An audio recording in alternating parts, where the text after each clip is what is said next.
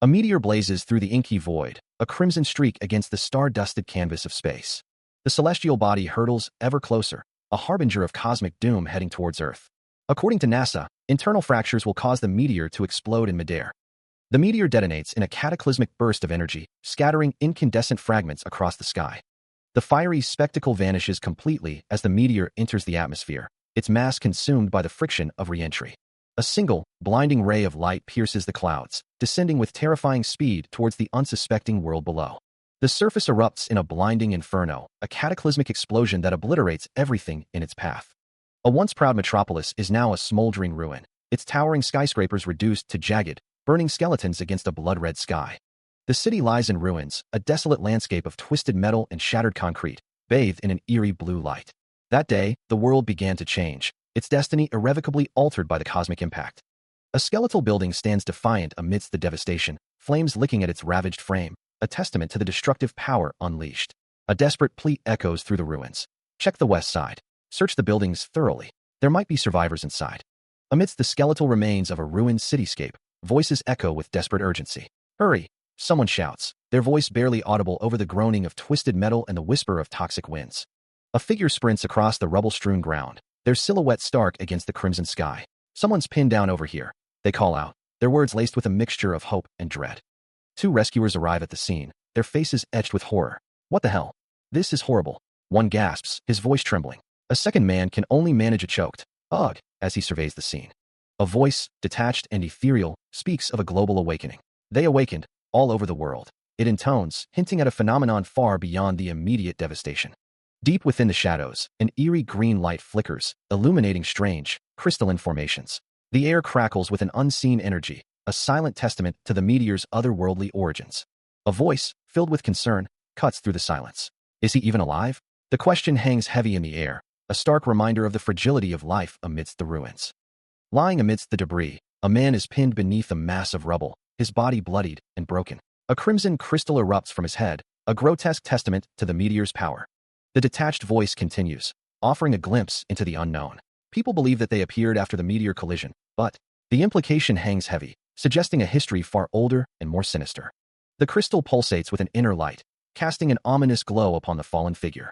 Will he be able to live with his head in that shape? A voice wonders, its tone laced with disbelief. A close-up reveals the man's face, contorted in pain, his eyes closed. Blood trickles from his lips, a testament to his grievous injuries. He's still. Someone whispers, their voice trailing off, unsure if he clings to life. A frantic voice pierces the silence. Breathing. Call the medical team. The urgency is palpable, a desperate plea for salvation in a world consumed by chaos. The detached voice adds, they existed since the beginning. A rescuer leans over the injured man, their face filled with concern. Hey, can you hear me? Stay with me. They plead, their words a lifeline in the face of encroaching darkness. He lies injured, barely conscious. Where are the medics? They just woke up now. Several months after the meteor collision, a series of disappearances occur in Meteor District 3 of Aegis, a new coastal city. 30 people went missing within a month.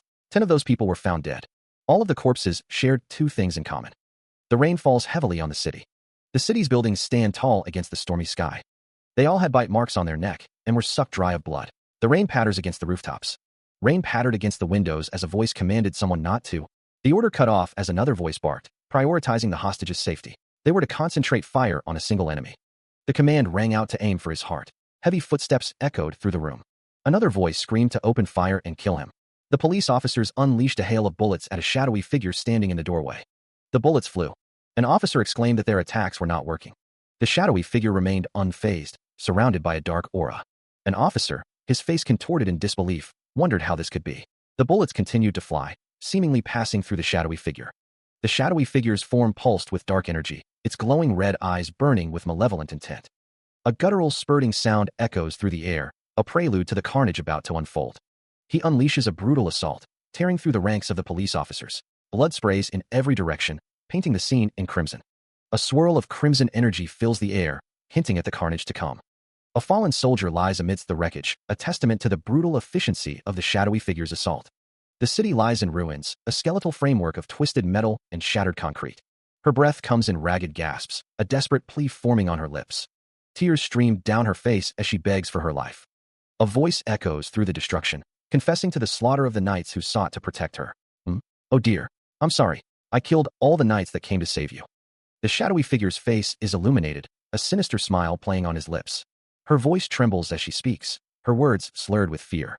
Hick, spare me please. I'm getting married soon. Bound and helpless, she continues to plead for mercy, her eyes wide with terror. Please, show mercy. Another fallen knight lies in a pool of blood, his armor torn and broken. A lily, bathed in an ethereal glow, is presented. A lily symbolizes unchanging love. It's fitting as a proposal bouquet. The woman's face is framed by the lily, a symbol of purity and innocence amidst the surrounding horror. A pure pale bride, like a white lily. He looms over the woman, his form a silhouette against the light. The shadowy figure wonders how a bride's blood tastes. His eyes glow red in the darkness. The woman cries out as she is struck, flying through the air. She lands hard on the ground. Her foot slides against the floor. She skids across the floor, unable to stop her momentum. The woman clutches her head, groaning in pain. The shadowy figure stands over her, a dark presence. Tears stream down the woman's face as she looks up in terror. She is suspended inside a tube, her fate unknown. Rows of tubes hold other figures, trapped in a similar state.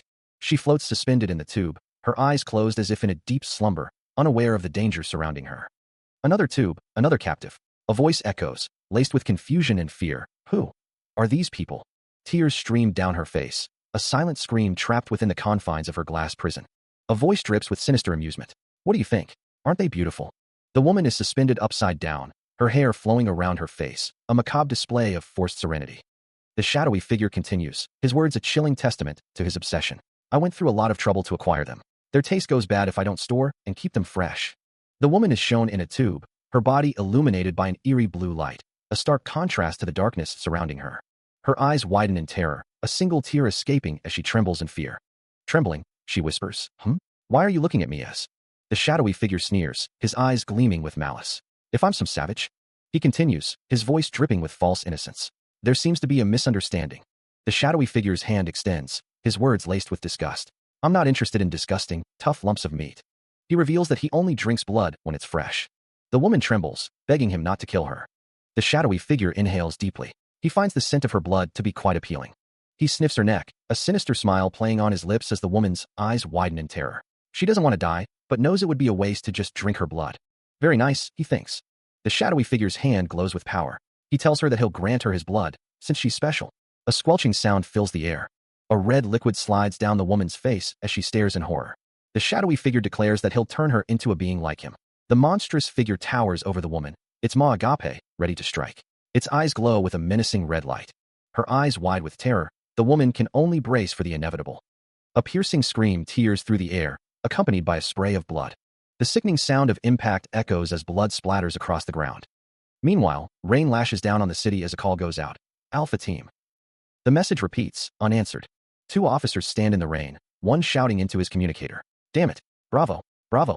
The officer's frustration mounts as he receives no response. Sergeant Victor, answer me. I'm not detecting any vital responses from the unit. Inside a brightly lit room, one of the officers grimly states, Chief, I think they've been wiped out by the ghost. The chief stares at the monitor, disbelief etched on his face. Wiped out. They're two of our most elite teams. The officer continues, his voice grave. This ghost, he's a blood-sucking serial killer. The chief looks down, troubled. What is he, a vampire? So many weirdos have been popping up here and there since the meteor collision. The officer monitors the readings on the console. He can still detect civilian vital signs. The police force is determined. They can't give up on them. A man with spiky brown hair speaks with confidence, a cigarette dangling from his lips. He says not to worry, that it's not going to happen. An unseen figure asks if the shadow team has been mobilized. The officer at the console is reassured. The man with the cigarette flicks his lighter, lighting another cigarette. He states that the shadow team is enough. The unseen figure questions if the top supernatural special forces team is being surpassed. They add that monsters are the best at capturing other monsters. The man with the cigarette takes a drag. He's got a nasty temper, but he definitely got skills. The rain falls heavily on the city. He's called Red. The city skyline is shrouded in rain and mist, the lights blurred and indistinct. A lone figure walks through the rain-soaked streets, disappearing into the urban labyrinth. He's called Red. Rain falls on the city. The city skyline is a mix of old and new. A figure walks under an umbrella, the rain blurring the neon lights. The rain slicks the streets. A hand holds a pack of cigarettes. A cigarette is brought to his lips. The cigarette is lit. Red, standing under an umbrella, takes a drag from his cigarette. A voice asks, "Are you ready?" Red's suit is soaked by the rain. Blood.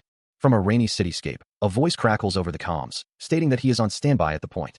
The shadowy figure sits perched on a high ledge, overlooking the city. A woman with pink hair, Elda, states that she is almost at the target, so the figure should pay attention and be ready. Elda sits with her legs crossed. Sucking on a lollipop, Elda retorts that she is not an object. The shadowy figure tells her not to be so rude to her partner. Elda says that he should remember her partner's name. Elda sits with her legs crossed, a blood collection device attached to her arm. A close-up shows Elda's legs and high heels. Elda corrects him, stating that it's Elda, not blood sack, and tells him to shut up and partner her ass. Elda continues, saying that he is just her personal, portable blood sack, and asks if he got that blood sack before asking how much blood he has collected. The blood collection device shows about 50% full, with a plip sound. The cap of a vial is popped open with a distinct plip sound. A voice echoes in the darkness, acknowledging that it will be a close call, but they will make it in time. Elda, standing amidst the city lights and falling rain, holds the vial of blood in one hand and a lollipop in the other, a determined look on her face. A disembodied voice reminds someone to stick to the plan and ensure the blood is ready. Under the cover of an umbrella, a figure curses their situation, lamenting that they are the bait and finding it incredibly annoying. They consider skipping work and leaving. The sound of raindrops tapping against the umbrella fills the air as Red angrily tells someone to piss off. It's raining like crazy. The city skyline is blurred by the torrential downpour, the sound of the rain a constant roar. Rain streaks across the grimy windows of the city, obscuring the already bleak view. Footsteps splash through the puddles, the sound echoing in the empty streets. Rain pours down in sheets, illuminated by the faint glow of streetlights. Standing beneath an umbrella in the misty rain, Red pauses near a sign that reads pause. A disembodied voice declares, bingo. The rain falls steadily as Red stands beneath an umbrella, a cigarette dangling from his lips. The downpour continues, blurring the world into streaks of gray. Elda stands in the rain, her white dress illuminated by a faint light. Clutching a bouquet of flowers, Elda's red sneakers stand out against the wet pavement. Darkness envelopes the scene, punctuated only by a few faint lights. A sinister grin stretches across a pale face, the word grin scrawled beside it. The darkness deepens, obscuring all but the faintest hints of light. A bouquet of white flowers lies discarded, a voice whispering, sorry. A figure stands beneath a skeletal structure, their voice echoing, if you're trying to ask me out on a date, I'll have to refuse. A voice booms out, stop hiding, and show yourself. Your tricks won't work. Red exhales a plume of smoke, his expression unreadable.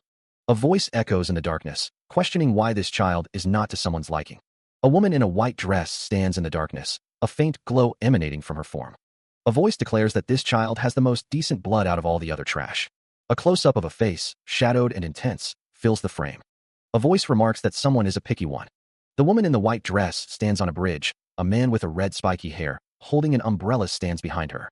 The man with the red spiky hair, holding an umbrella asks if this is someone's doing. A dead police officer lies on the ground, blood staining his uniform.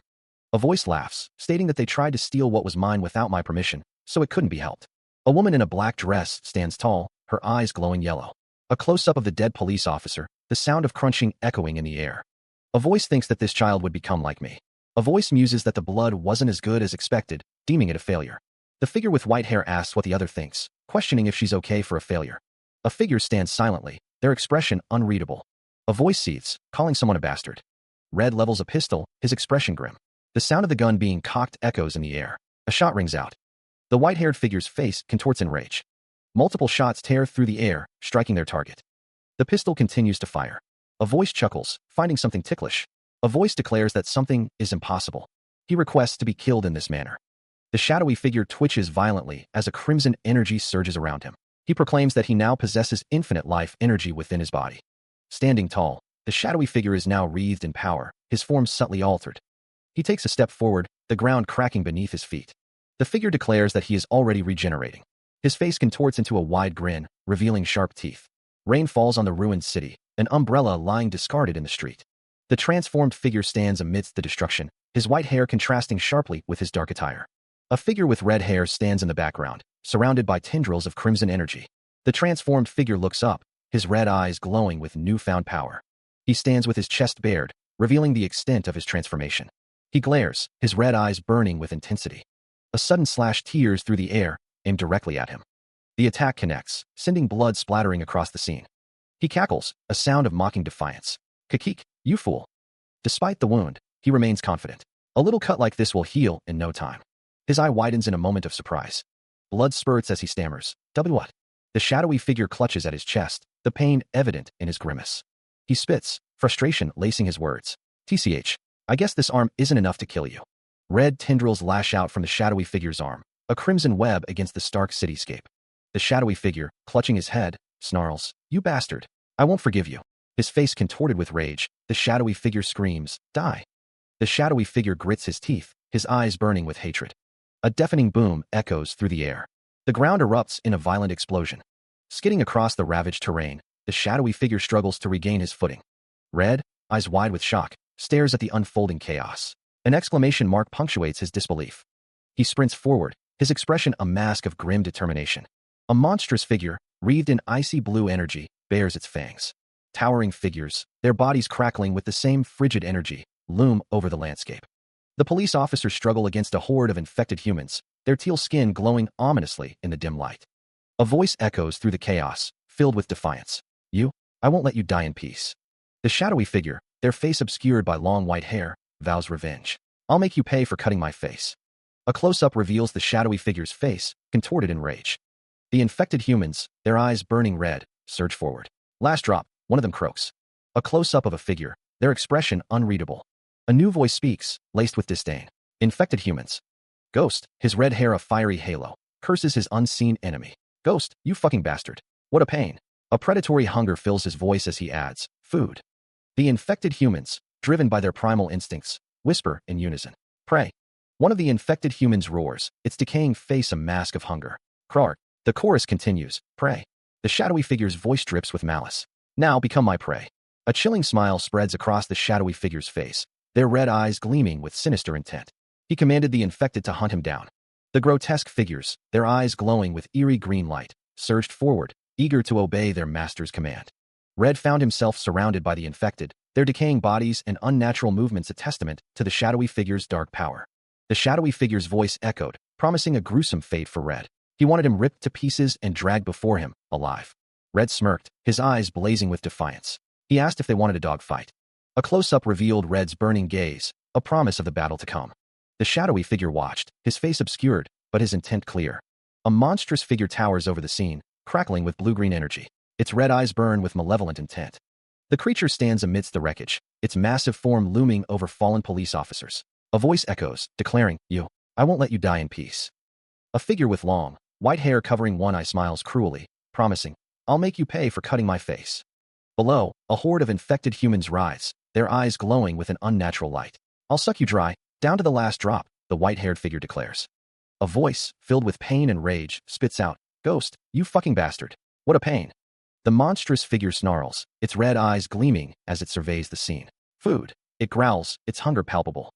The white-haired figure's expression darkens, a predatory glint in their eyes. "Hunt him," they command. Amidst the chaos, Char Red stands, his red hair a stark contrast to the carnage around him. A voice echoes, "Dip him into pieces. Drag him before my feet, alive." Char Red's face is a mask of fury, his red eyes burning with intense rage. A dog fight, he thinks. A hand crackles with crimson energy, ready to unleash its power. "Blood," it seems to whisper. Surrounded by swirling red energy, Char Red moves with blinding speed, a crimson blur against the dark backdrop.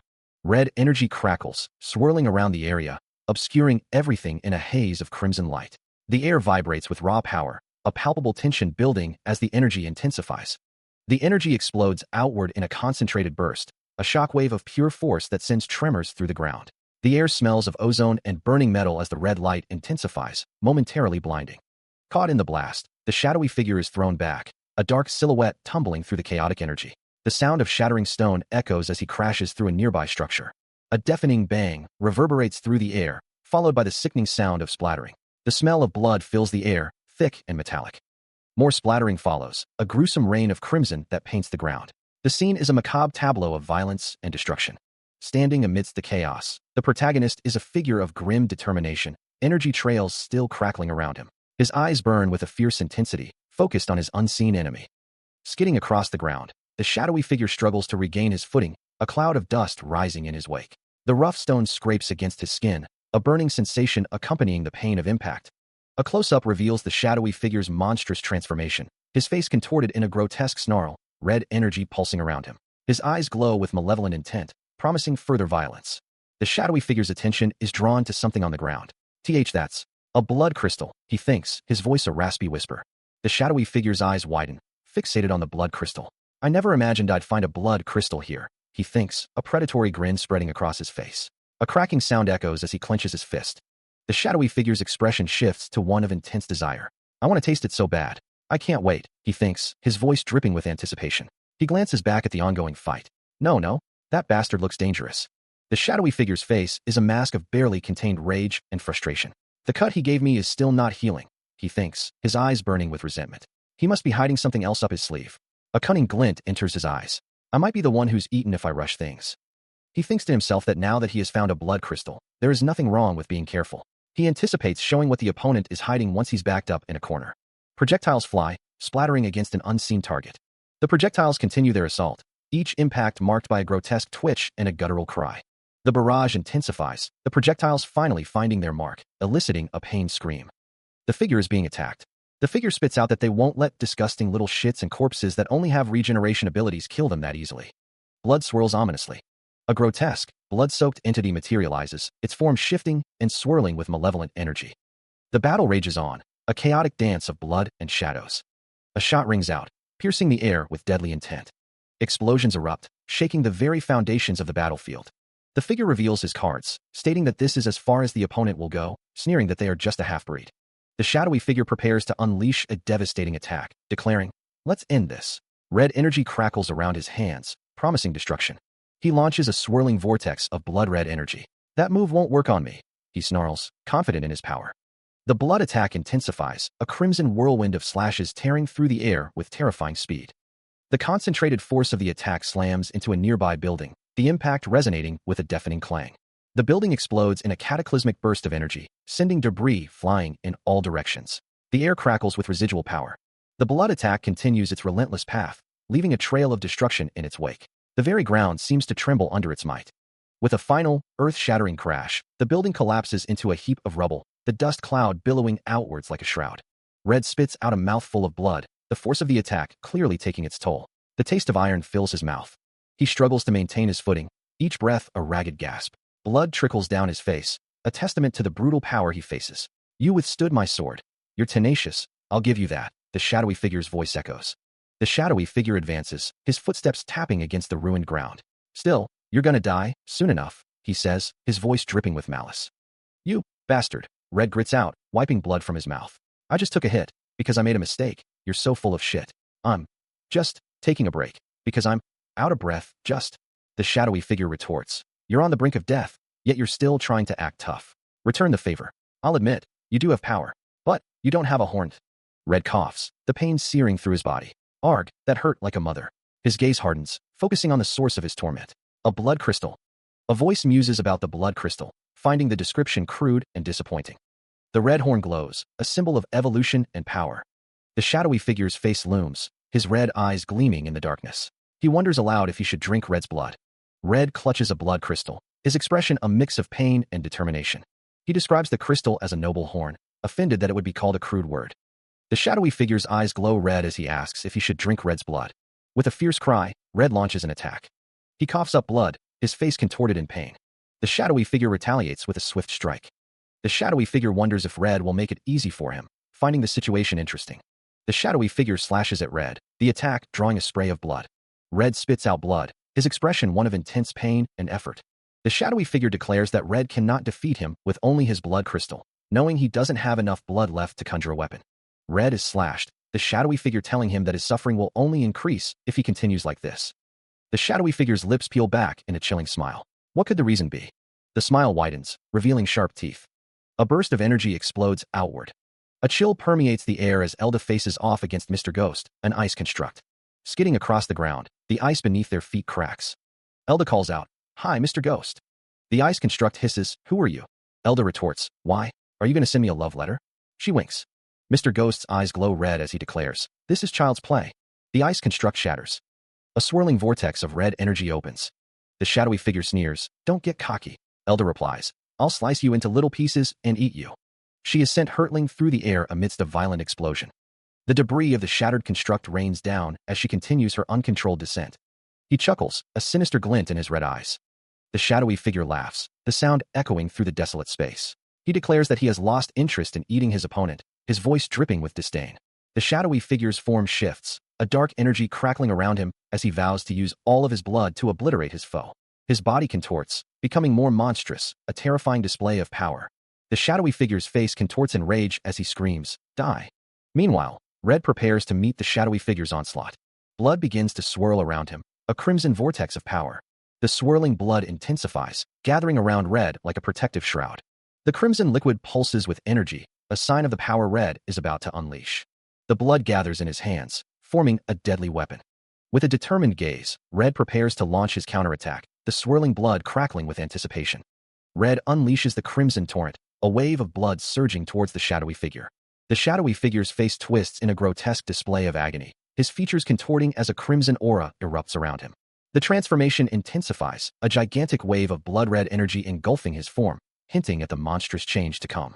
A monstrous hand of solidified blood forms around him as the shadowy figure struggles, a desperate, choked cry escaping his lips. I'm not." His body begins to regenerate at an accelerated rate, but the process is clearly excruciating. Regenerating? How can this be happening? A blood-red crystal pulses with dark energy as the transformation nears completion, the shadowy figure screaming in defiance and horror. No. The Shadow Team control tower looms in the distance, a silent witness to the unfolding events. The blood crystal, now fully formed, radiates an ominous red glow. Bubble. Elda stands with another figure, the blood crystal projected on a nearby screen. This blood crystal is exceptionally red. The ghost must have devoured a lot of blood. There would have been a lot more casualties if we hadn't caught the murderous bastard. He was intoxicated by the blood crystal. He was probably captivated by its red light the moment he saw it. The woman with glasses adjusts her jacket, her expression grim. You can't refuse a power that flows in with such force. Elda's eyes narrow, a cold determination hardening her gaze. Became a crazy vampire starved for blood. He'll have to pay the price. Sleep here, forever. Elda, he must have been a tough one to collect. Good work. One of the figures asks where Red is. The woman with glasses stands with her arms crossed as Elda stands beside her. A futuristic cityscape sprawls beneath a veil of darkness, its structures illuminated by an eerie, turquoise glow. Bathed in a luminescent light, a lone figure stands within a high-tech chamber. Below, a hand presents a small, crimson box. A man in a dark suit stands in a room filled with a turquoise light. A close-up reveals a face framed by white hair. Someone asked me, several months ago. Footsteps echo on the pavement. A man with red hair, visibly flustered, mutters, "Ugh, I'm late. I'm late." A figure in the distance exclaims, "That which is going to kill me." Below, a narration states, "If you could save the person who's most precious to you." A building rises into the sky, crowned with a flourishing tree. Below, a narration asks, "Would you be able to sacrifice everyone else in this world?" A staircase leads to a sign that reads Sky Park. Below, a hand presses a button. The narration states, "I answered immediately." A lone figure stands on a rooftop, overlooking the city. A woman with long blonde hair stands overlooking a lush garden, her back to the viewer. She wears a flowing pink dress that dances in a gentle breeze. Huffing, Red stands on a rooftop overlooking the city. "Sorry, I had a group of customers come in at the last minute." Jean stands on a balcony, her long blonde hair cascading down her back. She extends a hand, palm up, as she wonders, "Where's my present?" Red scratches his head, a sheepish expression on his face. He thinks, she must be really mad. Red's eyes widen in realization. "I was in such a hurry that I forgot. I gotta think of something if I want to live." Think. A hand adorned with bracelets presents a ring with a flower-like design. A close-up reveals the intricate details of the flower ring. Jean wonders, "What is this ugly little weed? You gonna try to make up for being late with this? Is this what I'm worth to you?" Jean stomps her foot, her face contorted in anger. Red pleads, "Wait, Jean, don't try to solve this with violence. Wait, Jean, use your words. Let's talk about this." Red clenches his fist, his face a mask of frustration. He thinks, angry, "What should I do? What should I?"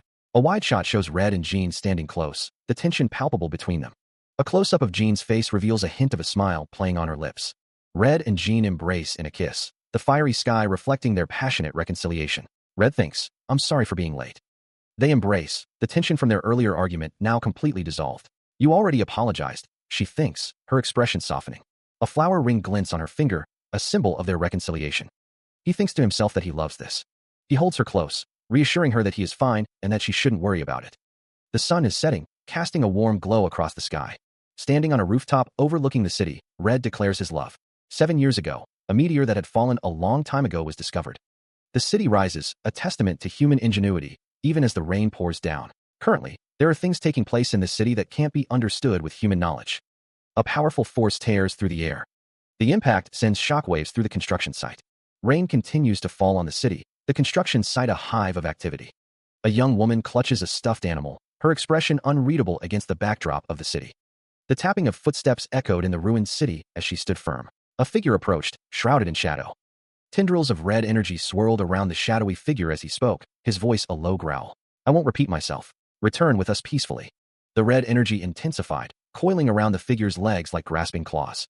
Rain lashed down as a woman clutched a child, her breath coming in ragged gasps.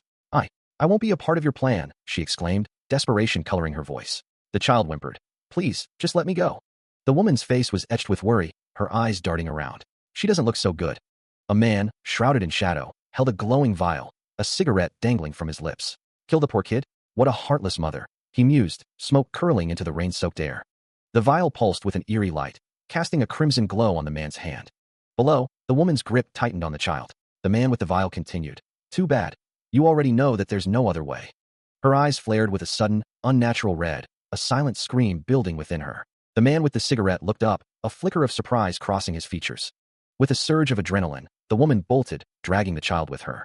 Stop, she cried out. A fist clenched, knuckles white, as the rain intensified. A man with red hair, his face contorted in rage, slammed his fist into the ground. Shit. She disappeared again, he roared. Elsewhere, two figures stood silhouetted against the rain-swept cityscape. She couldn't have gone far, one said. She's left traces, the other replied, a sinister smile playing on his lips. Rain falls on a rooftop, the metal grating slick with crimson. The blood pools on the metal. Below, a man with spiky black hair exhales a plume of smoke, a sinister grin plastered across his face. A voice echoes, let's follow her. A city building looms in the distance. Inside a kitchen, a pot bubbles on the stove. A man stands in the kitchen, his back to the viewer. The man turns, a grin spreading across his face. A woman in a pink outfit says, Ooh, something smells yummy. You're up. She continues, Ugh. I'm so tired. I had to go to the bathroom over 10 times. The woman says, I feel nauseous. She leans against the man, saying, your back is so warm. It's easing my stomach. The man sips from a glass. The woman says, Puffed, it's not because I drank. The man replies, Don't drink so much. The woman retorts, Yeah, sure, whatever you say. This is cabbage sour. It'll help your stomach. The woman says, You're so kind. The man replies, Take your time eating. The woman says, I have to go to the shop early to receive the grocery delivery. She continues, You didn't forget our meeting today, right? Don't be late. The woman squeezes the man, saying, You bastard. You forgot. And today of all days, too. The man replies, Nah, I know. 6 p.m. at Sky Park. He continues, I was just joking around. I mean it. Don't kill me. He is scolded by a woman for making jokes. Red apologizes, explaining that he is late for work and will see her tonight. The woman tells him not to be late, as she has something to tell him. Red acknowledges her statement and closes the door behind him. A crystalline structure spreads, its jagged edges cutting through the air. She is attacked, the crystalline growth tearing into her arm. Mommy, it hurts. It hurts. She cries out in pain. No, I won't let you go, a woman shouts, her voice filled with desperation. Blood spurts from a bite wound. I can't lose you too. The woman thinks, her resolve hardening. The woman cradles Sweetie, her face etched with worry. Please, I'm begging you. Don't leave me alone, she pleads, her voice trembling. Sweetie sits alone, a single tear tracing a path down her cheek. Sweetie, come back to mommy, she whispers, her voice barely audible. The woman's breath hitches in her throat, her eyes narrowed with determination. Sweetie sits alone, her small frame silhouetted against the darkness. Sweetie, I wanted to show you a world full of light, she thinks, her heart aching with regret. A vision flickers, a bustling city street, filled with ordinary people living ordinary lives. I wanted to let you live an ordinary life, the woman muses. A happy family smiles, oblivious to the darkness encroaching. But I can't ruin the ordinary lives of those people, the woman thinks, her resolve wavering. The woman kneels beside Sweetie, her expression a mixture of guilt and determination. I really can't do that. Please forgive me, she whispers, her voice thick with emotion. The woman gently wipes blood from Sweetie's face. What about your arm? Sweetie asks, her voice filled with concern. It doesn't hurt anymore, the woman replies, her eyes filled with a strange light. The woman embraces Sweetie, a forced smile gracing her lips. Hick, welcome back, she says, her voice strained. Mom, I can't breath. I'm okay, seriously, Sweetie replies, trying to reassure her. She is squeezed tightly, a desperate attempt to stem the flow of tears. A voice, small and trembling, asks, Hey mom. A low growl rumbles, followed by a plaintive, I'm hungry. A woman and child walk down a busy city street, the buildings towering over them. The woman thinks to herself that she wanted to let the child live an ordinary life, but she can't ruin the ordinary lives of those people. A man carries the child on his shoulders, the woman walking beside them. They all smile. A woman kneels in a dark, industrial-looking place, thinking that she can't do that and asking for forgiveness. The woman wipes tears from the child's face, who asks about her arm. The woman and child embrace, the woman thinking that it doesn't hurt anymore. The child welcomes the woman back, saying she's okay, seriously. The woman tells her not to cry. A woman says she is hungry. The woman and child look at a phone, the child exclaiming that it's awesome, and she's going to post it on her blog. She adds that it's the first time in 10 years she's seen a meteor with her own eyes. The phone screen shows a post to feed, with the child's name, Dalgi, and a photo. The child asks, "Hey mom." A group of people look at their phones, murmuring about the news that it's going to disappear once it reaches the atmosphere. One woman says not to worry, and another replies, "Oh really? Thank God." A woman looks out a window, a pause button visible in the corner. A pair of pink baby shoes sits on display, priced at $70. A sign reads, "Baby Shop," as a voice offers a polite farewell. Humming softly, Char Red strolls away from the baby shop, a shopping bag swinging from her wrist. She thinks to herself that she'll take a closer look when she gets to Sky Park. A news report warns that a meteor is heading towards Earth. It's currently visible to the human eye and expected to enter the atmosphere in approximately 5 hours. The news report continues, announcing that Dr. Sarah from NASA is on the line. On the news, Sarah states that she is in charge of NASA's Lost City. She understands that people are anxious, but they are monitoring the situation from the control room in real time and are prepared for any situation, so rest assured. The news anchor responds, noting that people are also concerned because there was also the meteor shower incident that took place on February 15th of 2013 in Chelyabinsk, Russia. Sarah responds that things are different this time. According to their analysis, the meteor will suffer from multiple collisions while it travels through space and will eventually explode in midair and disappear by the time it enters the atmosphere. At a bar, Char Red rests his chin on his hand, wondering if he is doing the right thing.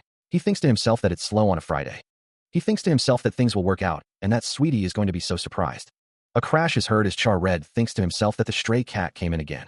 He wonders how a cat opened the door and got in here. Anyway, he thinks that there's nothing to steal from a shop that's on the verge of going out of business. He thinks to himself that he gave her a fish yesterday and asks if she has a conscience. He knows she's hiding in the storage room and tells her to get out. He demands to know where the white-haired woman is. The man with the cigarette tells Red not to bother lying. He saw her come in here. The man's expression hardens. The man with the cigarette tells Red to move. He'll find her himself. The two stand in a tense silence. They stand before a sign that reads, "Fire hazard, no smoking." The man flicks his cigarette, unlit. A grin spreads across the man's face. Red is told he can't smoke inside the shop. Red's eyes widen in surprise. The man asks how Red can withstand the blood eye. The man's eyes glow a menacing red as he chuckles, asking if Red thinks he's funny. The man with the red eyes, consumed by rage, vows to kill Red. Red, with a burst of speed, firmly rejects the offer. A man calls out to Red, asking if he needs any help. The shadowy figure declares that he will kill all the worthless humans. Someone declines an offer, while another urges their master to stop. A figure grabs another. The shadowy figure notes that there are too many witnesses. Someone observes that things are about to go down at the restaurant, and another says it's 2 against 1, rooting for Red. Someone calls out to Red, asking if he needs any help. He thinks to himself that he was going to help, but he guesses he was too late. A group discusses the princess, noting that she wants them to take care of things as quietly as possible and that things will get out of hand if the police get involved. A man with a cigarette states that the orders of the princess are absolute. Another man says that they already know where that woman will head next and that they should back off for now. The shadowy figure stands with another person. Someone says, "Let's go back." Red walks away. He wonders what is over. A man tells an old man that he's the one who'll be scolded by his wife if he gets hurt. The old man says that today's the day and suggests having a party later. The old man says that she hasn't even said yes. He adds that he's never seen anyone fail with a ring that he crafted and that the answer's always the same anyway, wishing the man good luck. The man thanks him. Red walks away. He wonders what brings such a big cat into his store. Elda sits with Sweetie, who is holding a stuffed animal. Ghost takes a drag from his cigarette. He thinks to himself, "I see." A hand places a bowl of soup on the table. Ghost says, "It's soup. It'll warm you up." He then presents a plate to Sweetie, saying, "And this is for the little lady." Sweetie exclaims, "Wow, it looks so good." Sweetie munches on a burger. Elda places her hand on Sweetie's head, telling her to slow down. Elda looks at Sweetie with concern. A narration box reads, "The petrification has progressed to her spine. I was able to delay it, thanks to my blood. But it's only a matter of time until it spreads again." A woman with glowing red eyes thinks to herself, "No, I can't lose my baby. I have to make a decision." A hand holds a glowing red object. A narration box reads, "I need the cure." Elda sits alone, looking distressed. Ghost thinks to himself, "If you could save someone that's most precious to you, would you be able to sacrifice everyone else in this world?" Ghost takes a drag from his cigarette, thinking, "Of course, family comes first." He watches Sweetie as she eats her hamburger. She asks, "Is she your daughter?" "She's cute." Sweetie responds, "She's the apple of my eye." Meanwhile, Jean and Mr. Ghost are at the bar. Jean says, "Those guys look pretty shady. Did you borrow money from them?" Mr. Ghost responds, "You should try going to the police. Sorting things out quickly will be better for your daughter. And, I'm sorry, I'll leave my daughter in your care for a while. Jean's eyes glisten with unshed tears.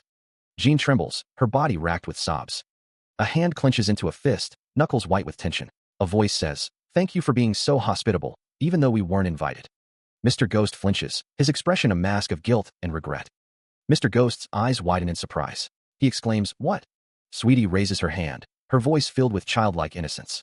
"Mister, I want another hamburger." A figure exhales a plume of smoke, the cigarette dangling from their lips. A crimson shard glows within a cylindrical container, radiating an ominous light. A figure's eyes burn with a malevolent red intensity. A voice whispers, "At last." A monstrous visage, teeth bared in a predatory grin, emerges from the shadows. It's begun. Two figures stand silhouetted against a ruined cityscape, gazing upwards at a distant light in the sky. Meanwhile, a sleek ship cuts through the inky blackness of space, a fiery meteor streaking past. Elsewhere, a lone girl stands on a rooftop, her blonde hair catching the faint light as she watches the meteor descend, a small drone hovering nearby. Carrying a pink purse, she continues to observe the drone. She hums softly, seemingly unconcerned as the meteor draws closer. A disembodied voice declares that the meteor will soon enter the atmosphere. A cityscape glows under the night sky, a lone figure standing on a rooftop. A meteor streaks across the sky as a girl with long blonde hair walks with a pink bag. The girl hums softly, her gaze fixed on something unseen. A narration box reads, "The meteor will soon enter the atmosphere." A blood-red moon dominates the sky. The crimson moon is partially obscured by dark, swirling clouds. Two girls stand on a city street, bathed in the dim light. One exclaims, "Whoa, awesome. Look at all those comments." Another speech bubble reads, "I got over 9,000 likes." A phone screen displays a social media post about the meteor. A new comment notification pops up. The comments read, "GYUO, this meteor pic is sick. Post other pics PLZ," and "YY," another comment. Another person types, all right. Hold on, people. I'll post an awesome video." One of the girls taps the phone screen, saying, "I'm so jealous. You might become a social media celebrity." The other girl, Mina, exclaims, "Oh my gosh, I got over 10,000 likes." The two girls walk into a dark alley. One says, "Why did we come into an alley? I'm scared." The other replies, "Geez, you're such a chicken." The girl reassures Mina, "This is the shortcut to the spot with the best view. Just follow me." The scene shifts to a view of a cafe interior. Mina glances back, a worried expression on her face. A speech bubble reads, "Mina, don't you think this street is too empty?" Another voice replies, "There's still food on the table, but the shop is empty. Something's off." Mina's companion complains about how whiny she is today, assuming everyone has gone to watch the meteor. She retorts that at this rate, all the good seats will be taken, and she'll leave her if she doesn't hurry. Mina tells her not to wait for her. An overhead view shows the layout of the cafe, with tables and chairs scattered around. A lone figure stands in the middle of the cafe, bathed in red light. A shadowy figure stands tall, its features obscured by darkness. A close-up reveals the shadowy figure's face, with glowing red eyes and a sinister grin. A phone receives a notification. "You have a new comment." The phone displays social media posts about the meteor, with users asking for more pictures. A blonde woman is attacked by a monstrous creature with tentacles and sharp teeth. The woman lies on the ground, her phone beside her, as the monster looms over her. The monster devours the woman, its jaws clamping down with a sickening crunch. A close-up shows the monster's jaws tearing into the woman's flesh with a wet, slurping sound. She screams in agony as the attack begins, her body arching in pain. Tendrils of dark energy pierce her flesh, draining her life force with a sickening glug sound. The tendrils continue to siphon her blood, each glug echoing the diminishing of her strength. Her face contorts in a silent scream, the pain almost unbearable as her life ebbs away. The crimson liquid flows relentlessly, each drop a testament to her fading existence. Another scream tears from her throat, a desperate plea against the inevitable darkness. The shadowy figure's eyes gleam with predatory hunger. "Very nice. The smell of blood is intoxicating. Suck her dry. Blood crystal." The shadowy figure stands over another woman, his voice dripping with malice. "Seep, aren't you jealous?" Weakly, Red whispers, "It's not every day you get the chance to die in complete ecstasy." The shadowy figure leans close to the other woman, his voice a low growl. "Don't be sad. I'll give you the same. A sweet death." The shadowy figure's face contorts in a grotesque grin, his fangs bared in anticipation. The tendrils tighten, drawing the last vestiges of life from her body as she fades into oblivion. She hangs suspended, blood cascading from her body in thick rivulets, each drop a silent scream in the oppressive darkness. The shadowy figure looms, an unseen puppeteer in this macabre dance. A raw, guttural scream tears from her throat, a desperate plea swallowed by the void. Her eyes, wide with terror, reflect the agony of her draining life force. Her body crashes to the cold, unforgiving ground with a sickening thud, the sound echoing the finality of her fate. The shadowy figure watches, a silent observer of the grim spectacle. Lifeless, she lies amidst a pool of her own blood, a stark testament to the brutality of the act. A nearby phone glows faintly, a silent witness to her demise. With a sinister slithering sound, the blood crystal hungrily absorbs the spilled life essence, its crimson core pulsing with newfound power.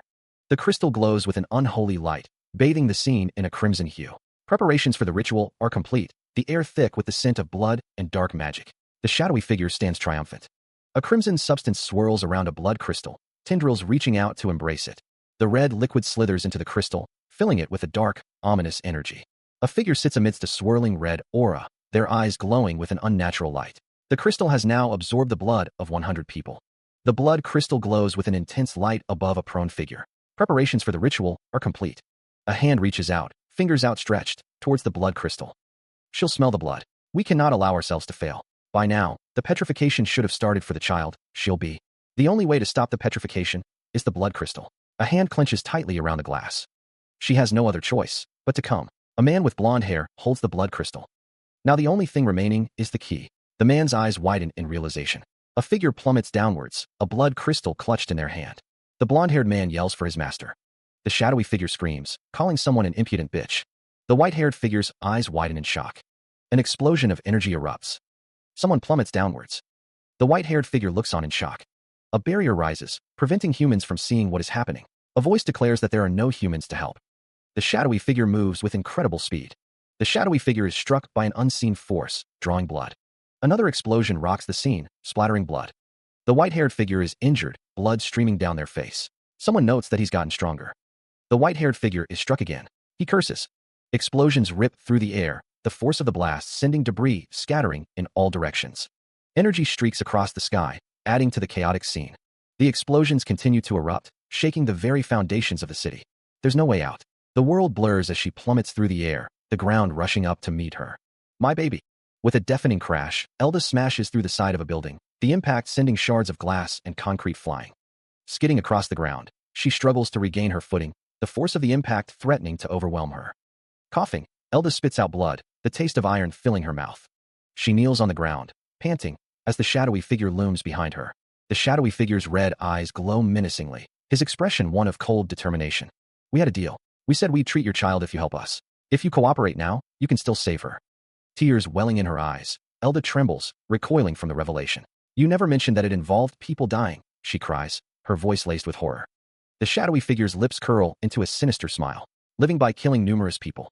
He muses, his red eyes gleaming. Did I misunderstand how maternal love works? Shouldn't you put your child's life before the lives of humans? Clutching the blood crystal, Elda's expression hardens with resolve. She wouldn't want that either, she declares, her voice firm despite the tremor in her hands. I'll take my child's fate into my own hands. The shadowy figure watches her, a hint of amusement in his eyes. You won't be able to find us, ever again. We'll disappear forever. He warns, his voice a low growl. Her red eyes burning with determination, Elda stares down at the crystal, her resolve hardening with each passing moment. A piercing scream tears from Elda's throat as she feels a searing pain coursing through her veins. ARGH, she cries, the sound echoing in the confined space. Driven by a desperate surge of adrenaline, she kicks the ground, her body racked with agony. AHK, she screams, the sound raw and primal. The shadowy figure's voice drips with condescension. Foolish girl, you touched the blood crystal with your bare hands. He says, a cruel smile playing on his lips. A crimson glow emanates from Elda's hand, the blood crystal pulsing with dark energy. Elda grits her teeth, struggling against the overwhelming power of the crystal. KUH, she grunts, her face contorted in pain as she tries to lift it. The shadowy figure watches with detached interest. The blood crystal isn't a simple meteor shard. He explains, his voice devoid of emotion. It grants life. With a sickening snap, the blood crystal shatters, its power unleashed. But it also grants death. A voice echoes, the key now ready. She lets out a strained gasp as the shadowy figure clenches his fist, a crimson glow emanating from his hand. He speaks of opening the doorway to the future, his expression a sinister grin. Elda's eyes widen, bloodshot and filled with tears, as she struggles to breathe. Her face contorts in a silent scream. A piercing scream echoes through the night, over a dark city skyline. The words, to be continued, appear. The shadowy figure cradles the white-haired woman, a faint blue glow emanating from their forms. The blood crystal isn't a simple meteor shard, it grants life. Tendrils of crimson energy swirl around the figure's hand, a conduit for the crystal's power. With a sickening snap, the crystal shatters in the figure's grasp. The key is ready.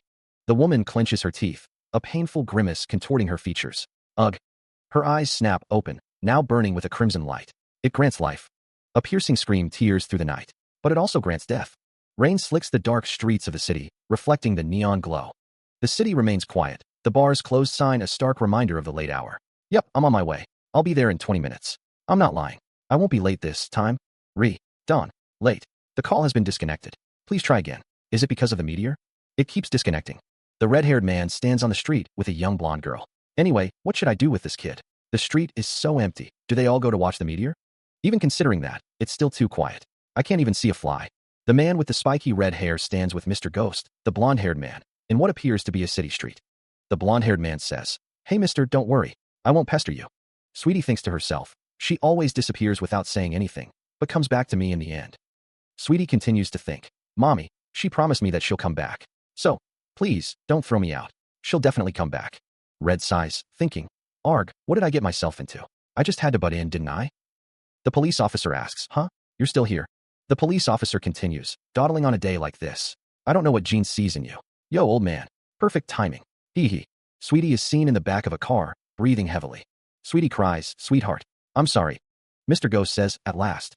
The shadowy figure thinks, these weak and pitiful humans have forgotten the reason for their existence. In the city street, one of the men states that everything will be returned to their rightful places. The other man tells him not to worry, as it's almost time. The man with blonde hair stands behind another man who is smoking a cigarette. A man is seen kicking another man. A man gets hit in the face, the sound of the impact echoing. A car skids, tires screeching against the asphalt. The man who is smoking curses. A man holding a fire extinguisher and a bell greets someone. He is told that smoking is a fire hazard. A man shoots something, the sound of the shot piercing the air. A car speeds away, the driver shouting that he'll be borrowing the car. The man with long black hair grits his teeth, vowing to kill him. A man runs away from another man. The man with blonde hair tells him to stop, warning that he might get caught up in the ritual. The man with blonde hair tells the other man that he can't just let him go. He is reassured that he doesn't have to worry. The man with blonde hair wonders what kind of face he'll make when he finds out. He is bleeding. Her red eyes wide with fear, Elda's breath comes in ragged gasps. It's nothing, she whispers, trying to reassure herself, but the question hangs heavy in the air. My child, where is she? Elsewhere, a man with a kind face sits with Sweetie. He reassures her. I asked the shop owner next door to watch her. Don't worry, he's a good guy. Sweetie wonders when Red is coming. Red, his expression grim, tells Elda, hold on. I'll take you to her. Elda shouts, no. A thought bubble reveals her fear. If we go right now, they might follow us. She might be put in harm's way. Red assures her, I'll lay low for a while, and then I'll go find her. Please, go as far away from her as you possibly can. Tears streaming down her face, Elda begs, please, I'm begging you. Red scratches his head, a cigarette dangling from his lips. What have I gotten myself into, he mutters. Red says, fine, I'll do it. So wipe that look off your face. It's not the end of the world. There's a place called Sky Park, 20 minutes away from here. There are a lot of people there, so they won't be able to make a scene. The cityscape blurs as the car speeds through the night. Red says, that's as far as I'll take you. You're on your own from there. Elda whispers, thank you. Elda cries out, fearing they'll be followed and someone will be hurt. Red assures her that he'll lay low for a while before finding her. Tears streaming down her face, Elda begs someone to go as far away from her as possible. Both Elda and Red appear distressed. Red scratches his head, wondering what he's gotten himself into. Red tells Elda to wipe that look off her face, assuring her it's not the end of the world. He mentions a place called Sky Park, 20 minutes away, where they should be safe. A car speeds through the city streets. Elda continues to plead. Red tries to make a call, but the connection fails. Red curses the phone service providers, frustrated by the lack of connection. He mutters about a video message as Elda clenches her fist, muttering that she's late and Jean is going to kill her. A phone screen displays an incoming video message from Mine. Elda sobs, repeatedly apologizing. Red asks what she's talking about, asking if she's okay and if those bastards hurt her. He reassures her that they're almost at Sky Park and a hospital is nearby. Elda continues to apologize. Tears streaming down her face, Elda says she's sorry and that she lied. She confesses that she used someone to save her daughter. The car screeches to a halt. Red demands to know what she means by used me. Heaving with ragged breaths, she admits that her body holds a key capable of annihilating humans, a truth she despises. Elda took a risk to save her daughter, but now fears she won't succeed. Kneeling on the ground, Elda is accompanied by the shadowy figure. She laments her failure, knowing many will die because of her. The car's dashboard lights illuminate her face as she realizes the meteor is following her. A meteor streaks through the upper atmosphere, a fiery harbinger of destruction. The shadowy figure, looming over Elda, questions why the meteor would follow her, implying she thinks of it as some kind of pet. Elda's chest glows with an ominous light, a visual manifestation of the power she holds. The car's dashboard is cracked. A breaking news report crackles over the radio, announcing the meteor's entry into the atmosphere. The meteor explodes in midair, just as NASA predicted, sending fiery debris raining down. Tendrils erupt from the ground, snaking around Elda and constricting her. She screams in agony. More tendrils lash out, ensnaring Red as well. Elda cries out, urging him to run as far away from her as possible. Elda's face is contorted in a scream, her eyes wide with terror as the tendrils tighten their grip. Red, his face a mask of fury, curses under his breath as he throws open the car door. Red emerges from the car, the door slamming shut behind him. He and Elda are surrounded by a crowd of onlookers, their faces a mixture of fear and morbid curiosity. He stares up in disbelief as a meteor streaks across the sky, a fiery omen against the darkening horizon. A strangled gasp escapes his lips. Elsewhere, a crowd gathers, their phones held high, capturing the spectacle. Murmurs of excitement ripple through the onlookers. Damn, that's awesome, one exclaims. It's even cooler in real life. I didn't think I'd live to see this day. A woman lies prone, ensnared by strange, crimson tendrils. A voice echoes, stating that the meteor is about to fall into the ocean and will dissipate in the middle of the Pacific in 1 minute. A car speeds through the rain-slicked city streets, its headlights cutting through the gloom. He sprints toward Sky Park, his footsteps echoing in the deserted corridor. Breaking news flashes across a nearby screen. Something unexpected has occurred. The meteor's trajectory shifts, defying expectations. A voice declares, "No, it's because of me." A figure clutches a railing, confessing, "It's my fault." A warning blares, "Evacuate. It's heading for the city." A hand presses a button. Red's voice cries out, "Jean." Sweetie stands bathed in soft light, a knowing look on her face. "You're late again," she chides. "Today's a special day, so I'll forgive you." Sweetie clutches a pink shopping bag, her expression unreadable. She thinks, Red. He continues to run, desperation etched on his face. "Jean," he shouts again, his voice cracking with urgency. Sweetie's face is illuminated by an eerie glow. Below, the meteor hurtles towards the city, a harbinger of destruction.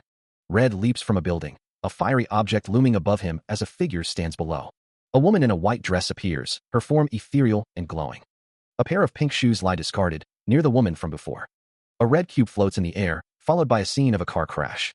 Sweetie stands beside an old man, both gazing at something out of view. A girl whispers, "Mommy," as she looks towards a bright light.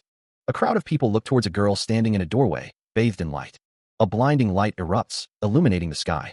A city lies below, bathed in a red glow. A massive, fiery object plummets from the sky, threatening to obliterate everything in its path. A lone figure watches from below, seemingly powerless against the impending destruction. A figure sprints desperately through a ruined landscape, their movements frantic and fueled by a primal need to escape the encroaching chaos. Discarded children's shoes lie amidst the debris, a stark reminder of innocence lost and lives shattered by the unfolding catastrophe. A figure lies prone on the ground, their body battered and broken, a testament to the brutal force of the cataclysm that has engulfed the world. A crimson book rests amidst the desolation, its pages holding secrets and stories that may be the key to understanding the events that have transpired. Trapped within the mangled wreckage of a car, a figure struggles against the twisted metal, their face contorted in a mask of pain and desperation. Two figures stand together, their expressions a mixture of fear and determination, united in the face of overwhelming adversity.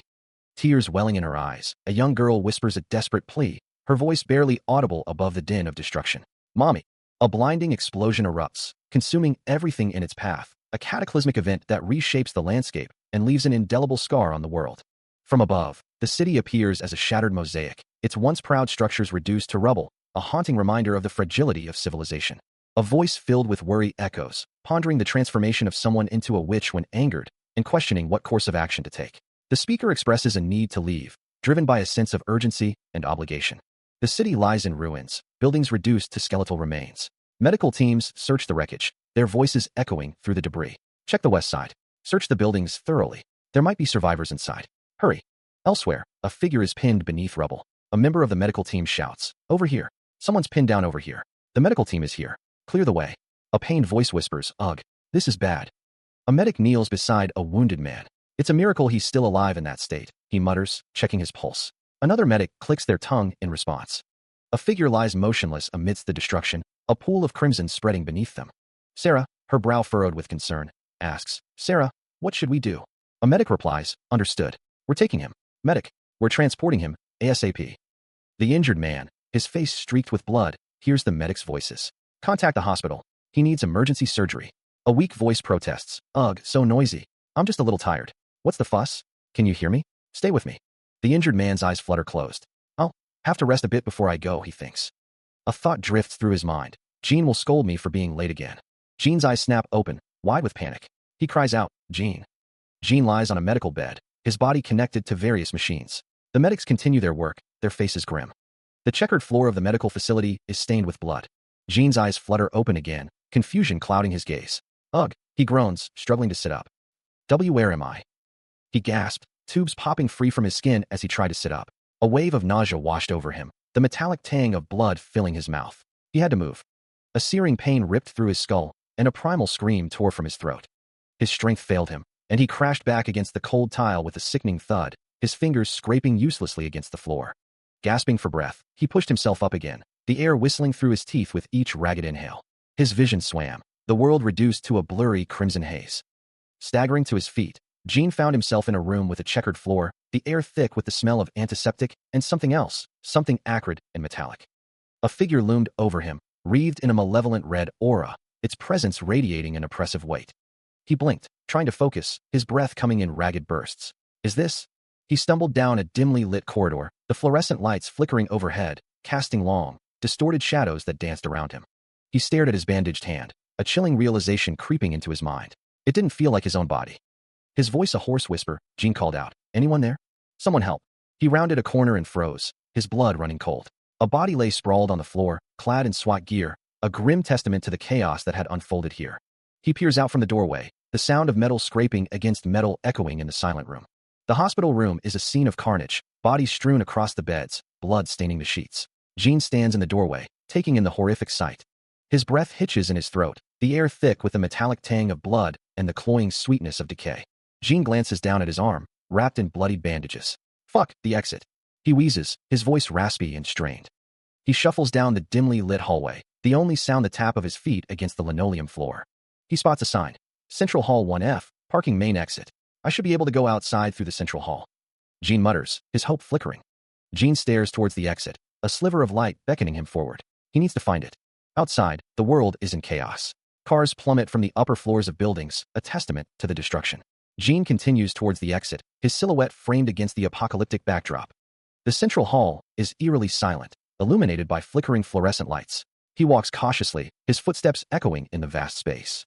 He approaches the exit, hoping to find a way outside. A sign indicates the parking main exit is through the central hall, but a heavy metal door blocks his path. A soft tap echoes as he tests its solidity. He peers out a nearby window, his gaze sweeping across the ravaged landscape. The world outside is a scene of utter devastation. Cars are piled haphazardly, buildings are reduced to rubble, and the sky is filled with an ominous haze. The scale of destruction is immense. He continues his search, his boots crunching on the debris-strewn floor. The air is thick with the smell of dust and decay. He reaches another potential exit, only to find it completely blocked. The path forward is sealed, leaving him trapped within the ruins. He clutches his head, a wave of dizziness washing over him. What the hell happened? The question echoes in his mind as he struggles to make sense of the chaos. A close-up reveals the extent of the destruction, the twisted metal and shattered glass a testament to the violence that has occurred. The wider view emphasizes the desolation, the once familiar cityscape now a wasteland of broken dreams. His face is etched with pain and confusion, his eyes wide with disbelief. The reality of the situation begins to sink in. He coughs, a spray of blood staining his lips. The air is thick with particulate matter, each breath a struggle. He leans against a wall, his body trembling with exhaustion and pain. The weight of the world seems to press down on him, crushing his spirit. He grits his teeth, sweat and grime streaking his face. Red is determined. He has to find Jean. Debris rains down around him as the building groans under immense stress. The air is thick with dust and the smell of pulverized concrete. Above, a precariously balanced structure threatens to collapse at any moment. The entire building feels like it's about to give way. A crack spiderwebs across a support beam. It's about to crumble. He has to find another exit. The building won't hold for much longer.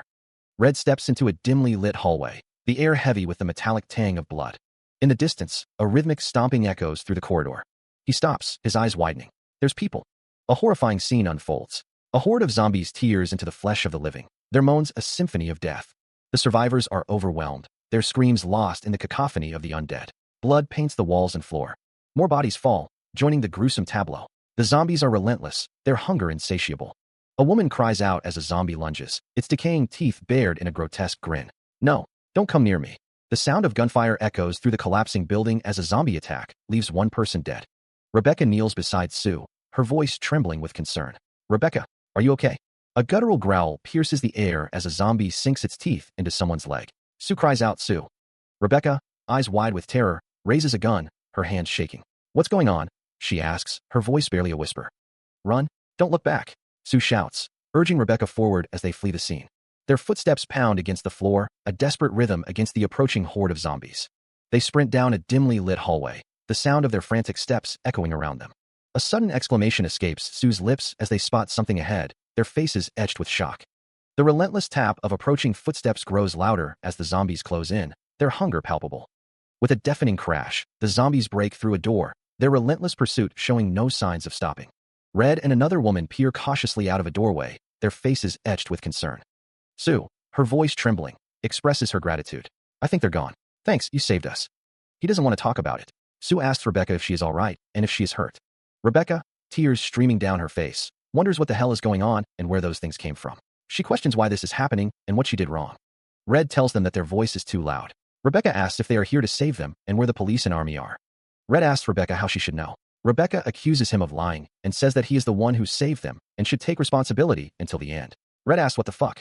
Rebecca cries, screaming that he is a man and should do something to save them. She says she can't die here. Rebecca begs to be saved, saying she will do anything. She pleads to be saved. Red tells Rebecca to calm down. Red tells Rebecca to snap out of it.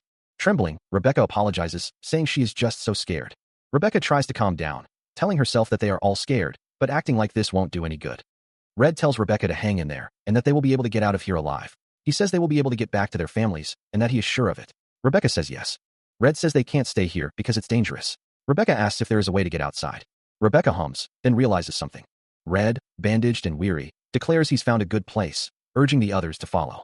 Sue and Rebecca look on. Red warns them to follow quietly if they want to live, and not to drag them down. Rebecca, watching the others, curses under her breath, a sense of unease washing over her. A close-up reveals a hand, wounded and raw, being stitched closed with glowing blue energy. The group finds themselves in a precarious situation. Elda, visibly distressed, voices her concern. She believes they can't stay where they are, emphasizing the danger. Ghost wonders if there's a way to get outside. Elda's eyes widen, a gasp escaping her lips as a sudden realization dawns on her. Red, bandaged and weary, speaks up, having thought of a good place. He urges them to follow him. Red and Ghost sit with Elda. Ghost's hand twitches. Elda looks concerned. Ghost looks concerned. Ghost scratches his arm. A crack forms. Red, Ghost, and Elda stand in a hallway. Red wonders what this place is, remarking that it's like he thought, still intact. Elda points out that it's an old emergency exit. She explains that it was sealed off when they expanded the hospital. She adds that they used to use it for storage, but they don't even do that these days, so it's nearly forgotten. She notes that if they go a bit further, there's a freight elevator at the end of the central hall. If they can get to the roof, they'll be able to find a way outside. Elda reaches out to touch Char Red's arm. The man's arm is bandaged and scratched. This isn't turning out to be easy. Rebecca is told to try to be as quiet as possible, as the wall must have cracked when the building crumbled, and they'll have to be careful. A woman scratches at the wall. The scratching continues. Elda asks if he knows anything about those monsters. He replies that it was already like this when he woke up. She can't believe he's still alive with those injuries. He says he was lucky and asks if she knows anything. He doesn't know. It happened so suddenly. It doesn't even seem real yet. After the meteor fell, it was so chaotic from all of the injured people pouring in. And then suddenly, they started turning into savages, one by one. And then, things got out of control. Trembling, Elda asks if he has family. He replies that he does, a woman that he promised. He has a daughter as well. A small, strawberry-shaped charm sways from a phone. Elda states that they both have a reason to stay alive. Red urges her to push on, telling her she's tough. Red wonders he looks tough, even in a situation like this. Elda thinks to herself that she tried to stay calm in front of Rebecca. Elda trembles, admitting she can't stop shaking because she's so scared. She's trying to hold it together to get back to her daughter. Tears stream down Elda's face as she thinks of getting back. Red looks on, a bandage covering his eye. A close-up shows Elda's hand with a ring on her finger. Elda grasps Red's arm. He tells her that they'll get back to them together. Elda wipes her eyes, thanking Red. Elda stares at Red, who asks what's wrong. She wonders how old he is, thinking she's older than him. Red is taken aback, stating that it's rude to ask a gentleman his age. Elda thinks his logic is strange and tells him not to change the subject, calling him old-fashioned and unpopular. A thud echoes as Rebecca, looking distressed, stands in a hallway. She struggles to keep it together, breathing slowly as Elda tries to comfort her. Red watches them, a concerned expression on his face. Rebecca's thirst grows, and she scratches at her skin, desperate for something. Her mind races, consumed by an overwhelming need. She is so thirsty, she feels she's going crazy. Sniffing the air, she detects a sweet smell. Elda observes, noting that Rebecca doesn't look good, and they'll have to take a break. Red stands behind them. Her eyes glow crimson as she finds what she's been searching for. Found it, she thinks, licking her lips. A heavy thump echoes through the room. A tear rolls down a pale neck. Another thump, followed by the splatter of blood. Rebecca lunges, sinking her teeth into Elda's neck. A sickening crunch fills the air as Rebecca feasts on Elda's blood. Her face contorted in a grotesque grimace. The woman's eyes glowed crimson as she gasped, "I'm so thirsty. I'm gonna go crazy." She paused, sniffing the air with a predatory intensity. What is this sweet smell? The world spins as she is thrown through the air, limbs flailing uselessly. Red's face contorts in pain, sweat beading on his brow as the unseen force continues to assault him. A horde of grotesque figures, their eyes glowing with malevolent red light, claw and snarl, their hunger palpable in the air. Rebecca struggles against her attacker, her voice cracking as she cries, "Get off me! Stop it!" The force of the struggle causes a fissure to erupt across the checkered floor. A sharp, agonizing pain pierces Rebecca's neck as the shadowy figure sinks its teeth into her flesh. "It hurts. Stop. Stop," she screams. Collapsing to the ground, Rebecca feels a strange, intoxicating sensation wash over her. "It's so good," she gasps. The shadowy figure continues to feed, its dark eyes gleaming with a predatory hunger. How can it be so sweet? It wonders. The attacker's tongue laps up the crimson liquid, a primal satisfaction evident in the slick movements. A gasp escapes Rebecca's lips as she feels something changing within her. Your blood is flowing through my body." The shadowy figure, lost in its feeding frenzy, murmurs, "This is amazing. My body is responding on its own." Rebecca's eyes snap open, glowing with an unnatural light. The blood is. A horrifying realization dawns. She's changing. She's turning into one of those monsters. She screams, a raw, guttural sound tearing from her throat as the transformation takes hold. Blood streaks down her face, mingling with tears as the monstrous change consumes her. A sickening crack echoes as bone and flesh contort, grotesque protrusions erupting from Rebecca's head. Dark energy crackles around her, a visual testament to the horrific metamorphosis. A figure lies sprawled on the checkered floor, a gun clutched in trembling hands. A lifeless body rests nearby, a grim tableau of desperation and death. Tears stream down the figure's face, a mask of anguish etched into every line. "I'm sorry." The words a barely audible whisper as the gun trembles in their grip. The figure, still clutching the weapon, sits beside another, their voice strained. "Pull yourself together." A monstrous figure lunges, claws extended, as another is thrown against the wall. The structure groans, cracks spiderwebbing across its surface. "The wall won't hold any longer. We have to run." Eyes wide with terror, a man stares into the abyss, his face a canvas of pure, unadulterated fear. "You can cry later. She's dead." A shadowy figure coalesces from the darkness, swirling energy dancing around its form. A silent promise of further chaos and destruction. Her face contorted in a silent scream, the woman's eyes reflect the horrors unfolding around her. A desperate plea for escape etched into her features. Rebecca, now a grotesque parody of her former self, stands amidst the carnage. A desperate voice cries out, "Nurse! Sue!" A chilling demand echoes through the room. "Give me your blood." Below, a woman's face is a mask of terror. Chaos reigns as figures clash amidst the ruins. One is caught in the clutches of a monstrous attacker, their fate sealed in a maelstrom of violence. Her face contorted in a rictus of madness, Red's eyes burned with a feverish intensity. A legion of the undead clawed their way from the darkness, their eyes glowing with malevolent hunger. A single face from the horde, a grotesque mask of decay and bloodlust, screamed silently. A looming silhouette casts a long shadow across the room, its form twisted and menacing. Two figures cower before it, bathed in the crimson light filtering through the barred windows. The air hangs thick with dread, a silent promise of violence. The darkness coalesces, resolving into a more defined shape.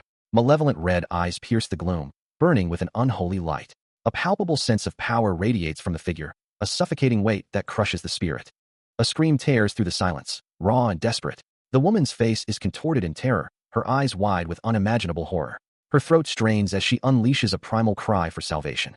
Blood glistens on her face, a macabre mask painted by unseen hands. Her lips are stained crimson, and a single drop traces a path down her chin. The metallic tang of iron fills the air, a grim testament to the carnage. Another scream, this one laced with defiance. She clutches a gun, her knuckles white against the cold steel. Her eyes blaze with a desperate resolve, a fragile shield against the encroaching darkness. A chaotic melee erupts, a whirlwind of limbs and desperation. Bodies collide, and the air crackles with the sounds of violence. Each blow landed is a desperate plea against the inevitable. The shadowy figure stands triumphant amidst a sea of the undead. Its form is wreathed in darkness, a silent overlord surveying its domain. The moans of the damned echo through the night, a symphony of despair. A monstrous visage fills the frame, its teeth bared in a grotesque grin. Blood drips from its fangs, a testament to its insatiable hunger. The stench of decay permeates the air, a harbinger of death and corruption. A figure plummets from a great height, a silent scream lost to the wind. The ground rushes up to meet them, a cold and unforgiving embrace. The air whistles past, a mournful dirge for a life about to end. A bloodied hand clenches a knife, its grip tight and desperate. The blade gleams in the dim light, a promise of vengeance and retribution. A guttural cry escapes the figure's lips, a vow etched in blood. The structure groans, metal screaming as it gives way. He plummets through the crumbling floor, the sound of tearing metal echoing around him. Falling through the ruined building, the horde of undead claw and grasp, their rotten hands reaching for him as he plummets towards the ground. The impact is brutal, the air forced from his lungs as he slams into the ground with a sickening thud. Pushing himself up, he coughs, his gaze darting around the ruined landscape. Where is she? Meanwhile, lying on a makeshift mattress, Sarah clutches a pistol, her breath catching in her throat. Thank God, she whispers, relief washing over her. A wave of pain washes over her, her face contorting in agony as she clutches her head. From above, a voice booms, snapping her back to reality. Snap out of it. Look in front of you. Bolting upright, Sarah raises her pistol, the shots ringing out as she desperately tries to hold back the encroaching horde. One of the undead stumbles forward, only to have its head explode in a shower of gore as a bullet finds its mark. The gun barks again and again, each shot tearing through the decaying flesh of the approaching zombies. But they keep coming, their numbers seemingly endless. Below, Red grits his teeth, his expression hardening. The gun won't do. He clenches his fist, a grim determination settling over him. You can't kill all of them. He plummets through the crumbling floor, disappearing into the darkness below. The zombies swarm, their rotting hands tearing at Sarah's flesh. One sinks its teeth into her leg, a guttural growl echoing in the confined space. Arg! No, she cries out. The horde presses in, a mass of decaying bodies hungry for flesh. Tears stream down Sarah's face as she fights back, desperation fueling her every move. No, I don't want to die. I don't want to be eaten by these lumps of meat. I have to live. I'm going to live and get back to my daughter. The thought of her daughter flashes through her mind, a beacon of hope amidst the encroaching darkness. My daughter, she whispers. More tears fall as Sarah's resolve hardens, the image of her daughter etched into her heart. My daughter. A figure emerges from the shadows, their eyes glowing with an eerie red light. A mask obscures their features as they raise a blood-stained hand to their lips, a slow, deliberate lick. The masked figure leans closer to Sarah, their presence radiating an unsettling calm. I'll be gentle, they murmur, their voice a chilling whisper. Red struggles against the current, his determination unwavering. Don't give up, he shouts, his voice echoing in the abyss. The masked figure's hand closes around Sarah's, their grip tightening. Your hand. She plummets downward, the ground rushing up to meet her. The shadowy figure's grip tightens around Sarah, preventing her from escaping. Red, battered and bruised, grits his teeth, a fierce determination burning in his eyes. We're not going to die here. We have to get back to our families. Tears stream down Sarah's face as she is held. He clutches Sarah tightly, both bearing the marks of their fall. Blood streaks their faces and clothes, a testament to the brutal impact. Huffing, he declares that they will not die here. He insists that they have to get back to their families. Tears stream down her face as she clutches his arm. A horde of grotesque figures approaches from the darkness, their guttural growls echoing in the night.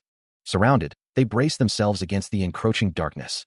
Meanwhile, two figures approach a dimly lit doorway, their footsteps echoing in the silent corridor. One asks if this is the right place. The other confirms, adding that they can smell Master Zod. The blonde man complains about trying to find a missing guy in this reeking hellhole. He asks Misty if she agrees that he is already bored.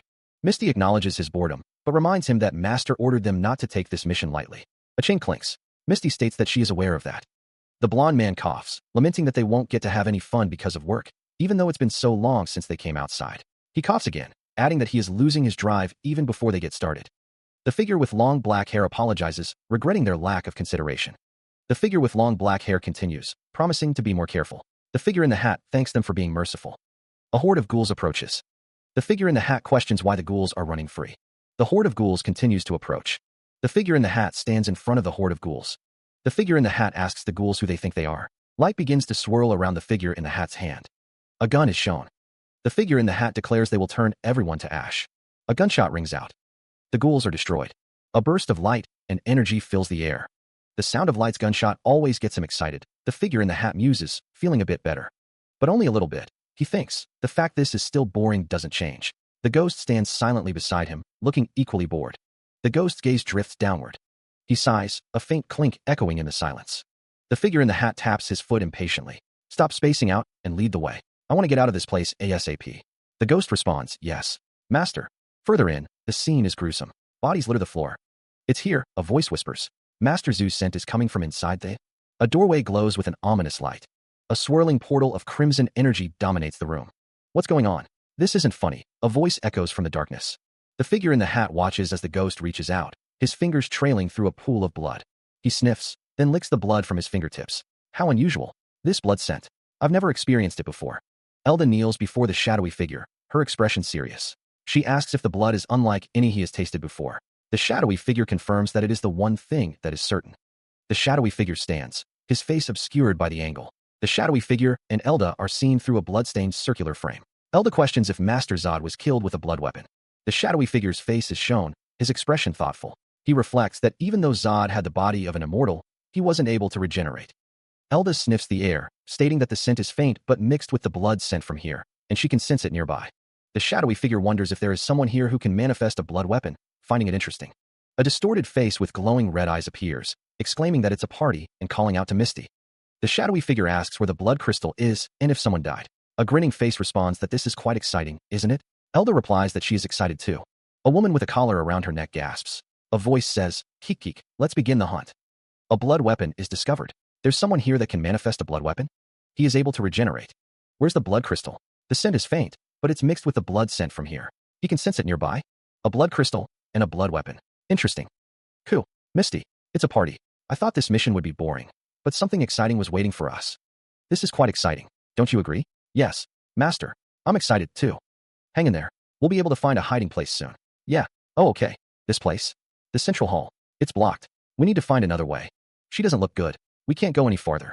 The undead claw and snarl, a ravenous horde eager to tear flesh from bone. The hallway is swarming with the infected. Sue and the red-haired man brace themselves against the onslaught. There's no other way, the red-haired man says. They have to go inside. The zombies slam against the door, their rotting hands reaching, their guttural cries echoing through the corridor. Shut the door. A close-up of the undead reveals their decaying faces, their eyes burning with a hunger that knows no bounds. The door won't shut. The red-haired man strains against the door. Hold it. We'll be dead meat if this opens. Sue, Nurse Sue, is covered in blood, her face a mask of terror. Why are you running away from me? Don't you have something to give me? Rebecca's zombified face fills the doorway, her eyes glowing with an eerie light. Nurse Sue. Sue, answer me, she cries, her voice trembling with fear. Give me your blood. Rebecca's decaying face is inches from the door, her teeth bared in a gruesome snarl. Clenching her jaw, Sue steels herself. Go on without me. Ugh, Rebecca, what the fuck are you saving? Just hold on a bit longer. We'll find a way. I miss my daughter. My daughter. She sobs, tears streaming down her face. She said that she's going to go see the meteor. She must be. A voice calls out, "Hey, come on." Mina tries to calm herself, remembering, I always left her alone because I was always so busy with work. Calm down. Mina continues to weep, thinking, if I had known this was going to happen, I would have spent more time with her. And I should have told her that I love her more often. Amina. Hick. Hick. Red shouts, she's alive. Look at me. I was right next to the meteor. Jean is alive as well. Red continues, his voice rising. Your daughter is definitely alive. So stop talking like you're saying your last words. He yells, his face contorted with emotion, and tell those things to her yourself. Mina's eyes are filled with tears as she remembers Red's words. She's alive. She's definitely. Red breathes heavily, his expression softening. You're a good person. A fist clenches tightly, a silent resolve forming. With a swift motion, Red grabs Mina, pulling her close. What are you doing? It's dangerous. Mina's eyes are wide with a mix of fear and resignation. She's alive. She's definitely going to become one of them soon. Red's expression is determined as he says, you have someone waiting for you. Don't. Find her. Go to the basement. There's another. He screams in defiance, his face contorted in rage as he faces the onslaught. A mass of undead claws and teeth reaches out, their hunger insatiable. A gnarled hand bursts through a crack in the door, its decaying flesh a harbinger of the horrors within. The sickening crunch of bone and flesh fills the air as the undead feast on their victim, a macabre symphony of death. A memory surfaces amidst the chaos, a vision of a blonde woman with bloodshot eyes, her words echoing in his mind. I wonder what cake would be the best. The image shifts to a phone screen, displaying a picture of the same blonde woman, her blue eyes now clear and vibrant, a stark contrast to the present horror. A ravenous horde descends upon another unfortunate soul, their numbers seemingly endless, their hunger unappeasable. Red's face contorts in fury, his eyes burning with a desperate rage as the memories and the present reality collide. Fuck. Driven by his fury, Red slams a zombie against the wall, the sickening thud echoing through the blood-soaked halls. More undead claw at the doorway, their rotting hands reaching for any sign of life, there moans a chorus of despair. A monstrous figure crashes through a window, showering the room with shards of glass and a fresh wave of terror. Red stares into the eyes of the approaching horror, his resolve hardening amidst the carnage, a silent promise etched on his face. Amidst the wreckage, a figure lies prone, their fate uncertain. Debris litters the scene, a testament to the violence that has transpired. A door, splintered and broken, stands ajar. The window is shattered, a jagged maw offering a glimpse into the darkness beyond. A faint clack echoes in the silence. Darkness descends, punctuated only by the sickening sound of crunch. Something is being crushed underfoot, the noise amplified in the oppressive silence. Blood streaks a face, the eyes glazed and distant. A voice, detached from the carnage, whispers, "She told me to buy a cake on the way home." The thought lingers. I wonder what cake would be the best. A cracked phone screen displays a smiling face. The internal monologue continues. She'd definitely choose strawberry cake. A gruesome tableau, a pile of bodies, limbs intertwined in a macabre embrace. The air hangs thick with the metallic tang of blood, the silence broken only by the faint, wet crunch of shifting corpses. A figure, surrounded by a ravenous horde, screams in primal defiance. Fuck! The sound tears through the night, a desperate cry against overwhelming odds. Fists slam against the surface, the impact echoing with brutal force. Fuck! The word is a raw, guttural expulsion of rage and despair. A relentless wave of undead claws at a window, their decaying faces pressed against the glass. Each slam sends tremors through the structure, a symphony of impending doom. A zombie's face, contorted in a grotesque parody of life, fills the frame. Its eyes, vacant and bloodshot, reflect the insatiable hunger that drives it forward. The title card flashes, Bloodblade. The hunt continues. A figure, slick with gore, licks blood from their fingers, a disturbing gesture in the aftermath of carnage. Elsewhere, another crashes through a window, a desperate escape or a reckless assault. The room is a macabre canvas, the walls splattered with crimson. Red stands amidst the carnage, his expression grim as he surveys the scene. The door, once a barrier, is now a testament to the brutal struggle, marred with streaks of blood and splintered wood. A sudden impact sends Red reeling, a spray of blood erupting as a blow connects. The door splinters and cracks, the sound echoing through the room as it gives way under relentless force. Red's face contorts in a mask of pain and fury, his eyes burning with a desperate resolve. With a deafening boom, the door bursts open, the frame collapsing inward as the horde breaches the final barrier. He tumbles through the air, gravity's cruel embrace pulling him down towards the waiting swarm. A cacophony of guttural snarls and rasping breaths surrounds him as the zombies close in, their decaying hands reaching for their prey. His face a twisted grimace, Red grits his teeth, the adrenaline coursing through his veins as he prepares for another desperate struggle. He huffs, trying to catch his breath. He sprints forward, a desperate dash for freedom as the ravenous horde claws at his heels, their cries of hunger echoing in the air. The car door swings open, a sliver of hope amidst the encroaching darkness, the metallic clang a promise of escape. Seizing the moment, Red uses the door as a makeshift shield, the groaning metal deflecting the onslaught of undead, buying him precious seconds. The car, a desperate weapon, slams into the oncoming horde, scattering the undead like bowling pins. The vehicle teeters, threatening to topple from its precarious perch. With a sickening lurch, the car plummets, crushing more of the undead beneath its weight. A decaying hand claws through the shattered window, seeking purchase on living flesh. Trapped within the metal cage, Red snarls, "Just die." He roars, a primal scream against the encroaching death. A grotesque face, pressed against the fractured glass, embodies the relentless hunger of the horde. A crimson spray paints the interior, a testament to the brutal struggle. He screams, "Shut up." His mind races, a desperate calculation forming. Asterisk if you're gonna die anyway, then let me kill you myself. Asterisk. Red bellows, "Screw you. You think I'd let you kill me? I'm gonna live. I won't let you do as you please." Fighting with savage intensity, he vows, "I'm gonna get out of this rotten hell, alive. I'm gonna live." The zombie shrieks, what a waste." Red counters with a desperate promise, "And go back to Jean." Electrical energy crackles through the air, a silent prelude to the coming storm. A guttural scream tears through the night as a zombie lunges forward, its eyes burning with a crimson hunger. The undead creature is slammed with immense force, its body contorting violently as it's hurled backward. Another zombie is struck, the impact shattering bone and sending splatters of gore into the rain-soaked streets. A horde of the undead swarms forward, their decaying forms a grotesque tapestry of death and hunger. A close-up reveals the horrifying visage of a zombie, its teeth bared in a gruesome snarl, one eye glowing with an unnatural light. With a deafening crash, a car plows through the ranks of the undead, scattering bodies like bowling pins. The vehicle continues its destructive path, metal screaming as it collides with the unyielding obstacles. The car slams into another wave of zombies, the sickening crunch of bone and flesh echoing through the night. A wider view reveals the extent of the carnage, cars overturned and bodies strewn across the rain-slicked streets. A lone zombie lies broken on the ground, its red eyes still glowing with a malevolent hunger. In the darkness, a zombie lurks, its presence a chilling reminder of the horrors that stalk the night. The city lies in ruins, overrun by the undead. Buildings crumble under the weight of the apocalypse, their skeletal remains piercing the smoke-filled sky. The air hangs thick with the stench of decay and the echoes of a world lost. The story will continue. A monstrous face, teeth bared in a gruesome grin, dominates the scene amidst a chaotic swirl of bodies. The creature's face contorts further, its red eyes gleaming with malevolent intent as a shard of blue energy juts from its head. With a deafening boom, cars and debris are hurled skyward, caught in an unseen force's destructive grip. A car plummets from above, the word boom echoing the impact as it crashes into the ground. The destruction intensifies, with more cars and debris raining down amidst a spray of blood and shattered metal, the word boom punctuating the devastation. The ground buckles under the relentless assault, the word biozoem hanging in the air as the city crumbles. A figure lies prone amidst the wreckage, illuminated by the eerie red glow emanating from the destruction above. Another car hurtles downward, the word boom, a grim reminder of the ongoing catastrophe. A building's interior is exposed, the destruction reaching even the most sheltered spaces. The monstrous face reappears, its red eyes burning with an unholy light as the destruction continues unabated. Cracks spiderweb across the environment, the word crack echoing the fracturing of reality. The cracks widen, bathed in an eerie green light, as the world around them continues to shatter. A lone figure stands silhouetted against the eerie glow of a massive, mechanical construct. A high-powered rifle lies in wait, as footsteps echo through the metallic corridors. A hand reaches out, pressing the pause button, as if trying to halt the unfolding chaos. A body lies prone, bloodied and broken, amidst the cold, unforgiving machinery. Standing amidst the carnage, a figure surveys the scene of devastation, the air thick with the metallic tang of blood.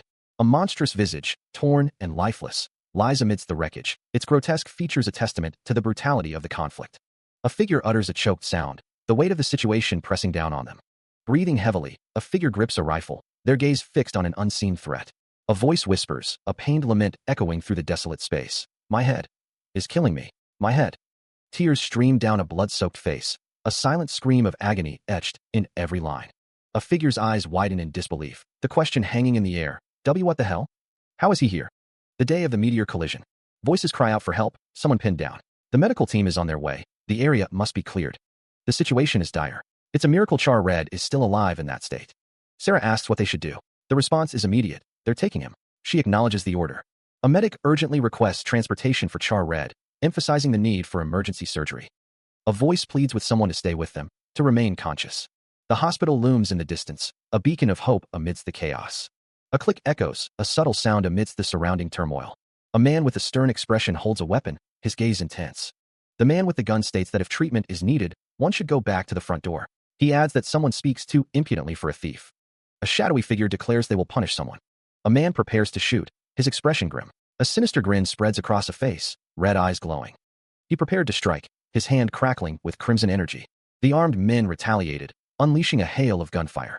One of the men was struck, blood erupting from the wound. The man's face contorted in agony as blood streamed down his face. The shadowy figure declared, I'll spare you. The man's scream was a raw expression of terror. He was upon them, tearing through flesh and bone with savage fury. I am your master, Zhu, the shadowy figure roared. The man gasped. How? A dark power began to manifest within him. Become my hands and feet. A piercing strike, and his eye was gone. Ugh, what is this? A final, desperate scream echoed into the void. A sickening crunch echoes as a face is brutally crushed, blood spraying in every direction. A flash of light illuminates the crimson eyes of Zhu, who declares, I am your master, Zhu. A hand clutches, embedded with glowing blue crystals that crackle with energy. The same blue crystals pierce a face, the cracking sound a prelude to further agony. Ugh, what is this? The eye, bloodshot and swollen, is invaded by the crystalline growth. A muffled, escapes. A primal scream tears through the air, the word blood, a stark reminder of the carnage. Amidst the chaos, a medical team struggles to stabilize a patient. Snap out of it, one shouts. Michael, did you stop the bleeding in the arm? Another voice replies, yes. His leg is looking bad though. Hands, stained crimson, desperately try to staunch the bleeding. Shut up and hold his left side, one commands. Finally, the bleeding stopped. Another voice urges, give him more blood. A response comes, I'm already on it. A figure with pink hair stares intently, a cigarette dangling from her lips. The medical team continues their work, focused on the blood crystals. What are the stats on the blood crystals? One asks. Another replies, they can't be measured. A third voice exclaims, it's only a shard, but it's emitting an incredible amount of energy. A grim realization dawns. His body can't withstand all that energy. The patient's face, slick with blood and sweat, is a mask of agony. If we don't relieve the blood crystal's energy. The blood pools on the floor, a grim testament to the patient's failing condition. It seems he will die. A fist slams down, the impact echoing through the room. Sarah laments that they have to watch him die because they can't do anything about one damn meteor shard. Rebecca clicks her tongue in response. The alarm blares as the front doors are breached. They're under attack. The officer asks what those things are, realizing they are corpses. The corpses are attacking. A computer screen displays the chaos unfolding outside. Someone cries out, begging not to be killed, realizing the attackers are their own men. A horde of corpses descends, their eyes burning with malevolent intent. The situation is dire. A monstrous figure declares that it is here to take back what the vermin stole, letting out a blood-curdling roar. Those bloodsuckers sure found them quickly. Sarah, however, is not saving the patient because she wants to run away, but Sarah and the officer stand over the patient. The officer stating that they can't save this person with the resources they have. The officer says that they can't give up the blood crystal to that vampire. Sarah grits her teeth, determined. She'll just have to make a way. Sarah asks if they are going to use the relics. She tells Sarah to wait. She activates the device, hoping it will provide a solution. The medical device hisses as it powers on, filling the room with a sterile, electric scent. The transplant organs, labeled pienso and zysto, float in their cryogenic containers, a chilling reminder of the desperate measures they're considering. Transplants have never been successful in the past, but the team is running out of options. If they fail, they could lose the relics and the blood crystal. The data has been acquired, so they should retreat for now. The device continues to operate, its screen displaying vital information. They must bide their time. Elda shoves Red, retorting that she can see right through him. Michael declares that they'll be known next time, emphasizing that this person is their last chance. Elda states she is going to bet everything she has on this person, including her life. What is lying on the table, prepared for the transplant? What questions if she always loses when she gambles? Elda tells him to shut it, and just prepare him for the transplant. Michael apologizes, stating that they may have to put their life on the line. She can only buy them 10 minutes, and she can't last longer than that. What exclaims that 10 minutes is not enough time to get ready. Elda tells him to act more like a guard. What tells her to try moving her hands as fast as she moves her mouth. A woman with pink hair gives the middle finger, a swirl of energy emanating from her form. She calls someone a newbie. Swirling energy crackles in the air. A man in a lab coat stares in disbelief at his severed leg. He exclaims that the kitty cat has a temper. Another person, Sarah, is asked what to do since one of the legs is fine. Lying on a table, Char Red is missing a leg. A man nearby says to cut it off. Elsewhere, a woman with glasses raises a large saw, ready to cut. Elda asks another woman for a favor, needing her to buy them some time. The woman apologizes, stating that Elda may have to put her life on the line. She can only buy them 10 minutes. Elda sucks on a lollipop, looking serious. One of the men tells the other to get ready, reminding him that he is a guard and should act like one. The other man retorts, telling him to try moving his hands as fast as he moves his mouth. A woman with pink hair gives the middle finger, calling someone a newbie. Someone exclaims in frustration, wondering if 10 minutes is serious and stating that it will take them that long, just to. Another person comments that the kitty cat sure has a temper. Sarah asks what they should do with one of his legs being fine. Someone says to cut it off as a woman prepares to do so with a blade. A nurse states that none of the TVs or phones are working, so there's no way of knowing. She adds that they can't handle all of these patients on their own and need to call them again. Someone says to treat minor flesh wounds on the spot. Someone says to use all drugs sparingly. Nurse Sue asks if they shouldn't evacuate too. Another person wonders what if another meteor falls, and someone shouts Rebecca. The two women stand over a patient, their expressions a mix of concern and frustration. One of them apologizes, but the other retorts, questioning how they could leave with patients still present. The blonde woman stares at her phone, a desperate plea displayed on the screen. Mina, please be alive. A distant rumble echoes as people flee down a hallway, their movements blurred with panic. Boom. An explosion rips through the building, sending debris flying. Meanwhile, a cloudy sky hangs overhead, indifferent to the chaos below. Coughing, the blonde woman struggles to her knees amidst the debris, the sound of cock escaping her lips with each painful breath. Dazed, she wonders aloud what has happened, her eyes unfocused. A chorus of screams erupts from a group huddled together, their faces contorted in terror. Tears stream down a woman's face, her eyes wide with horror. A horde of grotesque zombies claw and grasp, their decaying bodies a terrifying sight. The entrance is blocked by the relentless undead, their numbers seemingly endless. A chilling message floats in the air, the entrance is blocked.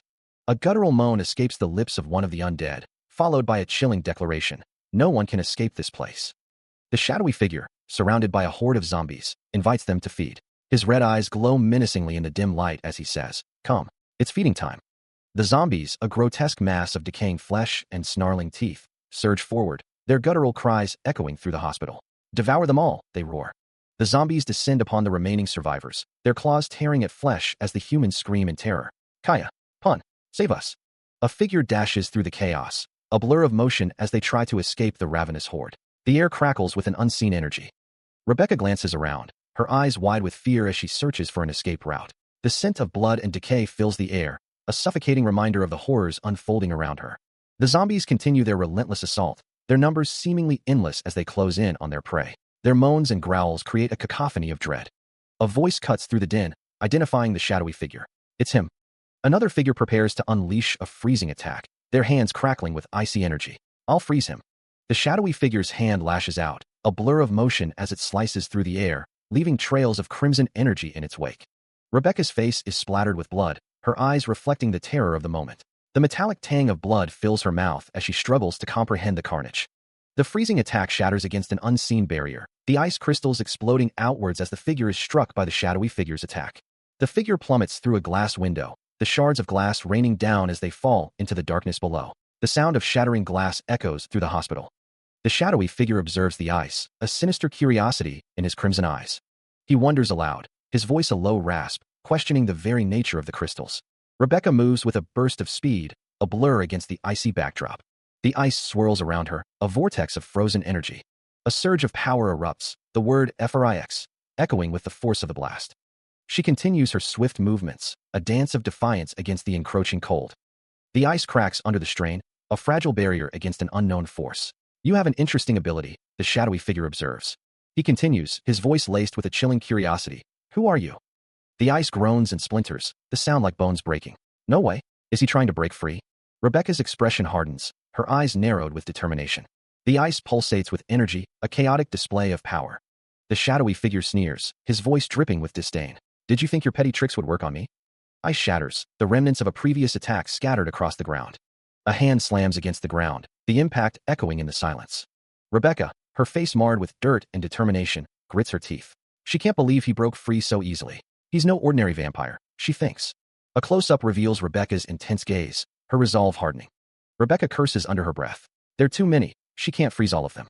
The ice spreads, encasing grotesque figures. These corpses are ghouls. A ghoul's rotting face fills the frame, its eyes wide with hunger. Then that must mean their vampire master is somewhere nearby? The figure trapped within the ice speaks, his voice echoing with chilling authority. You have an interesting ability. The ice-encased figure continues, his tone laced with disdain. Shut your trap. Your breath smells foul. You should have just stayed in the dark eating. The shadowy figure's voice drips with contempt. The blood of corpses. Why'd you have to crawl out and harass me? Did you think your petty tricks would work on me? Cracks begin to spiderweb across the icy surface. Red watches with growing concern, his brow furrowed. No way. Is he trying to break free by force? With a resounding whoosh, crimson energy erupts around the ice prison, swirling like a vortex of destruction. The red energy intensifies, and the ice groans under the strain, fractures widening with each pulse of power. The cracking intensifies, a cacophony of splintering ice filling the air as the prison's integrity fails. The sound of shattering echoes. The ice explodes outward in a shower of glittering shards, the shadowy figure's form now visible amidst the dissipating energy. Red skids to a halt, his eyes wide with disbelief. I can't believe he broke free so easily. He's no ordinary vampire. The vampire, breathing heavily, his red eyes blazing with fury, grits his teeth. TCH, I don't think I'll be able to last 10 minutes. Crimson energy swirls once more, coalescing into a tangible force as the vampire prepares for battle. Caesars. The shadowy figure stands triumphant, dark energy swirling around him as he looms over his defeated foe.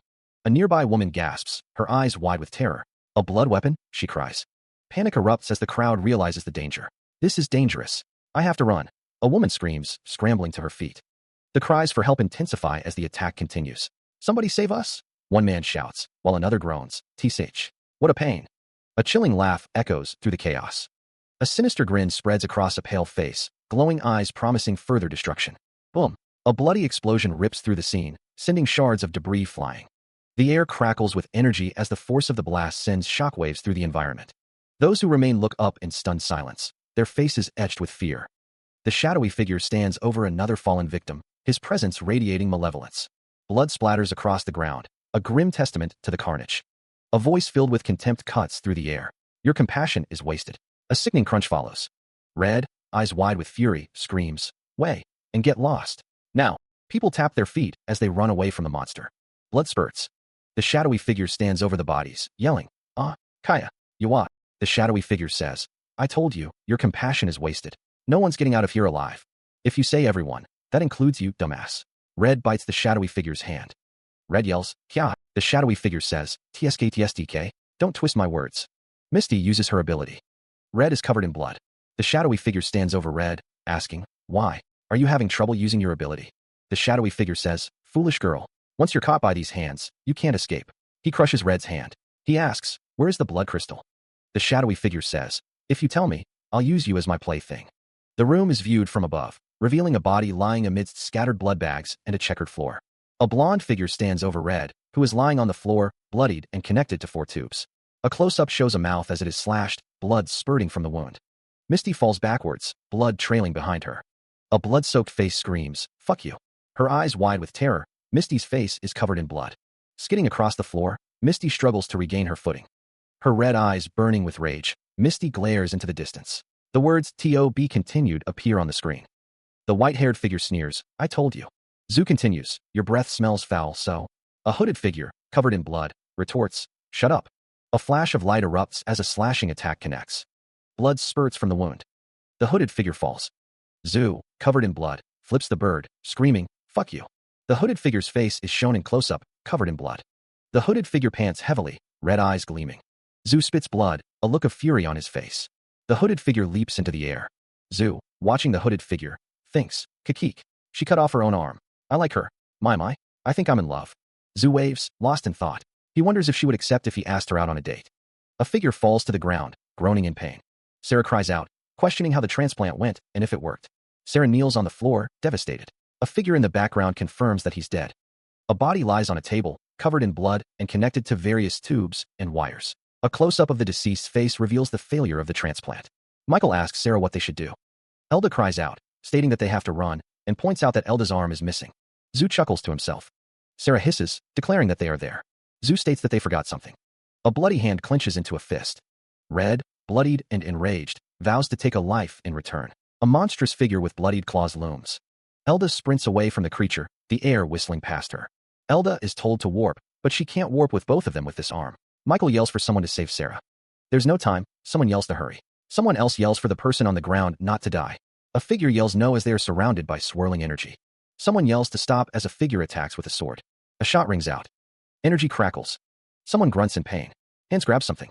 A foot slams down, and someone yells that someone is a piece of shit. Zhu moves with unnatural speed. Michael fires his weapon. A hand reaches down, grabbing a gun from a table. Next to it, a phone displays a glowing screen. Someone falls, their body hitting the floor with a thud. A hand slams down on a nearby table. A figure with pale skin and dark eyes snarls, "You piece of shit." A figure with short blonde hair slides forward, gripping a rifle tightly. A figure streaks forward, a blur of motion and lethal intent. The figure's face contorts in rage, eyes burning with fury. A voice echoes, "Nimble bastard. Kiki, but I've no use for those small fry anymore. Master, I've finally found it. The blood crystal." A grotesque grin spreads across a face, teeth bared in a predatory smile. "It's no use." A clawed hand reaches out, its touch promising pain and death. "With this, our wish will finally come true." The clawed hand slashes down with incredible speed. The pale figure's face is partially obscured, but the intent is clear. A hand slams down with brutal force. A voice echoes, laced with pain and disbelief. "Am I Caesar's?" Trembling, the figure questions, barely a whisper, "How?" A surge of power erupts, bathing the figure in a crimson glow. Their eyes burn with an unnatural intensity. The face contorts, a sinister smile twisting their features. A voice, laced with dark intent, declares, "The blood crystal." Blood trickles down their face, a stark contrast to the trembling expression. The transformation is taking its toll. Crimson energy swirls around them, a vortex of raw power. Their hands, wrapped in bloodied bandages, clench tightly, struggling to contain the overwhelming force. They fall, consumed by the swirling energy, a sacrifice to the power that now courses through them. A blinding flash illuminates the blood crystal, the source of this terrifying transformation. A blinding light erupts, filling the space with an unbearable intensity. A tortured scream tears through the air, a sound of unimaginable agony. A shockwave of crimson energy explodes outward, obliterating everything in its path. The rumble of destruction echoes as the force expands, leaving a trail of devastation. The ground trembles as the shockwave reaches the city streets, the sound of the approaching destruction growing louder. The emergency room sign glows ominously amidst the chaos, a stark reminder of the unfolding disaster. A SWAT vehicle is tossed through the air like a toy, engulfed in the fiery blast. Twisted metal and shattered glass rain down as the city crumbles under the relentless assault. Buildings explode in cascades of fire and debris, the once proud skyline now a jagged ruin. Dust and smoke fill the air, obscuring the devastation and carrying the acrid scent of destruction. A swirling portal of crimson energy rips open the fabric of reality, its depths promising an unknown destination. Standing amidst the carnage, Red is drenched in blood, a sinister grin twisting his features. A wet, tearing sound echoes as the transformation continues. Red eyes glare out from a blood-streaked face. The aftermath of the transformation is visible, bodies strewn across the laboratory, blood splattered on the walls. The checkered floor is now stained crimson. Pipes hang broken and twisted, dripping fluid into the darkness. A beam of light shines through the wreckage, illuminating the destruction.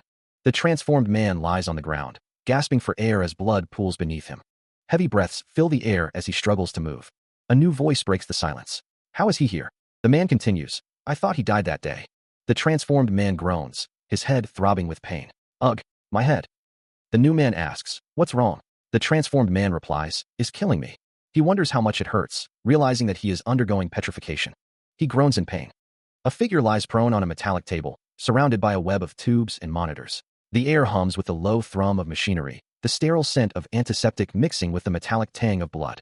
The checkered floor is stained with crimson, a grim testament to the violence that has transpired. Pipes snake along the walls, casting long, distorted shadows in the dim light. The air hangs heavy with the smell of ozone and damp concrete. A beam of light pierces the gloom, illuminating a complex array of machinery. The metallic scent is sharp, almost acrid. A heavy thud echoes as the man lies on his back, his body battered and bruised. The cold, metallic table offers no comfort. His legs are splayed at awkward angles, the checkered floor beneath them slick with blood. Another thud reverberates through the room. Breathing heavily, a figure with red hair stands guard, a rifle clutched in their bandaged hands. The air is thick with tension. The red-haired figure stares down at the prone form. I thought he died that day. They mutter, their voice laced with disbelief. The injured man groans, his face contorted in pain. Ugh, my head is killing me. A blond man, also armed, kneels beside him, concern etched on his face. What's wrong? How does it hurt? His eyes widening in horror, the injured man cries out, a blue glow emanating from his wounds. Petrification, he gasps. He looks up, his expression one of shock. Petrification? How? A man with dark hair stands over a destroyed vehicle, weapon in hand. He wonders what happened up there. The blond man looks down at the scene below. He realizes that he's alive. It doesn't matter why, the important thing is that he's alive, and he has to keep it that way. The blond man is being supported by Red. He cries out in pain, clutching his head. Red, his face streaked with tears, urges the blond man to pull himself together. The petrification is spreading. Red, his face contorted in pain, realizes this is bad. He has to stop it. The man with the gun continues forward, the sound of his footsteps echoing in the tunnel. The man with the gun continues forward, the sound of his footsteps echoing in the tunnel. A hand twitches, covered in blood. A wet, squelching sound fills the air as a mass of tentacles rises. The tentacles writhe and slither across the ground, leaving a trail of blood and slime. The tentacles continue to slither, their movements unsettling and unnatural. The tentacles writhe around a figure, their presence ominous and threatening. The word slither hangs ominously over a scene shrouded in darkness and dripping with an unknown substance. A lone figure stands on a metal platform in a dimly lit, industrial setting. The air hangs heavy with the sound of something impacting the ground nearby. Hunched over, a figure struggles to breathe amidst the oppressive atmosphere of 25th Street. He grits his teeth, a pained expression contorting his face. Shit, it's spreading too fast. Petrification, a sign that he's losing blood. Is he bleeding somewhere? It doesn't look like there are any side effects from the transplant. His arms and legs look fine. Where is he bleeding from? A glint of light catches on something sharp, followed by a sickening squelch. He screams in agony, his eyes glowing with a desperate light. No, I can't waste this chance. We can't lose the relics again. It doesn't look like these are any side effects from the transplant. It was the blood crystal. The blood crystal is absorbing his blood. He cries out in pain. Rummaging through the debris, she mutters, damn it, this is the only way. She raises a knife, her expression a mask of grim determination, ready to slice. Crimson droplets fall, each one a stark reminder of the blood being lost.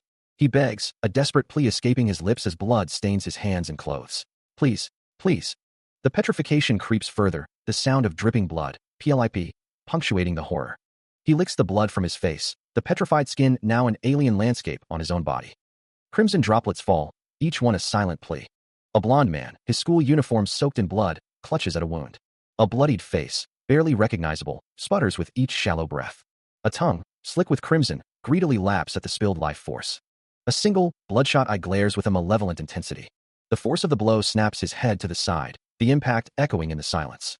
More blood splatters across the scene, painting a gruesome tableau. A sickening crunch fills the air as something is devoured. A strangled scream tears through the air as brutal blows rain down. The bloodied man's face is a mask of pain and fury. The title card flashes, Bloodblade. A desperate cry pierces the air, lost in the carnage. A hand reaches out, fingers tightening around the cold steel of a gun. He jams the syringe into the other man's neck, the plunger depressed with brutal force. A faint hiss escapes as the liquid floods his veins. A voice cries out, "That's enough," as a blade finds its mark. The sound of the stab echoes in the confined space. The body slumps, falling heavily to the ground. The air hangs thick with the metallic tang of blood. A face contorted in pain and rage fills the frame, eyes wide with a desperate fury. He sits on the ground, gasping for air, the words, "You drank your fill," barely audible. The blade plunges again, a sickening squelch accompanying the act. Blood sprays across the scene. With a desperate motion, a hand snaps a vial in two, the glass shards scattering amidst the carnage. He fumbles on the ground, muttering, "Ugh, the coagulant. Damn it, where is it?" The sound of something hitting the floor echoes in the room. A trembling hand clutches a vial, a faint hiss emanating from its contents. The camera focuses on a bloodied torso, the wounds glistening with a strange, otherworldly light. He trembles, his body racked with uncontrollable shivers. The air grows cold. A bloodied hand clenches into a fist, the knuckles white with strain. "You," he growls, his voice a ragged rasp. The blond man, bloodied and bruised, screams a vow of lethal intent. Red lies prone, his body a canvas of fresh wounds. The blond man trembles, his eyes wide with a mixture of fear and adrenaline. Red struggles to breathe, each gasp a ragged, painful sound. The blond man curses under his breath, frustration etched on his face. He slumps against the cold metal wall, his strength failing him. Red's hand clenches into a fist, blood oozing between his fingers as he spits out a curse. A lone figure sits hunched in the darkness, the silence broken only by the drip of water. A voice wonders if Sarah and Kitty Cat managed to escape. The blond man stares down at Red's prone form, his expression unreadable. A woman's voice declares that the transplant preparations are complete, then matter-of-factly states that she cut off his leg. A bloody cleaver gleams in the dim light, held by a woman with dark hair and glasses. Michael's name echoes in the sterile room as Sarah stands over the prone figure, steeling herself. She doesn't care what they call her, devil or witch, so long as this transplant works. Sarah's name is spoken, a soft murmur in the tense atmosphere. The weight of the situation settles heavily on Michael. These relics, the last chance to stand against the vampires, lie suspended in a sterile solution. Michael is going all in on this surgery. They have to save him, Michael thinks, his brow furrowed with determination. Sarah was right. A pained grunt escapes Michael's lips as cracks begin to spiderweb across his arm, a visible sign of the strain. The cracks deepen, glowing with an eerie light, as the coagulant's effects wear off. Michael grits his teeth against the pain. Trembling, Michael fights to maintain control, the cracks now spreading across his face. He doesn't have much time. The transplant was a success, but the victory is bittersweet. Michael's face is now a roadmap of glowing cracks as he looks down at Red. He has to keep him alive, Michael thinks, his gaze hardening with resolve, and get him to Sarah. The coagulant's effects are fading fast. Those vampires won't give up, Michael realizes, his expression grim. He has to prepare himself. But first, Michael stands over Red's prone form, the cracks on his face pulsing with light. He'll have to take care of this. Only Sarah can save him, a desperate hope echoing in the shadows as figures lurk in the distance. The room is in disarray, furniture overturned and scattered, hinting at a violent struggle. A monstrous figure, a nightmarish beast with 3 heads, looms into view, its guttural voice booming, "Blood." The monster's face twitches, its red eyes gleaming with predatory hunger. A horrifying slurp echoes as the monster's bloody maw opens wide, ready to feed. A hand grips a device, its purpose yet unknown. A man leans over a futuristic vehicle, the sound of metal clicking into place echoing in a cavernous space. Standing back, he surveys his work, the vehicle emitting a series of electronic beeps. A close-up reveals the man's focused expression as he monitors the vehicle's systems. Below, a structure glows with an eerie light. A voice echoes, "I hope I won't have to use this." The man stands near the vehicle, the glowing structure visible in the distance. The sky burns with the colors of sunset, painting the clouds in hues of orange and red. A woman stands in a field, her back to the viewer, bathed in the soft light of the setting sun.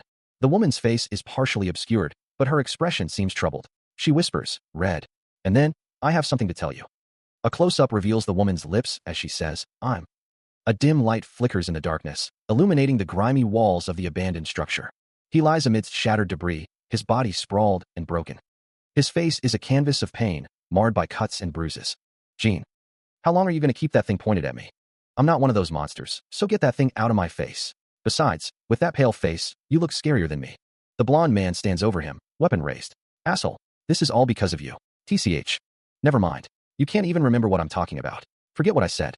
"Remember what? What are you talking about?" He scratches at his arm, a desperate attempt to ground himself. "Where are we?" "It's a subway track that passes underneath the hospital. You fell down here when the building collapsed. Thanks to that, we're caved in, but once I fix this." He taps the elevator button, the faint sound echoing in the confined space. The panel flashes an error message, accompanied by a series of beeps. The elevator doors remain sealed. Frustration mounts as he continues to tap the unresponsive buttons. The blonde man snarls at the elevator, demanding it cut him some slack. Calm down. Yelling at a machine won't solve anything. Bypassing the system using the administrator mode isn't working. What should I do? TCH. Do I need to reset the entire system? That'll take too long. The basement. Is this the place the nurse mentioned? But more importantly, met before? How much do you remember? I remember you sawing off my leg. The blonde-haired man stares intently, his expression unreadable. The red-haired man stands above, declaring he has no intention of apologizing. The blonde-haired man, kneeling, insists they had no choice. The red-haired man's face is marred by injuries, a bandage covering one eye. The police officer asks how he is still alive. The injured man replies that he doesn't know, stating that some headless bastard greeted him when he woke up. He acknowledges that someone got him good, and is asked if he remembers what happened just now. The police officer's expression hardens. The red-haired man snaps his fingers, trying to recall the events. The police officer retorts that he has a convenient memory. He warns that there's a blood crystal attached to his head, and he shouldn't use its power. The red-haired man questions what kind of bullshit power is. He insists he didn't use any power. The red-haired man's face contorts in pain as he struggles to remember. He screams, a surge of energy emanating from him. The police officer warns that the more he uses it, the less human he'll become. The red-haired man, panting heavily, leans against a wall, supported by the police officer. He grits his teeth, blood trickling from the corner of his mouth. What happened back there? The blonde man stammers, his eyes wide with fear. What do you mean I'll become less human? Are you saying I'll turn into a vampire? The blonde man looks down, his expression troubled. Something like that. A fist clenches, knuckles white with barely suppressed rage. Red slams his hand down, leaning in close to the blonde man. What's that supposed to mean? The blonde man's eyes dart around nervously. What is a blood crystal? And what are these arms and legs? The blonde man looks away, guilt etched on his face. You seemed happy to talk when you were treating me like an object and cutting off my arms and legs. Why are you so quiet now? Red's expression twists into a snarl, his eyes burning with fury. What did you do to me? Tell me. The blonde man's face crumples, tears welling in his eyes. I don't know. His voice cracking, the blonde man continues. I don't know. I really don't. His bandaged hands tremble, stained with blood. But. The blonde man's face contorts in anguish, tears streaming down his face. Fuck. Do you think I wanted things to turn out this way? I'm just a newbie assistant. The man with red hair stands next to the blonde man. The blonde man raises a hand, blood staining his white jacket. He tells Red that they can get angry later, but he has to figure this out first. The blonde man taps on a keypad. The blonde man asks if Red saw a woman nearby when he found him. The blonde man kneels, thinking to himself that she has long blonde hair and is super hot. The blonde man thinks back to then. A loud boom echoes through the facility. The sound rumbles through the tunnels. Red asks what the vibrations are. The blonde man says it felt like something fell, and asks what's going on. The blonde man exclaims that they showed up sooner than he thought, and that there's not enough time. The blonde man frantically taps at the keypad, urging himself to hurry. He tries to reset the system, which is counting down from 4 minutes and 29 seconds. Bones crack under immense pressure. The man grunts in pain, clutching his arm.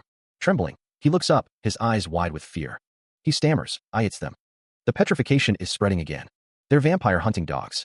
2 figures stand in the shadows, watching. The air crackles with unseen energy as the word vampires hangs in the air. Something is moving with incredible speed. A heavily armored vehicle speeds through the darkness, its purpose unknown. A figure emerges from the shadows, their eyes burning with an unnatural red glow. The word blood is scrawled across a wall, a grim reminder of the danger lurking nearby. Red, his face bruised and bloodied, exclaims in disbelief, "V vampires." He knows there has to be a way out of this. A man with blonde hair works frantically at a control panel. I'm working on it. Don't rush me, he shouts. The timer counts down. You haven't been able to open it this whole time. Let's give up and hide. Everything's blocked off. This is the only exit. The blonde man snaps. What? Then hurry up and open it. Red retorts. Fuck. I can't hear myself think because of you. Just shut up. The blonde man replies. Don't snap at me, asshole. Fingers fly across the keyboard. If I bypass this firewall, it should cut down the time. The tapping continues, urgent and desperate. A final tap echoes in the tense silence. With his zing, the door slides open, revealing a path to freedom. The blonde man exclaims, it worked. Red breathes a sigh of relief. Whoa. The metal door clangs shut as Red and the blonde man enter the room, sealing them inside. Red, trying to keep the mood light, praises the blonde man. He tells him, ooh, good job, newbie. You've got skills. Red urges the blonde man to get on with it, warning, what are you doing? Get on. They're coming. Blood trickles from the blonde man's nose and mouth, a testament to his injuries. The blonde man winces, clutching his arm in pain. He clutches a large, gray bag, its contents unknown. The sound of the bag rustling fills the air. The blonde man, confused, asks Red, what were you doing? Red remembers something he was told. Remember what I said. Don't use the blood crystal's power. If you don't feel good, use the coagulant in the bag. There are only a few. so use them wisely.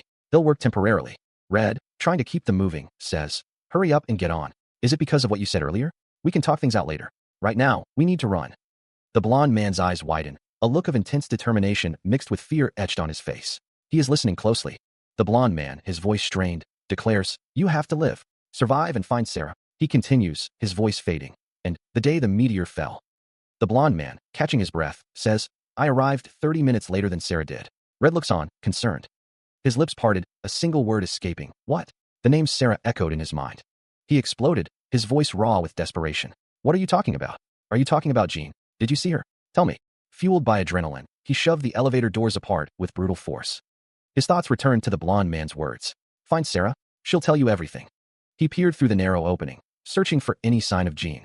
Banging his fists against the metal, he screamed, did you see her? What happened to her? You bastard. Open this before I break it. His bloodied hand slammed against the elevator panel, selecting the first floor. His voice cracked with anguish. Please tell me. I'm begging you. He jabbed at the button repeatedly, a desperate plea for the elevator to ascend. With a furious roar, he kicked the elevator door, splintering the metal and forcing it open. He stood in the elevator, his breath ragged, a storm of desperation brewing within. Cracks of glowing energy spiderwebbed across his bandaged hand, a terrifying display of power. He stares intently, blood smeared across his face. Is this it? A disembodied voice echoes, questioning if he is the one who possesses it. Standing before a taller, shadowy figure, Red asks about the blood crystal. The hand, wrapped in bandages, is stained with blood and embedded with shards of crystal. Cracking sounds echo as the crystals dig deeper into the flesh. He stares at his bloodied hands, his blue eyes wide with a mixture of pain and determination. Is this it, he wonders. Elda, her dark hair contrasting with her pale skin, sniffs the air intently. She is accompanied by another figure. The pair continues to sniff, following the scent trail. Is he the one who has the shadowy figure trails off? Michael swiftly loads a handgun, the metallic click echoing in the silence. A gunshot rings out, accompanied by a spray of blood and feathers. The sound of a heavy impact echoes through the alley. The shadowy figure stands tall, his coat billowing around him, as he looms over Red's prone form. Red kneels on the ground, ragged breaths escaping his lips. Blood stains his clothes and the pavement beneath him. The shadowy figure towers over him, his voice a low growl. Where did you hide the blood crystal? Red spits a mouthful of blood onto the ground, defiant even in his pain. Rage contorts Red's face, his eyes burning with hatred. Asterisk fuck. I must really look like a wuss. Why does everyone try to threaten me? Asterisk. A deafening bang rips through the air as the shadowy figure fires. Blood erupts from Red's body as he collapses further. A guttural scream tears from Red's throat, a raw expression of agony. He thrashes wildly on the ground, limbs flailing in a desperate attempt to escape the pain. Red's face is a mask of fury, teeth bared in a snarl. You bastard. Just kill me. The shadowy figure grins, a cruel expression twisting his features. I don't think so. The gun is leveled at Red's leg, the barrel trembling slightly. The shadowy figure intends to prolong the suffering. Standing over the wounded man, the shadowy figure continues his torment. I'll aim for your knee, next. And then, I'll aim for your right ankle, and then move up to the knee. I'll destroy you, limb by limb. Scream as loud as you can for me. That's how I like it. The shadowy figure leans in, his voice dripping with false concern. Let me ask you again, where did you hide the blood crystal? The interrogator throws his head back, a chilling laugh escaping his lips. Keek keek. He continues to mock Red, his red eyes gleaming with sadistic pleasure. Ooh, so scary. I'm so fucking scared that I could piss myself. The shadowy figure's voice rises in pitch, demanding compliance. Do it, you fucking moron. A metallic click echoes as the shadowy figure prepares his instrument of torture, a cruel smile twisting his lips. I haven't had a new toy to play with for such a long time. It'd be a shame if you died too soon.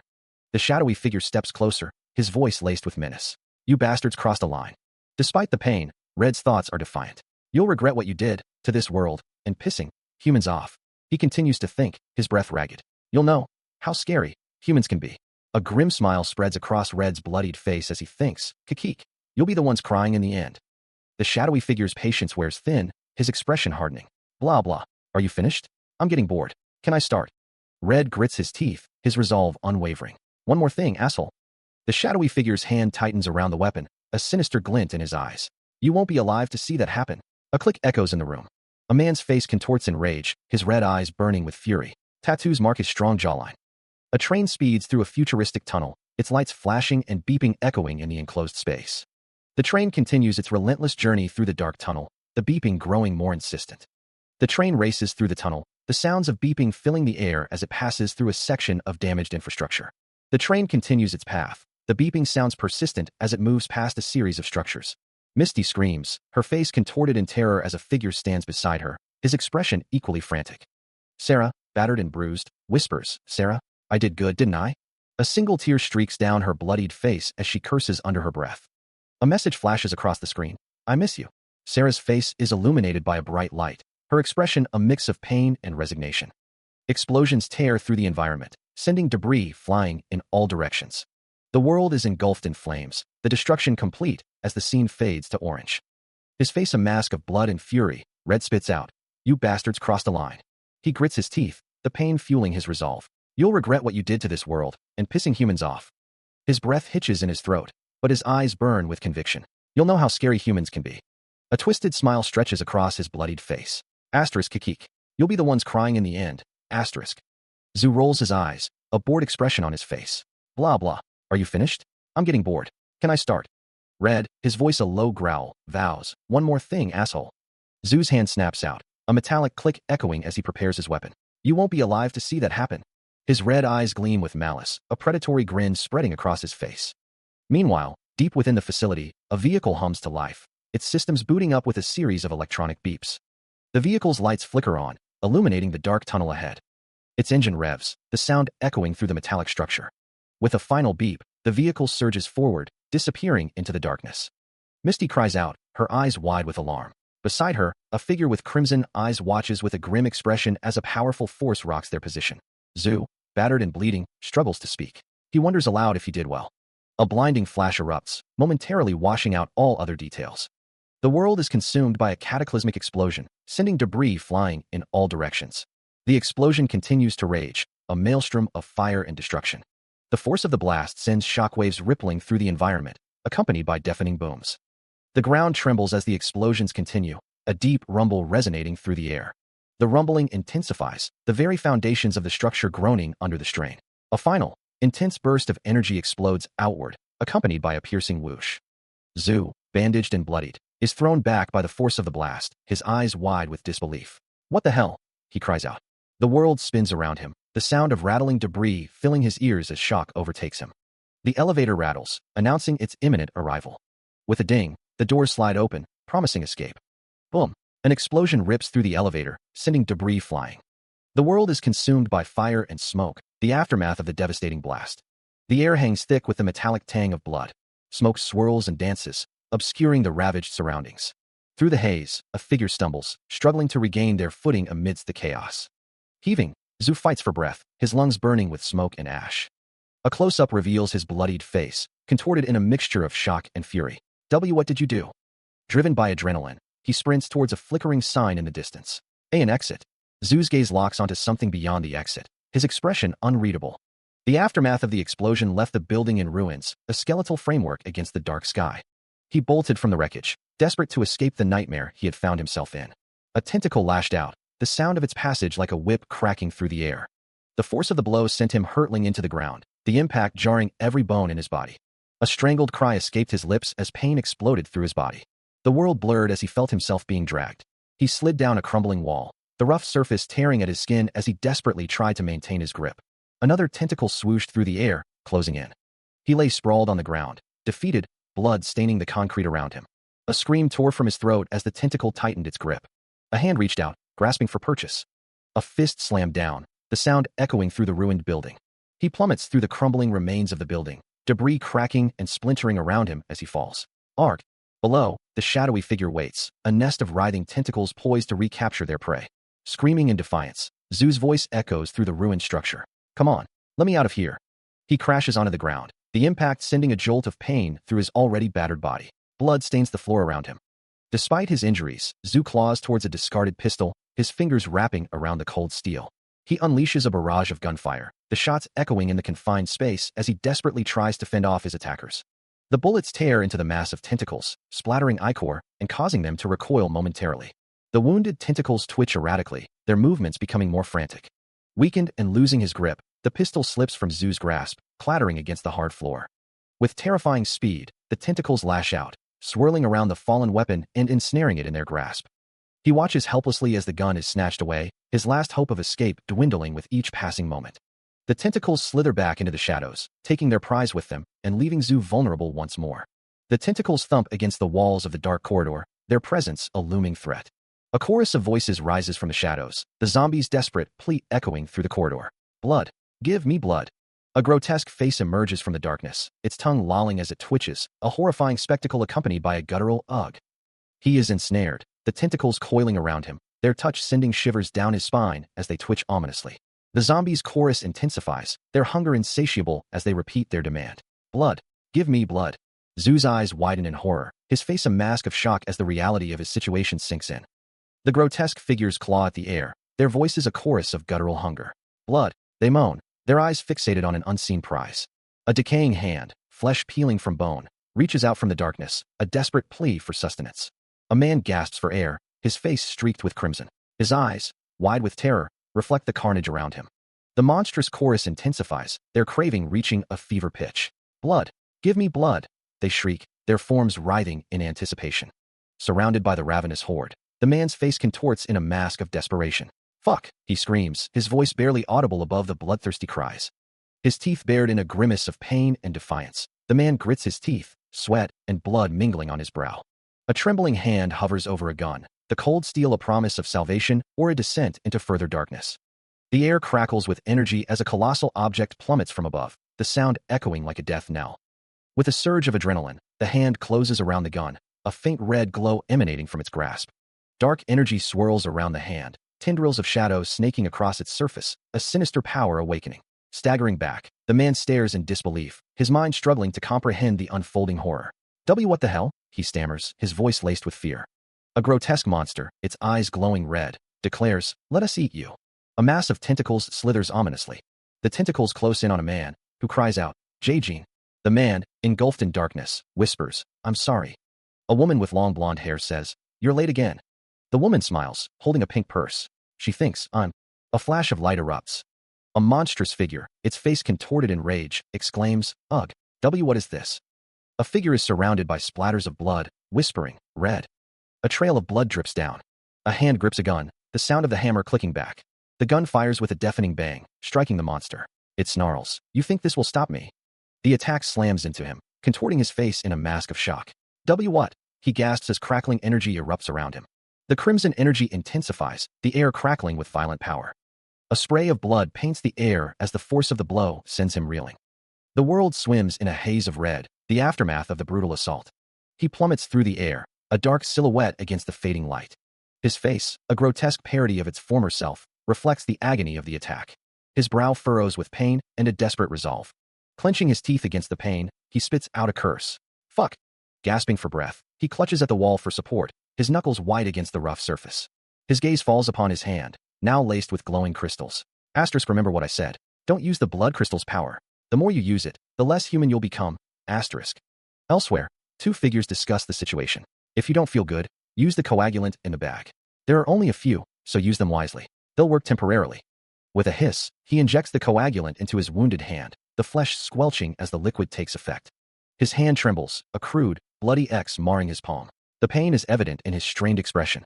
Staggering, he struggles to maintain his balance, each step a testament to his weakened state.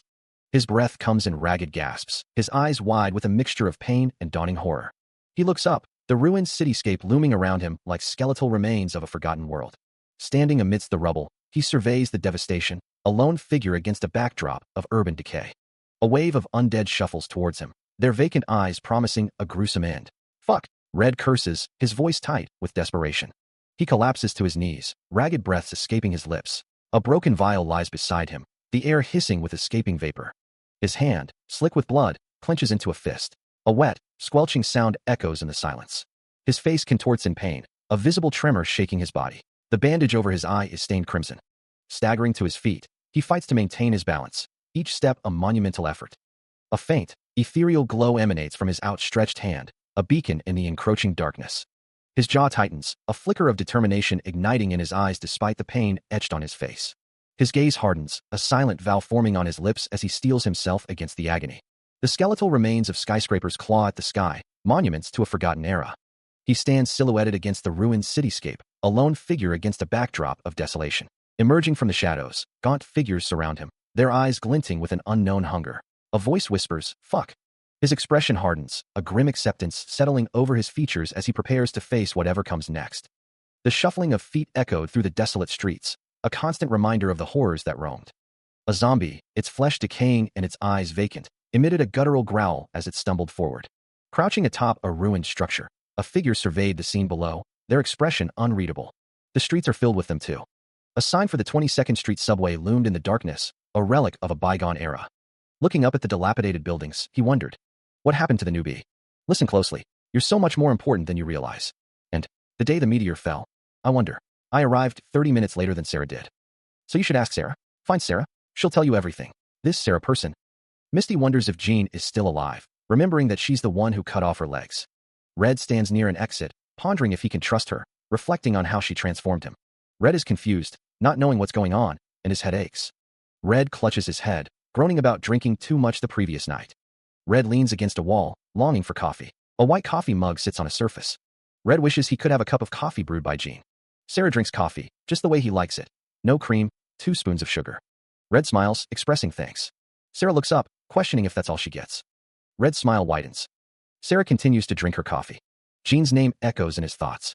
He sits slumped against the wall near the exit, his body aching, his mind racing.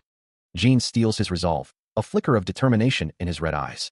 A shuffling sound breaks the silence, a chilling reminder of the horrors outside. The moans of the undead grow louder as the zombies approach. Jean knows he needs a weapon to survive. Maybe he could find something, anything, to defend himself. He clenches his fist, a surge of defiance coursing through him. Jean stares at his bloodied hand, a grim reminder of the fight he's already endured. There's no need to take the more dangerous route, he thinks, trying to rationalize his fear. It was worth a shot. A strange, swirling energy emanates from the orb clutched in Red's hands, its surface slick with an unknown substance.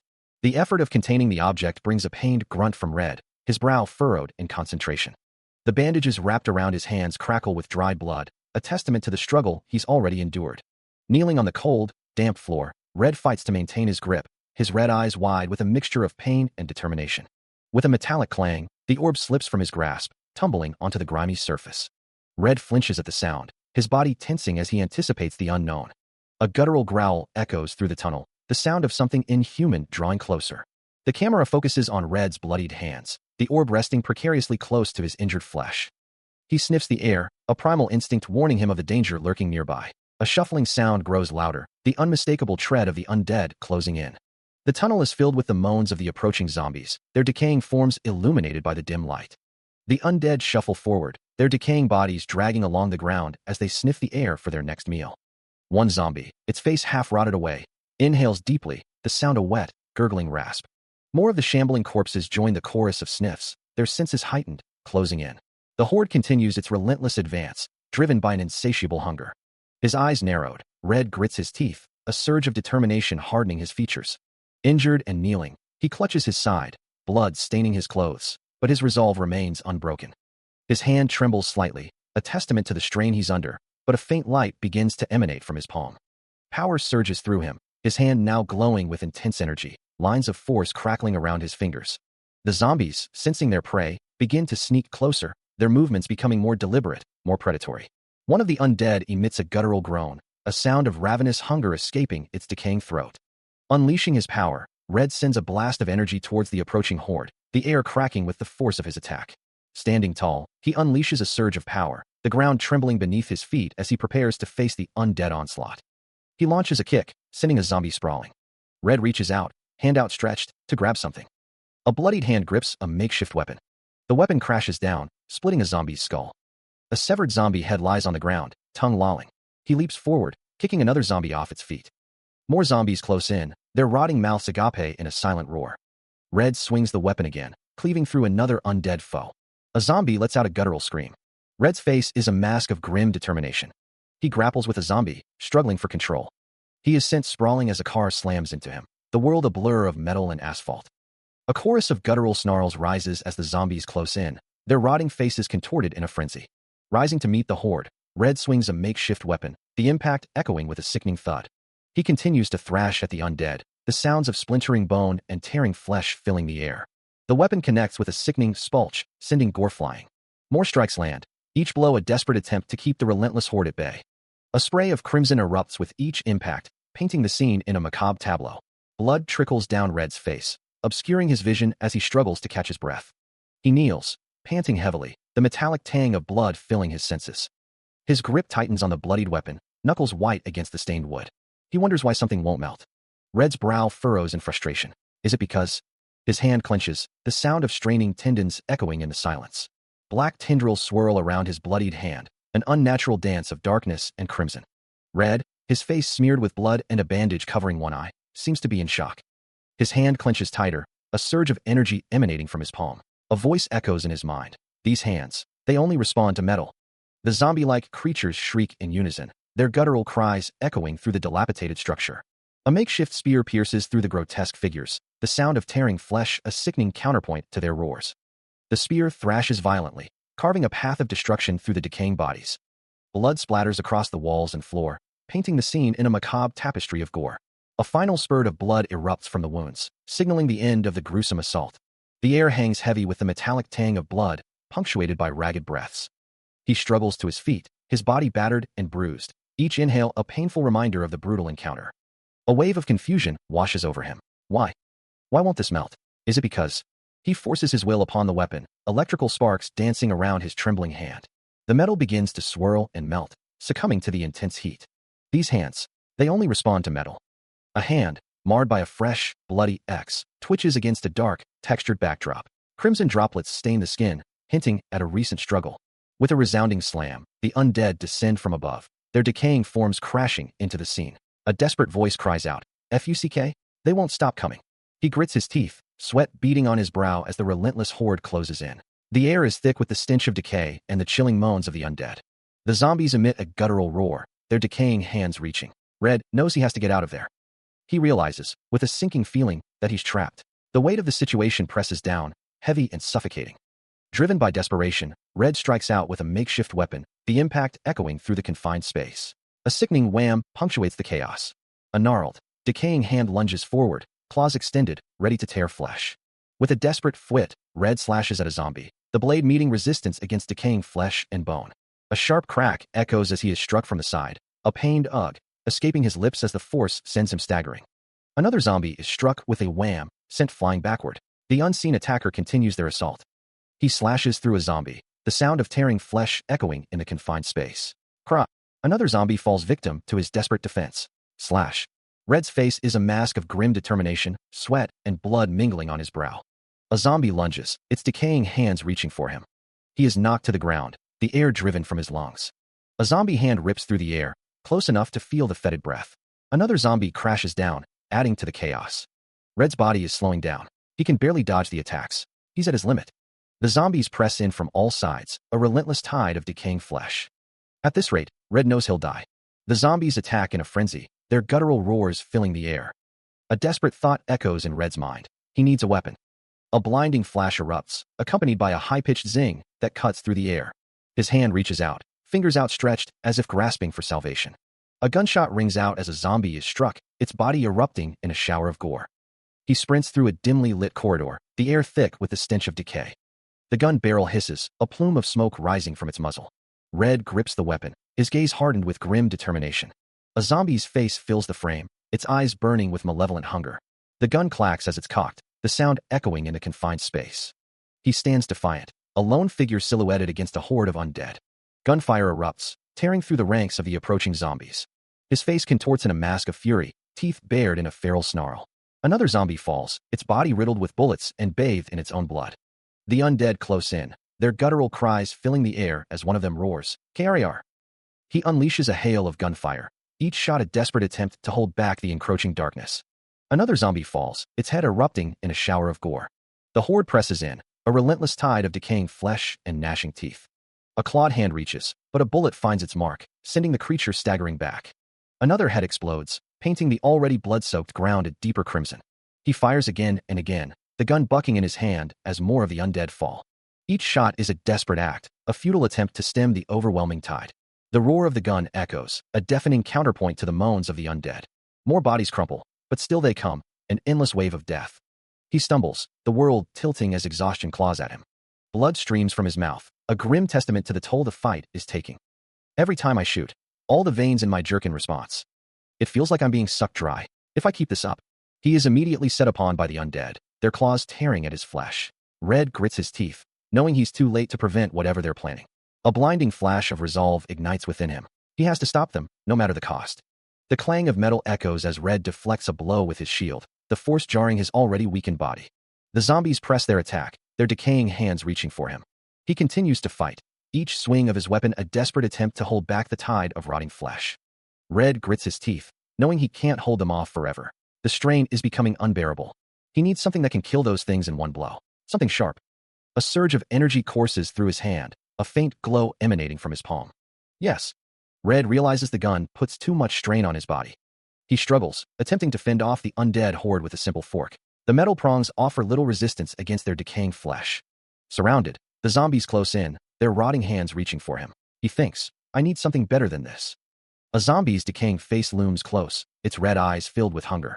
A crimson blur slices through the air. The new weapon continues its deadly arc. The blade, now slick with gore, whirls through the air. Blood drips from the edge of the weapon. The crimson trail paints a gruesome picture of devastation. Red carves through the zombie horde with newfound power. His eyes glow with manic glee, a wide, blood-stained grin spreading across his face. Yeah, now that's more like it. He continues his brutal assault, the new weapon a whirlwind of death. The weapon continues its dance of death, leaving a trail of destruction in its wake. He stood amidst the ruins, the air thick with the smell of smoke and decay. The ground was littered with the corpses of zombies, their bodies torn apart and bloodied. A leg twitched, blood swirling around it like a crimson whirlpool. A hand dripped with blood, each drop a morbid punctuation mark. Red, splattered with gore, stared at his hands. These new arms are so bizarre, he muttered. The building loomed around him, a skeletal frame against the ashen sky. A gleam of light pierced the gloom, promising something new. Two figures stood bathed in an ethereal glow, energy crackling around them. They stood poised, ready for whatever came next. One of the figures was injured, leaning on the other for support, their breath coming in ragged gasps. The injured figure's face was a mask of pain and determination. Claws burst forth with a resounding shing. Red stands amidst the chaos, crimson appendages extending from his body. The battle rages on. One of the figures shouts, yeah, now that's more like it. A wide, maniacal grin spreads across Red's face. The figures clash, a whirlwind of violence and destruction. Amidst the fallen, a lone figure stands amidst the debris and bodies. One of the claws swirls ominously. The claw hisses, a sound of primal aggression. Red stares at his hands, a mixture of shock and curiosity in his eyes. He wonders, these new arms are so bizarre. In the distance, a building looms, a silent witness to the carnage. The dilapidated room fades into view as an unseen force slams into the woman. The impact sends a shockwave of energy rippling outwards as she is struck again. A blinding flash accompanies another blow, the force of which threatens to shatter her bones. Dark tendrils lash out, constricting her as the unseen assailant continues the assault. She gasps for air, each breath a ragged struggle against the pain. A masked man's face contorts in fury, his teeth bared in a savage snarl. A sharp cry escapes her lips as she struggles to comprehend the onslaught. Ah! Her head snaps to the side, the force of the blow ringing in her ears. Ugh, master! The man's hand connects with her face, the sound echoing in the confined space. Look at me. How can you ask for forgiveness? His bloodied hand clenches as he spits out venomous words. This is all because you took your fucking time. Another brutal slap lands, the impact sending her reeling. Master, please, Moss. Coup. She struggles to breathe, each gasp a testament to the agony she endures. Ugh. The masked man stands over Red, who kneels before him, bloodied and defeated. He declares, his voice cold, that he won't forgive her next time. Zhu then demands to know the location of the blood crystal. Red flinches, recoiling from his harsh tone. Sniffing the air, Red realizes something is mixed in the blood, preventing her from sensing it properly. She thinks to herself that she is a useless girl. Zhu watches her, his expression unreadable behind his mask. A gloved hand picks up a vial from the ground. Holding the vial, Zhu asks if she can warp. Red, struggling to maintain consciousness, says she can, one more time, and instructs him to take him to the master. She thinks that they might be able to find something useful if they dig through his brain. She then resolves to track the blood crystal. Zhu winces in pain, swearing that he'll make her pay for this. He thinks to himself that he needs some blood first. Dust motes dance in the pale light filtering through the skeletal remains of skyscrapers. From above, the city is a graveyard of concrete and steel, a testament to a forgotten war. A voice echoes in the distance. Jean. Huffing, Red thinks to himself, I just need to turn around that corner. The back of Red's head is visible, his red hair spiky and unkempt. A lone, ruined building stands against the sky, a silent sentinel in the wasteland. Red trudges forward, his footsteps echoing in the desolate streets. The city stretches before him, a labyrinth of broken buildings and shattered dreams. He continues his journey, the light filtering through a broken window. Tap, tap, tap, the sound of his footsteps on the debris-strewn floor. Tap, tap, tap. He walks on, a lone figure in a ruined world. He stares out the window, his gaze fixed on the ruined city before him. The remnants of a broken mug lie on the table beside him. Meanwhile, a pristine white mug sits on a countertop. A voice echoes, specifying, "No cream, 2 spoons of sugar, just the way you like it." Elda stands in a modern kitchen, holding a mug. A faint smile graces her lips. Back in the ruined city, a broken mug lies amidst the debris. Char Red stands near the broken mug, his head bowed. His face is bruised and bloodied, his body bearing the marks of a recent struggle. He reaches down, his hand hovering over a shard of the broken mug. A soft thump echoes in the desolate space. Clutching the shard, he grimaces in pain. "Jean," he whispers, his voice strained. Sitting amidst the ruins, he clutches his head, anguish etched on his face. "What should I do now, Jean?"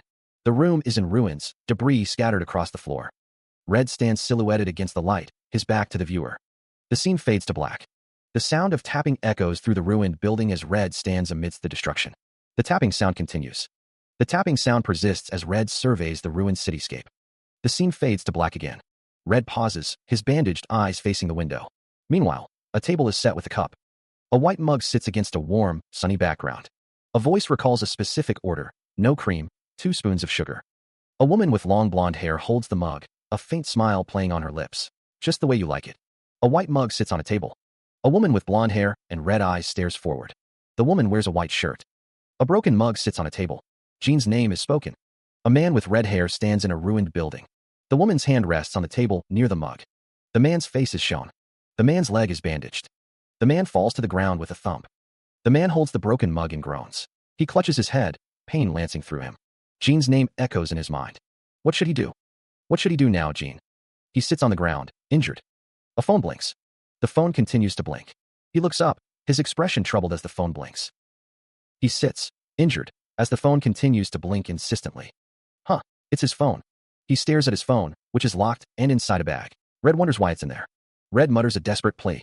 He taps the screen repeatedly, begging for something to happen. Red continues to tap, his frustration mounting. The phone displays a message. Your call cannot be completed at this time. Another message appears. Please try again later. Slamming his fist against the wall, Red's anger boils over. He curses under his breath. Red stands by a wall, looking defeated. His frustration simmers. Red grits his teeth, his eyes narrowed in fury. The phone displays the same message again. Red cries out in anguish, demanding a connection. He fumes about the phone service providers, questioning what a meteor has to do with network connection. A ding alerts him to a new message. Red scoffs, doubting it's a video message. He just wants the damn call to connect, his jaw clenching in frustration. He thinks to himself that he's late again, and Jean is going to kill him. He urges the phone to connect already. He taps the screen, realizing he did get a video message back then. Red taps the screen again, a grimace on his face. There, the video begins to load. The screen displays a notification. You have one new message from Jean. A finger taps the play button. The video message displays, you're late. Jean's face appears on the screen, looking displeased. Jean's voice rings out. I knew it. If there's one person who'd be late on his 1-year anniversary, it'd be you. Red thinks to himself, Jean. Red's expression is a mix of guilt and anxiety. A message flickers on a screen. Jean's voice echoes, laced with frustration. I'm sure you tried to help someone else and got dragged into their mess again. Her tone sharpens with exasperation. Honestly, how many times has this happened? A pause hangs in the air, heavy with unspoken words. A softer note enters her voice. That's what I love about you. Jean's expression softens, a hint of fondness in her eyes. Her voice hardens again, a warning laced within. If you're going to help someone, do it right. If you half-ass it, I won't forgive you. A towering building stands against the sky, painted with the colors of sunset. A promise echoes, tinged with longing. I'll be here, waiting for you. Jean stands silhouetted against the fading light, her figure radiating a quiet strength. A whisper of reassurance drifts on the breeze. I'm not worried. A final thought, filled with unwavering faith. You always keep your promises and show up in the end. The blonde woman closes her eyes, a gentle smile gracing her lips. From her phone, a message. You're just late sometimes, Another message follows. Red, I'll wait for you. I love you. The phone displays the image of Sarah, her expression soft and loving. The phone screen goes dark, the message sent. Meanwhile, amidst the ruins of a shattered city, broken structures claw at the sky. Red kneels on the ground, his white shirt stained with grime and blood. The weight of the world seems to press down on him. A ragged breath escapes him. Scars mark his neck, a testament to battles fought and survived. He lifts his head, the ruined cityscape a stark backdrop to his weary figure. The bloodied shirt clings to his frame, a symbol of his struggle. Red's eyes burn with a fierce determination, a promise of resilience amidst the desolation. His brow furrowed, Red's jaw clenched with resolve. He thought, meteor fell. I'll go to the place where Jean said she'd wait for me. Nothing changes until I see her myself. His red eyes burned with determination. A surge of hope. Jean is alive. The place where the meteor fell was now a ruined cityscape. Red stood amidst the devastation, his gaze fixed on the horizon. He called out, Jean, wait for me. He vowed, I won't be late this time. The ruined city stretched into the distance, shrouded in mist. Skeletal buildings pierced the sky, monuments to a forgotten era. A soft, ethereal glow permeated the scene, hinting at a fragile hope amidst the desolation. A pale sky hangs overhead. Below, a massive tree grows from the ruins of a city. The buildings are overgrown with roots and vines. A voice emphasizes the importance of thoroughness, insisting that if one is going to help someone, they must do it correctly. A voice declares, filled with emotion, that they will not forgive. A towering building stands against the bright sky. A voice promises to be there, waiting. A woman with long, flowing blonde hair stands with her back to the viewer, bathed in the warm light of the sky. A woman in a light pink dress stands among lush greenery, stating that she is not worried. A voice expresses the belief that someone always keeps their promises and shows up in the end. A close-up reveals a woman's serene face, her eyes closed in a peaceful expression. A woman's voice admits that someone is just late sometimes, adding a soft "ee." A voice, filled with affection, says, Red, I'll wait for you. I love you. A phone screen displays a picture of the woman from earlier. A hand holds a phone, a video paused on the screen, showing the woman's face. Rubble and broken structures litter the desolate landscape, a testament to a past cataclysm. He kneels amidst the ruins, his body bearing the marks of a brutal struggle. The weight of the world seems to press down on him. A ragged breath escapes him, a sound lost in the stillness of the ruined city. His gaze is fixed on some distant point, a flicker of determination in his red eyes. The city stretches out before him, a graveyard of shattered dreams and broken promises. Rising to his feet, Red faces the devastation, his resolve hardening with each step. His crimson eyes burn with a fierce intensity, fueled by a promise he intends to keep. The memory of her words echoes in his mind, a beacon in the darkness. The place where the meteor fell, he would go there. The place where Jean said she'd wait for him. Nothing changes until he sees her himself. Jean is alive. The ruined city stands as a silent witness to his unwavering determination, a testament to the enduring power of hope. He stood amidst the skeletal remains of skyscrapers, the wind whistling through the hollowed-out windows like a mournful dirge. The air tasted of dust and decay, a grim reminder of the city's fate. Red's voice echoed through the desolate landscape, a desperate plea cutting through the silence. Jean, wait for me. He clenched his fist, a surge of determination hardening his gaze. I won't be late this time. A distant silhouette of a ruined castle pierced the horizon, shrouded in a perpetual mist. The city's remains stood as a testament to a forgotten war, its buildings like tombstones in a vast, desolate graveyard. Skeletal trees clawed at the sky, their branches bare and lifeless, mirroring the desolation below. Dust motes danced in the faint sunlight, illuminating the ghostly outlines of buildings swallowed by the encroaching fog. The sky wept a pale blue, its tears blending with the mist that clung to the ruins, blurring the line between reality and memory. A lone tree, its leaves tinged with the colors of sunset, stood defiant against the encroaching decay, a beacon of fragile hope.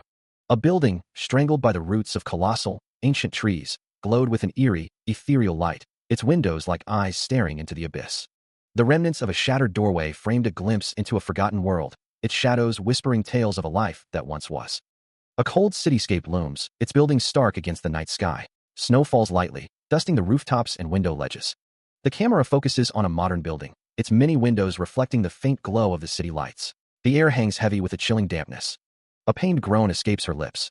Her face contorts in discomfort, teeth bared against an unseen pressure. Her brow furrows, a single bead of sweat tracing a path down her temple. The air crackles with an unseen energy. A scream tears from her throat, raw and desperate. Tears stream down her face, reflecting the faint, ethereal glow that surrounds her. Her body begins to convulse, the unseen force twisting her features into a mask of agony. The scent of ozone fills the air, sharp and metallic. A monstrous form engulfs her, its shadowy tendrils wrapping around her body. A wet, sickening slurp echoes in the darkness, accompanied by a guttural growl. The transformation intensifies, her flesh warping and contorting.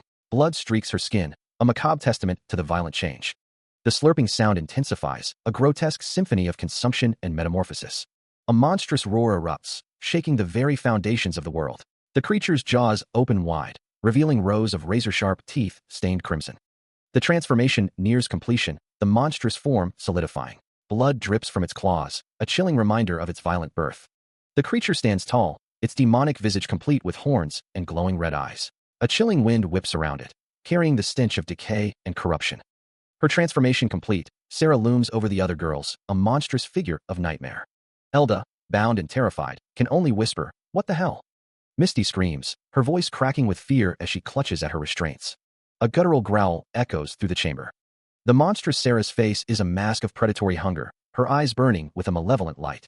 She licks the blood from her hand, a grotesque gesture that sends shivers down the spines of her captives. Reaching out with a clawed hand, Sarah elicits another scream from the terrified Misty. Misty and Elda huddle together, their faces contorted with terror as they whisper, "In no."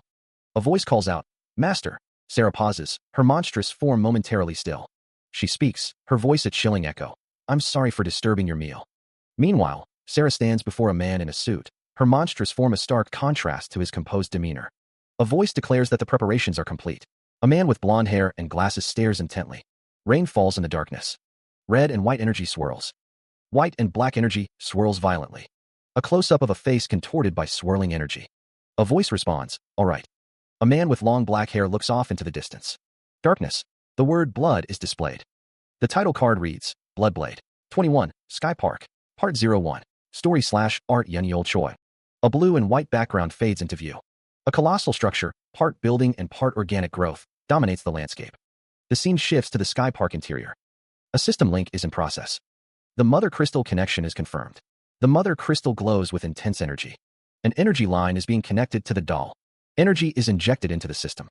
The charging process reaches 95%. The system announces 100%. Charging complete. The doll's status is being checked. Life response is clear. A woman with cybernetic attachments lies within the charging apparatus. All levels are normal. Dr. Angel is ready.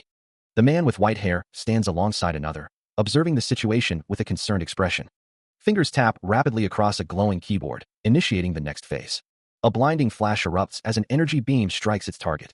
A high-pitched zing echoes through the room as the system responds.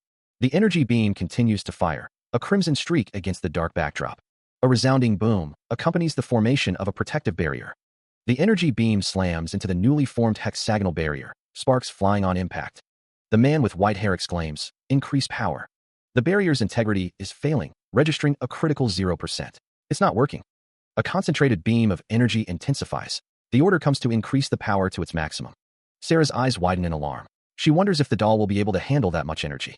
Sarah grits her teeth, blood trickling from the corner of her mouth. Her body is already breaking under the strain. Dr. Angel's face is grim. "It doesn't matter," he insists, "increase the power." Angel's jaw is clenched, his expression unwavering. A hand taps furiously on a glowing keyboard, inputting the command. The energy beam intensifies with a sharp zing, and a scream pierces the air. Sarah's face contorts in agony, her eyes wide with pain. The energy beam surges forward with a swoosh, its power amplified. Despite the increase in power, it's no use. The barrier is taking 0 damage. The energy beam slams into the barrier with a deafening KUAH. The doll body's damage is at 20%. The energy beam slams into the doll body, pushing the damage to 35%. The damage continues to climb, now reaching 65%. Dr. Angel is told to continue the attack. At this rate, the doll will break first. Sarah grits her teeth, realizing that she can't even take this. Sarah orders them to shut it down. Dr. Angel is told not to stop. Dr. Angel looks concerned. Energy swirls around the doll body. The energy continues to swirl. The doll body leaps. The doll body is struck by the energy beam. From the depths, a monstrous form writhes, its grotesque limbs reaching out. A core of blinding light pulses with immense energy, a beacon of destruction. Engulfed in flames, a figure is consumed by the inferno. The monstrous form looms, a harbinger of devastation. The core intensifies, its light searing the very air. The flames rage, consuming everything in their path. Kaboom! The building erupts in a cataclysmic explosion. Debris rains down as the structure collapses, a testament to the destructive force unleashed. Silence descends as darkness claims the scene. Fingers tap rapidly across a glowing keyboard. The typing continues, each keystroke deliberate and precise. A blinding flash erupts, bathing the area in intense light. A woman winces, her face contorted in pain from the sudden burst of energy. A sharp, high-pitched zing echoes through the room. A beam of concentrated energy shoots forward, leaving a trail of light in its wake. The beam slams into a hexagonal barrier, creating a visible shockwave. A voice declares that a protective barrier has formed around the Mother Crystal. The voice continues, stating that the barrier damage is at 0%. A command is given to increase power. 2 figures, one with white hair and glasses, the other with short black hair, watch intently from behind a console. A voice announces that the power has increased by 50%, but the barrier damage remains at 0%, which is deemed unacceptable. The barrier hums with contained energy, its hexagonal matrix glowing an intense cyan. A voice commands an increase to full power. The operator winces, blood trickling from the corner of her mouth. What? The doll won't be able to handle that much energy. Her body is already breaking, but a voice insists, it doesn't matter. Increase power. The command is repeated, a desperate plea echoing in the sterile chamber. Increase power. The energy surges, a blinding white light filling the space between the operator and the barrier. Her fingers fly across the keyboard, each tap a sacrifice of her own vitality. A strangled scream tears from her throat as the energy overload threatens to consume her. Her teeth are bared in a grimace of pain, blood smearing her lips as she pushes beyond her limits. The barrier intensifies, the cyan glow now a searing white, but the structure remains unchanged. Through gritted teeth, she declares, it's no use. The barrier is taking 0 damage. The barrier roars with power, a deafening crescendo of energy unleashed, yet it remains impervious. The doll's body sustains damage, rising from 20 to 35%. The damage continues to climb, reaching 40, then 65%.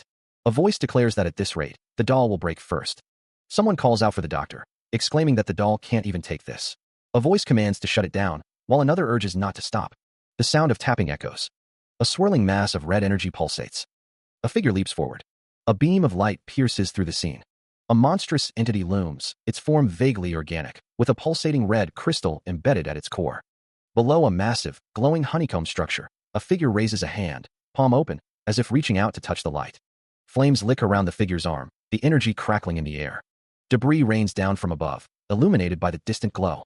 The honeycomb structure pulses with light, its geometric pattern casting an eerie glow.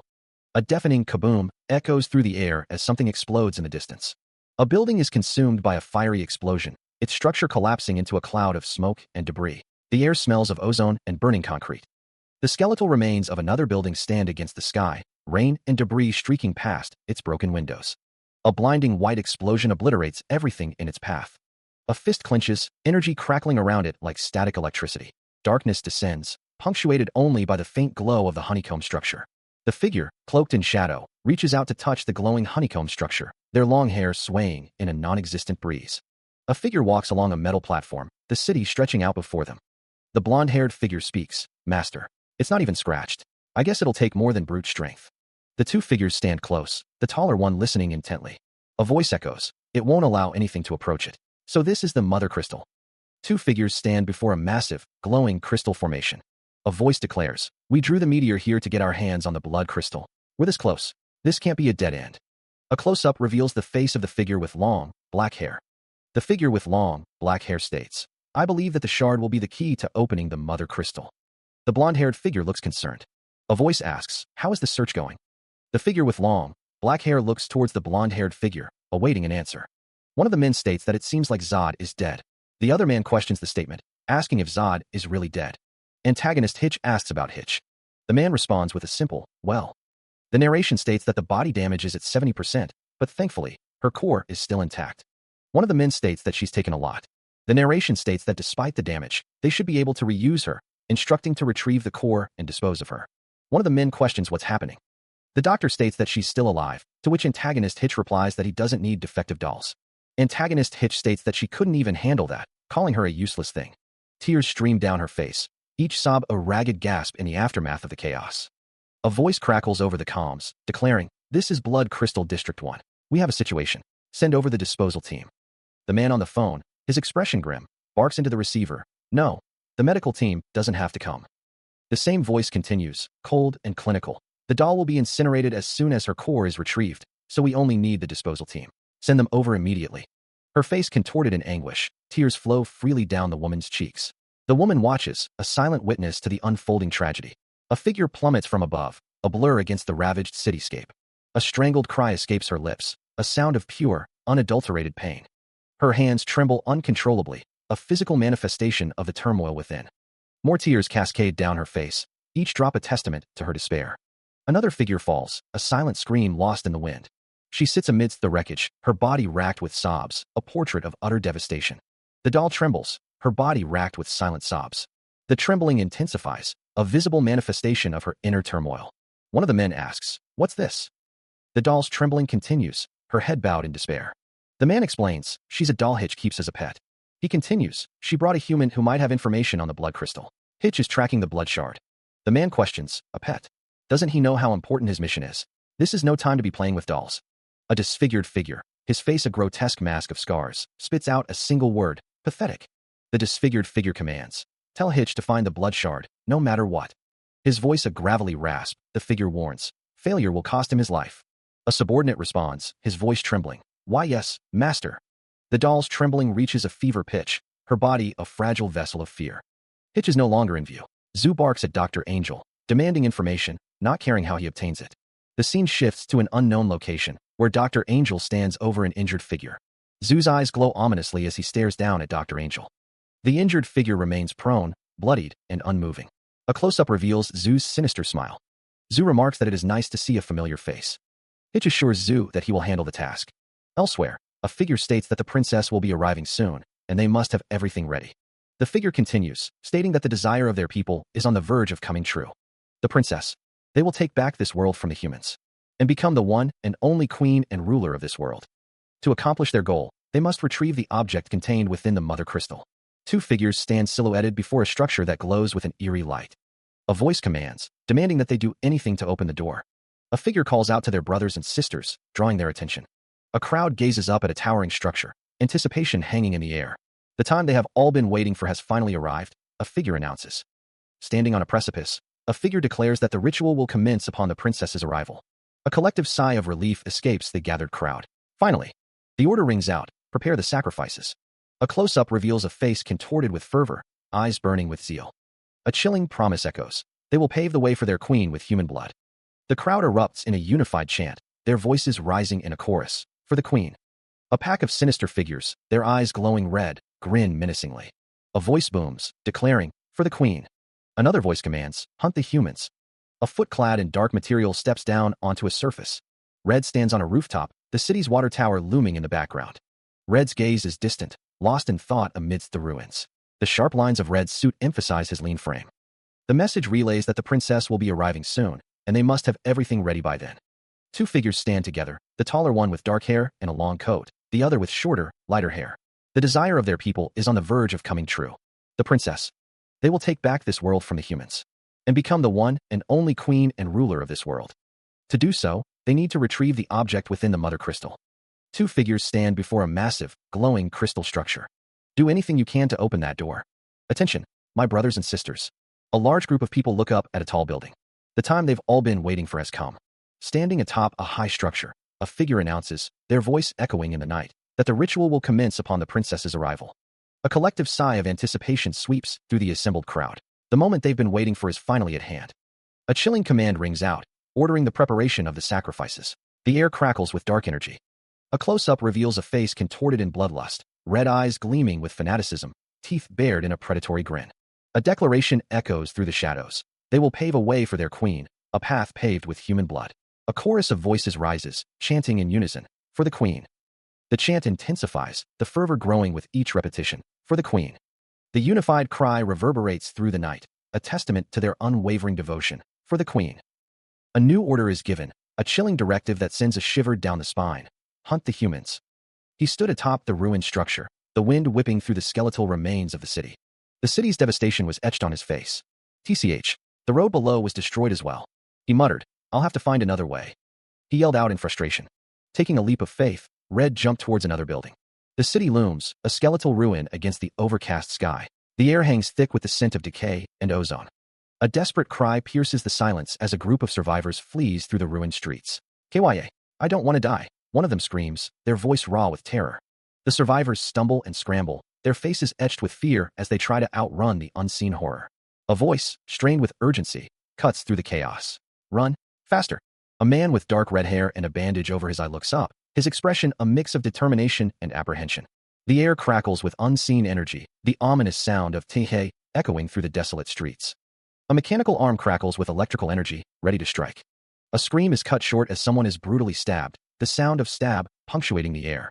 Another victim falls, the word stab emblazoned across the scene as the unseen attacker continues their assault. The air shimmers with electric energy, the sound of Tzuke growing louder as the unseen force prepares another attack. The electrical energy intensifies, the threat growing ever closer. Another victim is struck by the unseen electrical attack, the sound of BZZ filling the air as they collapse to the ground.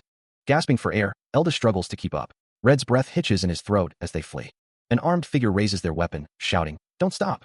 Run!" Tears stream down Elda's face as she runs, her expression a mask of terror. Red's face is contorted in a grimace of determination. Huffing, the armed figure continues the pursuit. A voice booms, "Don't let any of them get away." A figure with a glowing hand responds, "Got it, Chief." The sound of something heavy skidding across the ground echoes. Elda shouts, "We have to get to the other side." A voice calls out, "Go into the alley." Another voice shouts, "Look up there." A shadowy figure stands silhouetted against a bright light. Elda cries, "Don't stop. We'll run right over him." A figure in a police uniform unleashes a hail of gunfire, the weapon bucking in their hands. A horrifying scream pierces the air as an explosion erupts, sending debris flying in all directions. The camera focuses on a face contorted in agony, the features barely recognizable amidst the chaos. Red eyes glare out from a mangled visage, a mask of pain and fury. The figure's profile reveals the extent of the damage, a grotesque distortion of what was once human. Elda and Red watch in horror, their faces etched with fear as the destruction unfolds before them. A body plummets from above, a silent testament to the unseen forces at play. A figure in SWAT gear stands amidst the carnage, a grim sentinel in a world gone mad. Elda's eyes widen in terror. "Run," she screams, urging Red to flee. Someone shoves with desperate force, clearing a path through the chaos. A robotic arm crackles with energy, a surge of power ready to be unleashed. Boom. The sound echoes through the scene, a deafening roar of destruction. Electrical energy crackles through the air, the raw power visible in blinding flashes. The energy surges, striking a figure with devastating force. The electrical discharge concentrates around the figure's feet, the ground scorched by the intensity. The character's face is contorted in pain as the electricity courses through them. A hand clenches, the fingers sparking with residual energy. One of the figures, with spiky black hair and piercing red eyes, looks down at the scene. "Ugh, you brute," he spits out. The figure continues, his voice cold and calculating. "Don't worry, I didn't kill them." A man lies on the ground, groaning in pain as electrical arcs dance around him. "Ugh, coo." The spiky-haired figure observes the scene below. He stands overlooking the street, his expression unreadable. A woman watches, her eyes wide with shock and fear. The spiky-haired figure speaks, his voice laced with a hint of amusement. "We have a runner." A man with slicked-back black hair and piercing red eyes licks his lips, a predatory glint in his gaze. Another man, his red hair disheveled, stares blankly ahead, a trickle of blood running down his face. A lone figure sprints down a desolate street, the sound of their footsteps echoing in the empty space. A voice, thick with tears and hiccups, whispers, "I'm sorry." A woman with short brown hair runs, tears streaming down her face as she apologizes for running. The hiccuping voice continues, lamenting being alone. A crack echoes, the sound of something breaking under immense pressure. A deafening boom shatters the silence as an explosion rips through the scene. Debris flies in all directions, the force of the blast obliterating everything in its path. A sinister hissing sound fills the air, a prelude to something unknown. Two figures stand silhouetted against a backdrop of crumbling buildings, their intentions shrouded in mystery. A towering figure stands amidst the ruins, overlooking another individual kneeling on the ground. The woman's face is marred with blood. She struggles to breathe. A man gulps, his eyes wide with apprehension as he looks at the woman. The woman's chest heaves as she struggles for air. One of the figures asks, "Chief, aren't you hungry? Can we eat it?" The chief replies, "No, we haven't filled our quota yet." He continues, "We'll still be short, even if we catch this one." The first figure responds, "At least our bellies will be full when we get told off." The woman with the robotic arm scratches her cheek, a thoughtful expression on her face. The chief declares, "All right, let's dig in." The woman lies prone, as the two figures loom over her. A figure peers from a rooftop, calling out, "Leave some for me." Below, another plummets from the building. Meanwhile, two figures stand together. One, a woman with her hair in a ponytail, says, "There isn't enough for three." Another mutters about his hearing being too good. The sharp crack of a gunshot echoes through the city. Red stands, gun raised, facing Zoo. Blood splatters the air between them. A drawn-out hiss echoes through the air. The sound fades into the distance. A figure stands silhouetted against a dilapidated building. The figure is framed by debris and the remnants of a ruined structure. Heavy, ragged breaths fill the air. A close-up reveals a figure panting, blood trickling from their mouth. A sharp gulp punctuates the silence. The camera focuses on a woman's chest, her clothing torn and stained with blood. A woman with a cybernetic hand slams her fist on a table. She shouts, "No, we haven't filled our quota yet." A man with slicked back hair and piercing red eyes says, "We'll still be short, even if we catch this one." The man licks his lips, continuing, "At least our bellies will be full when we get told off." The woman with the cybernetic hand scratches her chin thoughtfully. You have a point. A cloaked figure, eyes glowing red, declares, all right, let's dig in. A smaller figure stands beside them, also with glowing red eyes. A figure sits on the ground, their back to the viewer. A figure peers through a hole in a brick wall, exclaiming, leave some for me. A bald man with a stern expression stands next to a woman with her brown hair in a ponytail. There isn't enough for 3, he says. A voice cries out, TCH. His hearing is too good. You traitors, don't leave me dash. A figure with spiky brown hair and red eyes looks up, uttering, eh. A view from above shows a rooftop with various structures. A figure with spiky red hair falls from a building. The figure continues to fall. A hand, marked with veins and swirling dark energy, holds a gun. The sound of a gunshot echoes. A figure with spiky brown hair and red eyes lies on the ground, blood pouring from their head. A deafening bang echoes through the air. The scene erupts in a flurry of motion, punctuated by the sharp reports of gunfire and the sickening spray of blood. Another bang rings out, the sound swallowed by the chaos. The violence continues, painting the surroundings in crimson. A gun lies discarded on the ground, a silent testament to the brutal exchange. Elda's eyes widen in disbelief. What the hell? She stammers. Her face contorts in a mixture of horror and dawning rage. Elda's expression hardens, her eyes burning with fury as she prepares to retaliate. Bang! An explosion rips through the area, the sound echoing like a thunderclap. She is struck by an unseen force, sent flying through the air. Zing! Zing! Silence descends, heavy and suffocating. Impaled by multiple spears, she is left bleeding and broken. She grits her teeth, blood trickling down her chin. This is nothing. A manic grin stretches across her face, belying the pain she must be feeling. Staring up at her unseen attacker, she wonders, Flash.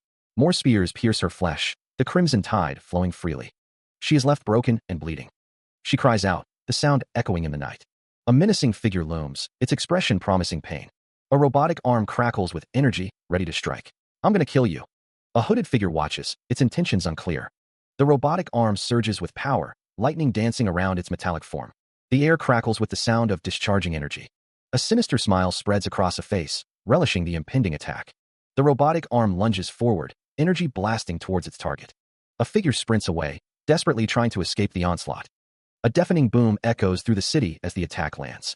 Elda plummets through the air, the rain blurring her vision. A figure descends, striking Elda with a final, devastating blow of energy. Electrical energy crackles through the ruined cityscape. The air crackles with raw power. A blinding flash illuminates the destruction. The energy surges, obliterating everything in its path. A whooshing sound echoes through the air as the battle intensifies. The two figures clash amidst the chaos, a whirlwind of motion and energy. Zhu demands, who are you? How can a human fight like this? Are you part of the human guard? Red retorts, that's none of your business. Zhu's gloved hand clenches, electricity arcing around his fingers. Zhu cackles, Kakik, I've got you now, you cheeky bastard. You aren't going anywhere. The fight intensifies, electrical energy crackling as Zhu and Red exchange blows. Zhu threatens, I'll turn you to ash. His face contorted in rage, Zhu's teeth bared in a feral snarl. Power surged through his arm, crackling with raw energy. A jolt of pain shot through him. What the fuck? My arm? Zhu roared. Red smirked, a glint of triumph in his eyes. I'm the one who caught you. Red taunted. Zhu lunged forward, his injured arm outstretched. Red mirrored his movement, extending his own arm in response. With a brutal grab, Zhu seized Red's face in his metallic hand. Zhu grins, his eyes gleaming with malice. You look confused. The air crackles with energy as Zhu prepares his attack. Don't worry, you'll get used to how it feels. The electricity intensifies around Zhu, a visible sign of the power he's about to unleash. To be hunted. His eyes blazing with electric energy, Zhu unleashes the attack. The electricity spreads, arcing and crackling through the air.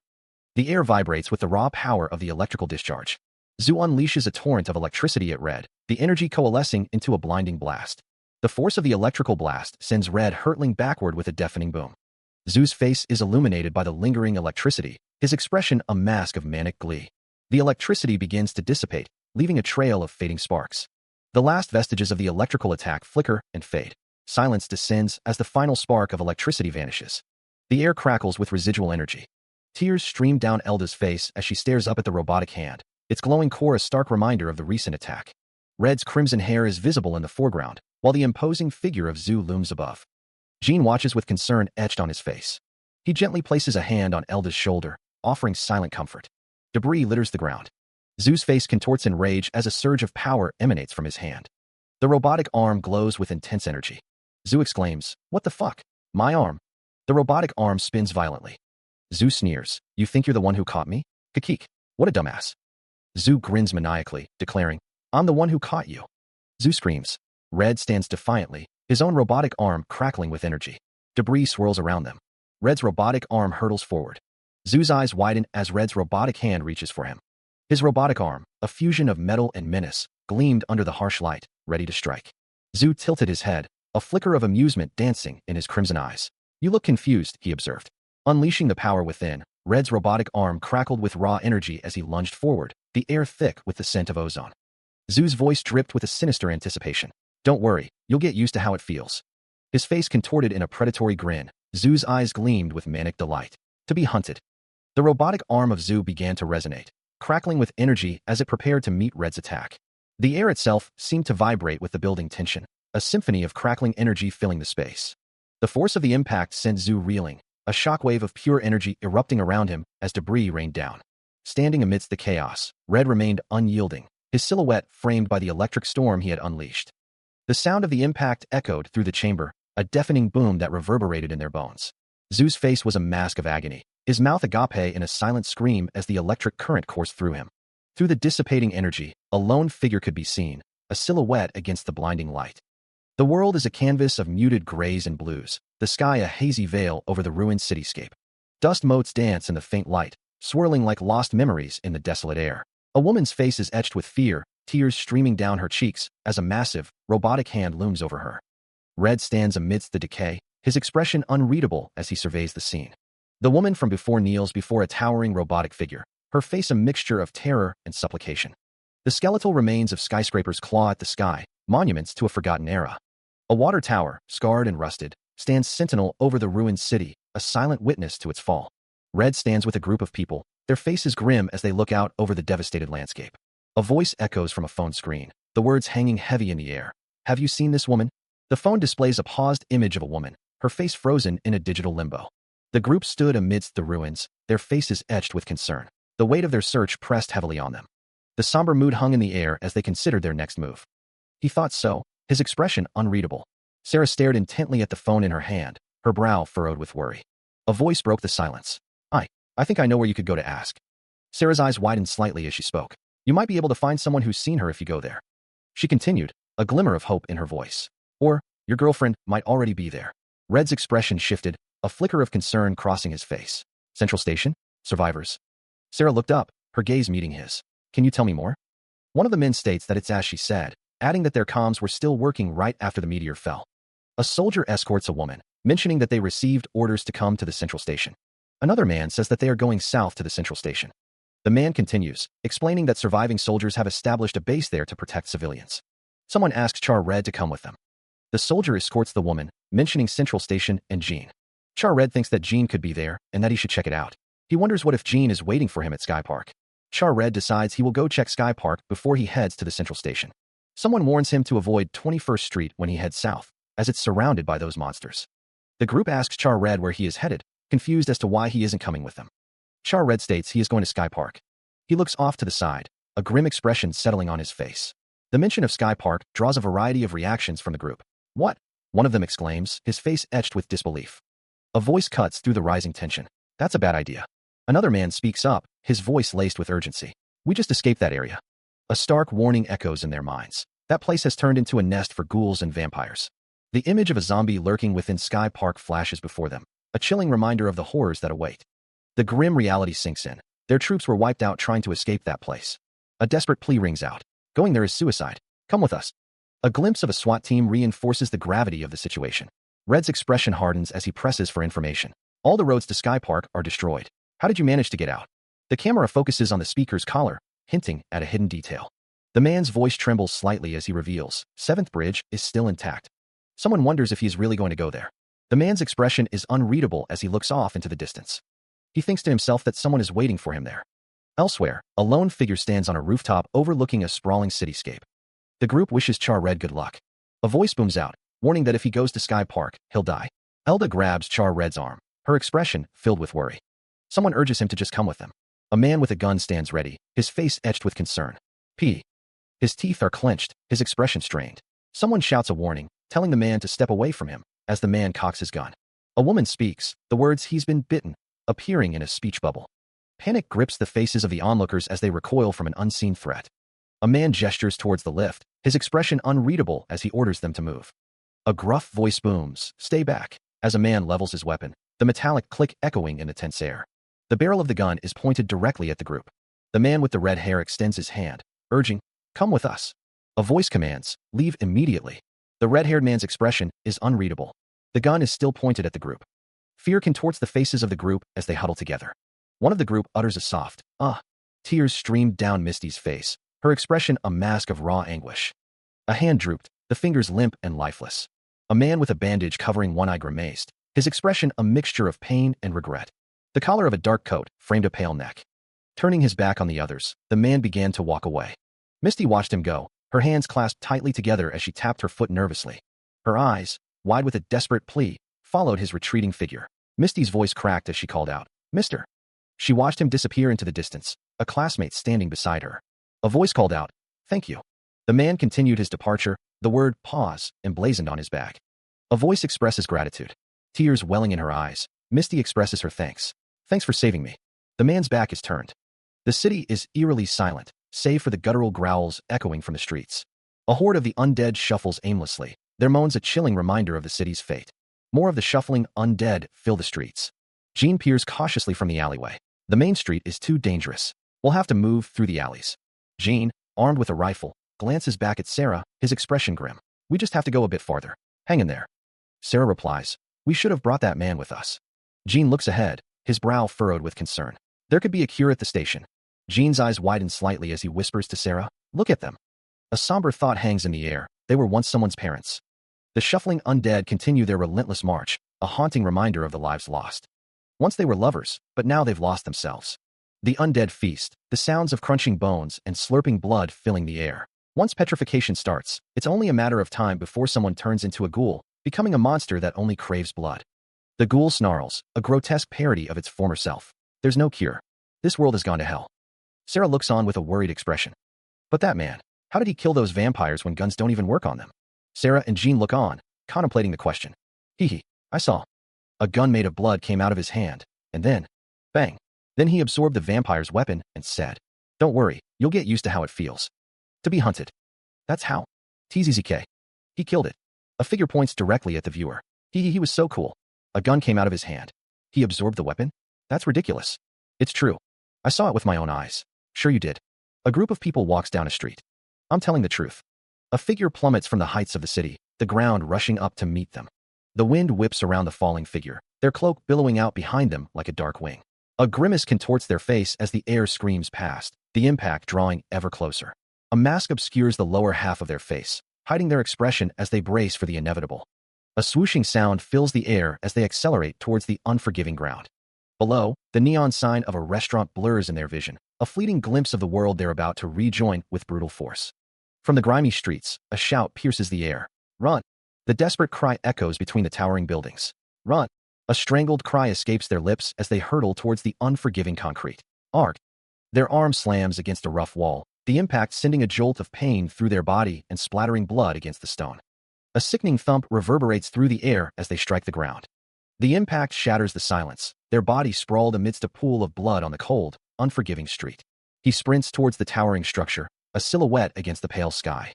A man lies sprawled on the ground, his face contorted in a silent scream, blood staining his clothes and the pavement. Crimson pools mar the cracked earth, a stark testament to the violence that has transpired. His eyes wide with terror, the fallen man's face is a mask of blood and pain. A woman's face, streaked with blood, hints at the horror she has witnessed. A monstrous maw, dripping with crimson, extends a grotesque tongue to lick its razor-sharp teeth. The monster's voice rasped, "Hey, little lady, could you tell me more?" A young woman gazes up at a cloaked figure, its presence casting a long shadow over her. The woman's voice trembled as she asked, "About the man who made a gun with his hand?" The monster's face, a grotesque parody of a smile, is stained with the blood of its victims. Her eyes wide with fear, the woman trembles, her body racked with sobs.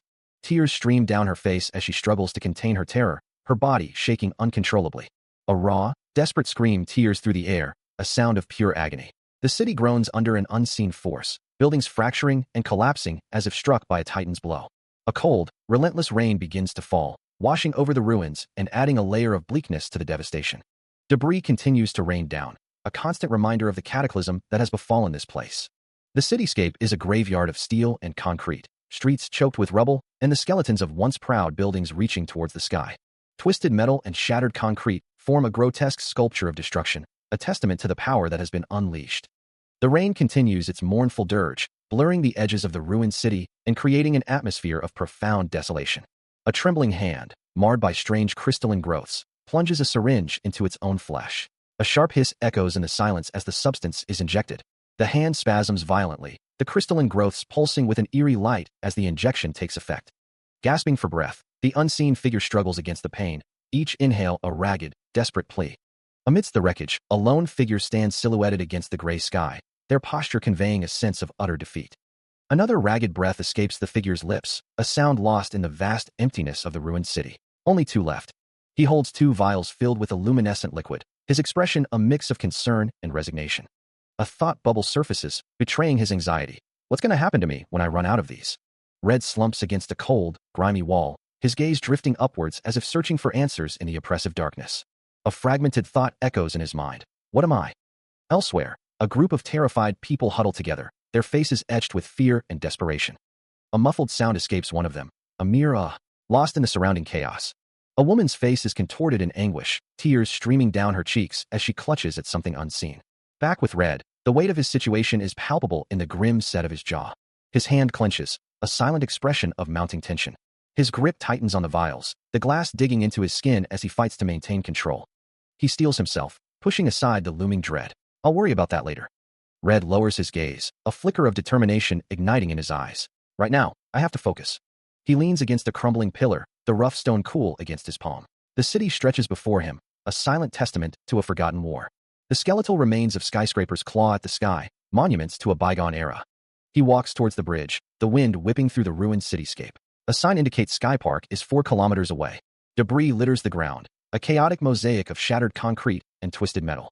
Jean is waiting for him across the bridge, a beacon in this desolate landscape. The bridge stretches into the distance, a fragile thread connecting him to his destination. He mutters, his voice barely a whisper against the wind, that he is coming for Jean. A determined glint hardens his gaze, his jaw set with resolve. His coat billows behind him as he strides forward, a silhouette against the pale sky. He approaches the entrance to the bridge, the air thick with the scent of decay and ozone. The road ahead is cracked and uneven, a testament to the ravages of time and conflict. Tires screech against the asphalt as a vehicle comes to a sudden halt. He speeds across the ruined bridge on his motorcycle, the skeletal remains of the city stretching out before him. Elsewhere, another figure rides a similar motorcycle, their expression unreadable beneath the shadow of their hood. A lollipop dangles from her lips, her crimson eyes gleaming with anticipation. A voice echoes, laced with a predatory satisfaction. There you are. He steps over a large piece of rubble, the sound of crumbling concrete echoing in the desolate landscape. The ruined cityscape stretches before him, a testament to a forgotten war. A sign for Sky Park hangs precariously, a ghostly reminder of what once was. He walks along a ruined bridge, the north gate looming in the distance. The bridge is littered with debris, a treacherous path through the ruins. He thinks to himself, Jean is waiting for me across the bridge. The bridge stretches towards a distant city, a beacon of hope in the desolate landscape. The path ahead is fraught with danger, the ruins a constant reminder of the past. Red declares, I'm coming, Jean. His coat billows in the wind, a symbol of his determination. Below, the ruins are a maze of twisted metal and broken concrete. Red continues his journey, his shadow stretching long behind him. A tire screeches against the asphalt. A lone figure stands on the edge of a ruined bridge, overlooking the desolate cityscape. The bridge lies in ruins, a testament to a forgotten catastrophe. A scooter speeds along the broken road, its rider determined to reach their destination. Debris litters the landscape, a constant reminder of the city's downfall. A figure with crimson eyes and purple hair holds a lollipop in their mouth, a sinister smile playing on their lips. A voice echoes, filled with anticipation. There you are. The word blood is scrawled across a wall, a chilling warning of the dangers that lie ahead. A resilient tree grows atop a dilapidated building, a symbol of hope amidst the desolation. The ruined buildings stand as silent witnesses to the city's tragic past. A pulse of energy emanates from the darkness. The energy converges on a large, red crystal. A figure stands silhouetted before a massive display of hexagonal energy patterns. A hand reaches out, touching the glowing energy field. Energy crackles around the hand, like miniature lightning strikes. The red crystal pulses with an intense light. Hitch, his face contorted in frustration, mutters, "This is ridiculous." He continues, his voice rising in anger. How dare a mere meteor reject me? Hitch's expression hardens, a sinister smile spreading across his face. I'll open you up, no matter what. Hitch thinks to himself that he needs a new doll and should go to the storage room. Which one, he wonders. Two figures discuss whether Misty will be joining their family. Hitch stands beside Misty, his expression unreadable. Misty says, her voice strained, that she is happy, Doctor. Hitch's gaze is intense. Hitch asks, his tone laced with concern, if he was the one who messed up her face. Tears stream down Misty's face. She stammers that she was punished because she made a mistake. Hitch and Misty stand in front of a large tank. Hitch whispers the word, Master? His expression is troubled. A voice commands them to listen up. Hitch gently cups Misty's face in his hands. A sinister voice declares, I am your only master. The speaker's lips curl into a cruel smile. The voice continues, asserting, I'm the one who created your flesh and blood. A woman floats serenely in a clear liquid, her hair billowing around her. The voice booms, I'm the one who created your soul and breathed life into you. A pale figure is lifted from a tank, suspended in the air. The voice proclaims, I'm the one who brought you into this world. The voice sneers, I'm the one who showed mercy to a defective doll like you, instead of incinerating you into ashes. Tears stream down the woman's face as she trembles. The voice thunders, remember, I'm the only one who can take your life from you. The voice asks again, so let me ask you again, who's your master? The speaker's face looms closer, a sinister presence. A hand trembles, the owner declaring that they have only one master. The trembling continues as the speaker reveals that Dr. Angel is their master. The woman's face is etched with worry, a small trickle of blood at the corner of her mouth. Dr. Angel smiles, a sinister glint in his eyes. Good, he says. The doctor orders someone to return to Hitch for now. Dr. Angel adjusts his glasses, a thoughtful expression on his face. He promises to share any new information he learns. Meanwhile, Dr. Angel stands with the woman and another man, the sounds of tapping filling the air. Someone responds with, yes, doctor. Dr. Angel stands over a man strapped to a chair, his expression unreadable. The doctor greets someone named Michael, noting it has been a long time. A close-up reveals Michael's face, a hint of defiance in his eyes. The blonde-haired figure's face is marred with blood, dripping from a wound above his eye. Blood coats the other figure's face and splatters across their torn white shirt, a testament to the brutal encounter. She walks down a dimly lit hallway, the walls lined with pipes and grimy brick. Continuing deeper, the hallway stretches into the darkness. Her boots click against the metal floor, the sound echoing in the empty space. Each step is measured, deliberate. She passes through a doorway bathed in an eerie orange glow. Her expression is unreadable, her eyes fixed on something ahead. Long black hair falls around her shoulders as she moves forward. She stops before a large, illuminated tank, its contents obscured by the strange light. A faint crackling sound fills the air. Inside the tank, multiple bodies are suspended in a viscous fluid, their forms twisted and contorted. Jean and Michael stand nearby, observing the gruesome scene with detached expressions. The sound of footsteps echoed on the metal floor, the source unseen. A figure screamed, engulfed in a vortex of searing flames. Tears streamed down her face, a silent testament to her suffering. Her face contorted in anguish, a silent scream trapped in her throat. A choked sob escaped her lips. I'm sorry, she whispered, the words barely audible. Hiccuping, she repeated the apology, the sound echoing in the oppressive silence. I hate this. I want out of this hell, she cried, her voice cracking with despair. Her voice trembled as she called out, someone. A desperate plea echoed in the darkness. Please, help me. She sat hunched over, her head buried in her hands, a picture of utter desolation. A chorus of voices cried out in unison, help us. A dark room, stained with blood, hinted at the horrors within. A long, desolate bridge stretches into the distance, its surface marred by the scars of some unknown cataclysm. The bridge's skeletal supports loom overhead, disappearing into a hazy, indistinct sky. From above, the bridge appears as a ribbon of gray, bisecting a landscape littered with debris and the husks of abandoned vehicles. The wreckage is strewn haphazardly across the roadway, a testament to the chaos that unfolded here. A closer view reveals the sheer density of the abandoned vehicles, a silent, metallic graveyard stretching as far as the eye can see. A massive tanker truck dominates the scene, its metallic surface reflecting the bleak sky above. Twisted metal and shattered concrete lie scattered around the base of the truck, remnants of a violent impact. A man walks along the side of the tanker, his figure dwarfed by the sheer scale of the vehicle. The tanker's hatch looms large, a silent sentinel overlooking the desolate landscape. Red stands amidst the wreckage, the silence broken only by the wind whistling through the debris. He approaches a vehicle, the interior a gruesome tableau of death. A zombie-like creature twitches, its eyes vacant and lifeless. Another of the undead rides, a grotesque parody of life. Red's brow furrows. That's a bad idea. Jean's face is etched with worry. We just escaped that area. Red stands before a SWAT vehicle, his expression grim. That place has turned into a nest for ghouls and vampires. The ground is littered with the bodies of fallen officers, their uniforms stained crimson. A close-up reveals the horrifying visage of another undead creature. This is awful. Red's eyes narrow, a storm of grief and determination brewing within. How many of them died? The scene fades to black as a sense of foreboding settles in. I have a bad feeling. I need to. He is told to get out of here. A tap is heard. The sound of footsteps echoes on the pavement. Red's expression is serious. Red approaches a figure seated amidst the rubble. The ground is cracked and broken. A voice calls out, greeting him. The seated figure reclines casually, one leg crossed over the other. The seated figure remarks that Red is late. The seated figure's face is scarred and marked with strange patterns. The figure continues, stating that he was starting to get bored from waiting. It felt like something fell. What's going on? The man's eyes widen in shock as a series of beeps emanate from a nearby device. He stammers, and no, they showed up sooner than I thought. The man's expression turns to concern. Who showed up? Rain lashes down, obscuring the already dim cityscape. He whispers, it's them. The laptop screen displays a grainy image, the source of the incessant beeping. A figure states, the vampire hunting dogs. A gloved hand rests on the brim of a wide-brimmed hat, obscuring the figure's face. The rain intensifies, blurring the already indistinct surroundings. Another figure exclaims, it's that hunter. He survived that explosion, which means, all right, it's time to work. The blonde-haired villain's polished shoes tap against the ruined ground. The tapping of his shoes echoes through the desolate landscape. The man walks through the destroyed area, his shadow stretching long behind him. Do you know how much trouble I went through to find you? I'd like to take back the shard stuck in your head. What happened to the man who was with me? Man. Oh, the one who set off all those explosives. He was a real pain in the ass. Tapping his fingers, the figure with light hair asks, what do you think happened to him? The figure with dark hair retorts, you better answer me. The figure with light hair smirks, ooh, how scary. He asks, his red eyes gleaming, what if I say no? The figure with dark hair snarls, you're a smart ass, aren't you? His expression hardens, a predatory glint in his red eyes. He threatens, I'll make you want to talk. The figure with light hair challenges, are you sure you have what it takes?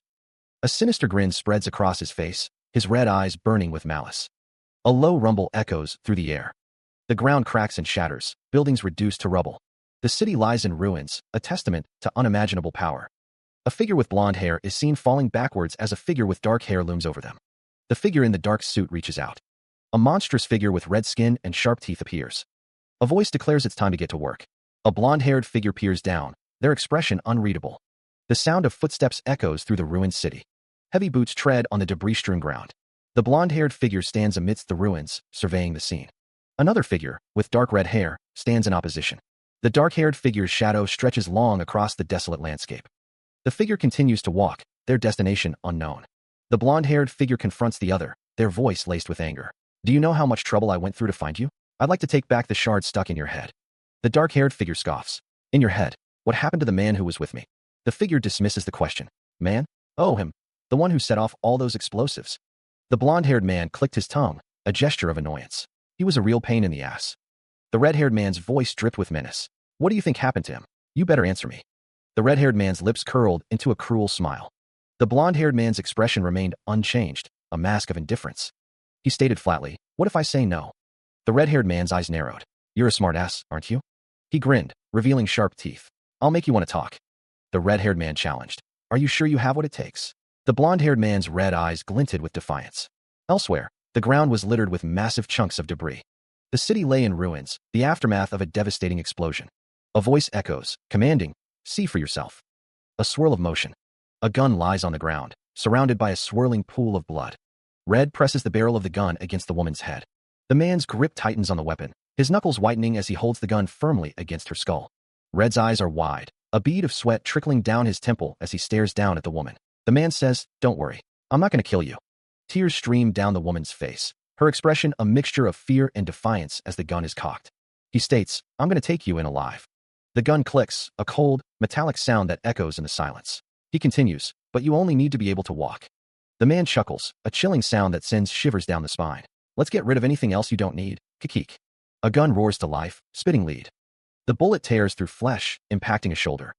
Another shot rings out, finding its mark in the center of the chest. A third bullet slams into the other shoulder. The barrage continues, a final bullet ripping through a leg, sending the figure staggering backward. His foot scrapes against the ground, fighting for purchase. The skidding continues, a desperate attempt to regain balance. A chilling laugh echoes through the air. Power begins to surge, an unseen force rippling around him. The energy intensifies, coalescing into a visible aura. The transformation accelerates, the air crackling with raw power. His eyes ignite with crimson light, a monstrous arm emerging from the shadows. He sprints forward, his cloak billowing behind him. A burst of speed. The car accelerates. The vehicle tears down the road, a streak of black against the gray asphalt. Boom. The car explodes in a shower of metal and sparks. Wreckage scatters across the street. He tumbles through the air, caught in the explosion's wake. Landing hard, the villain raises a weapon. Bang. He fires, muzzle flashes erupting from the gun's barrel. The bullets find their mark. He bursts from the wreckage, a predatory glint in his eye as he surveys the devastation. The villain lunges forward, his clawed hand extended, ready to strike. A deafening explosion rips through the air, sending debris flying in all directions. The inferno rages, consuming everything in its path. Amidst the chaos, the man with the clawed hand stands defiantly as the world around him explodes. Another blast erupts, the shockwave rattling the very foundations of the city. Boom. The sound echoes through the night, a symphony of destruction. Cars are tossed like toys as the explosion tears through the streets.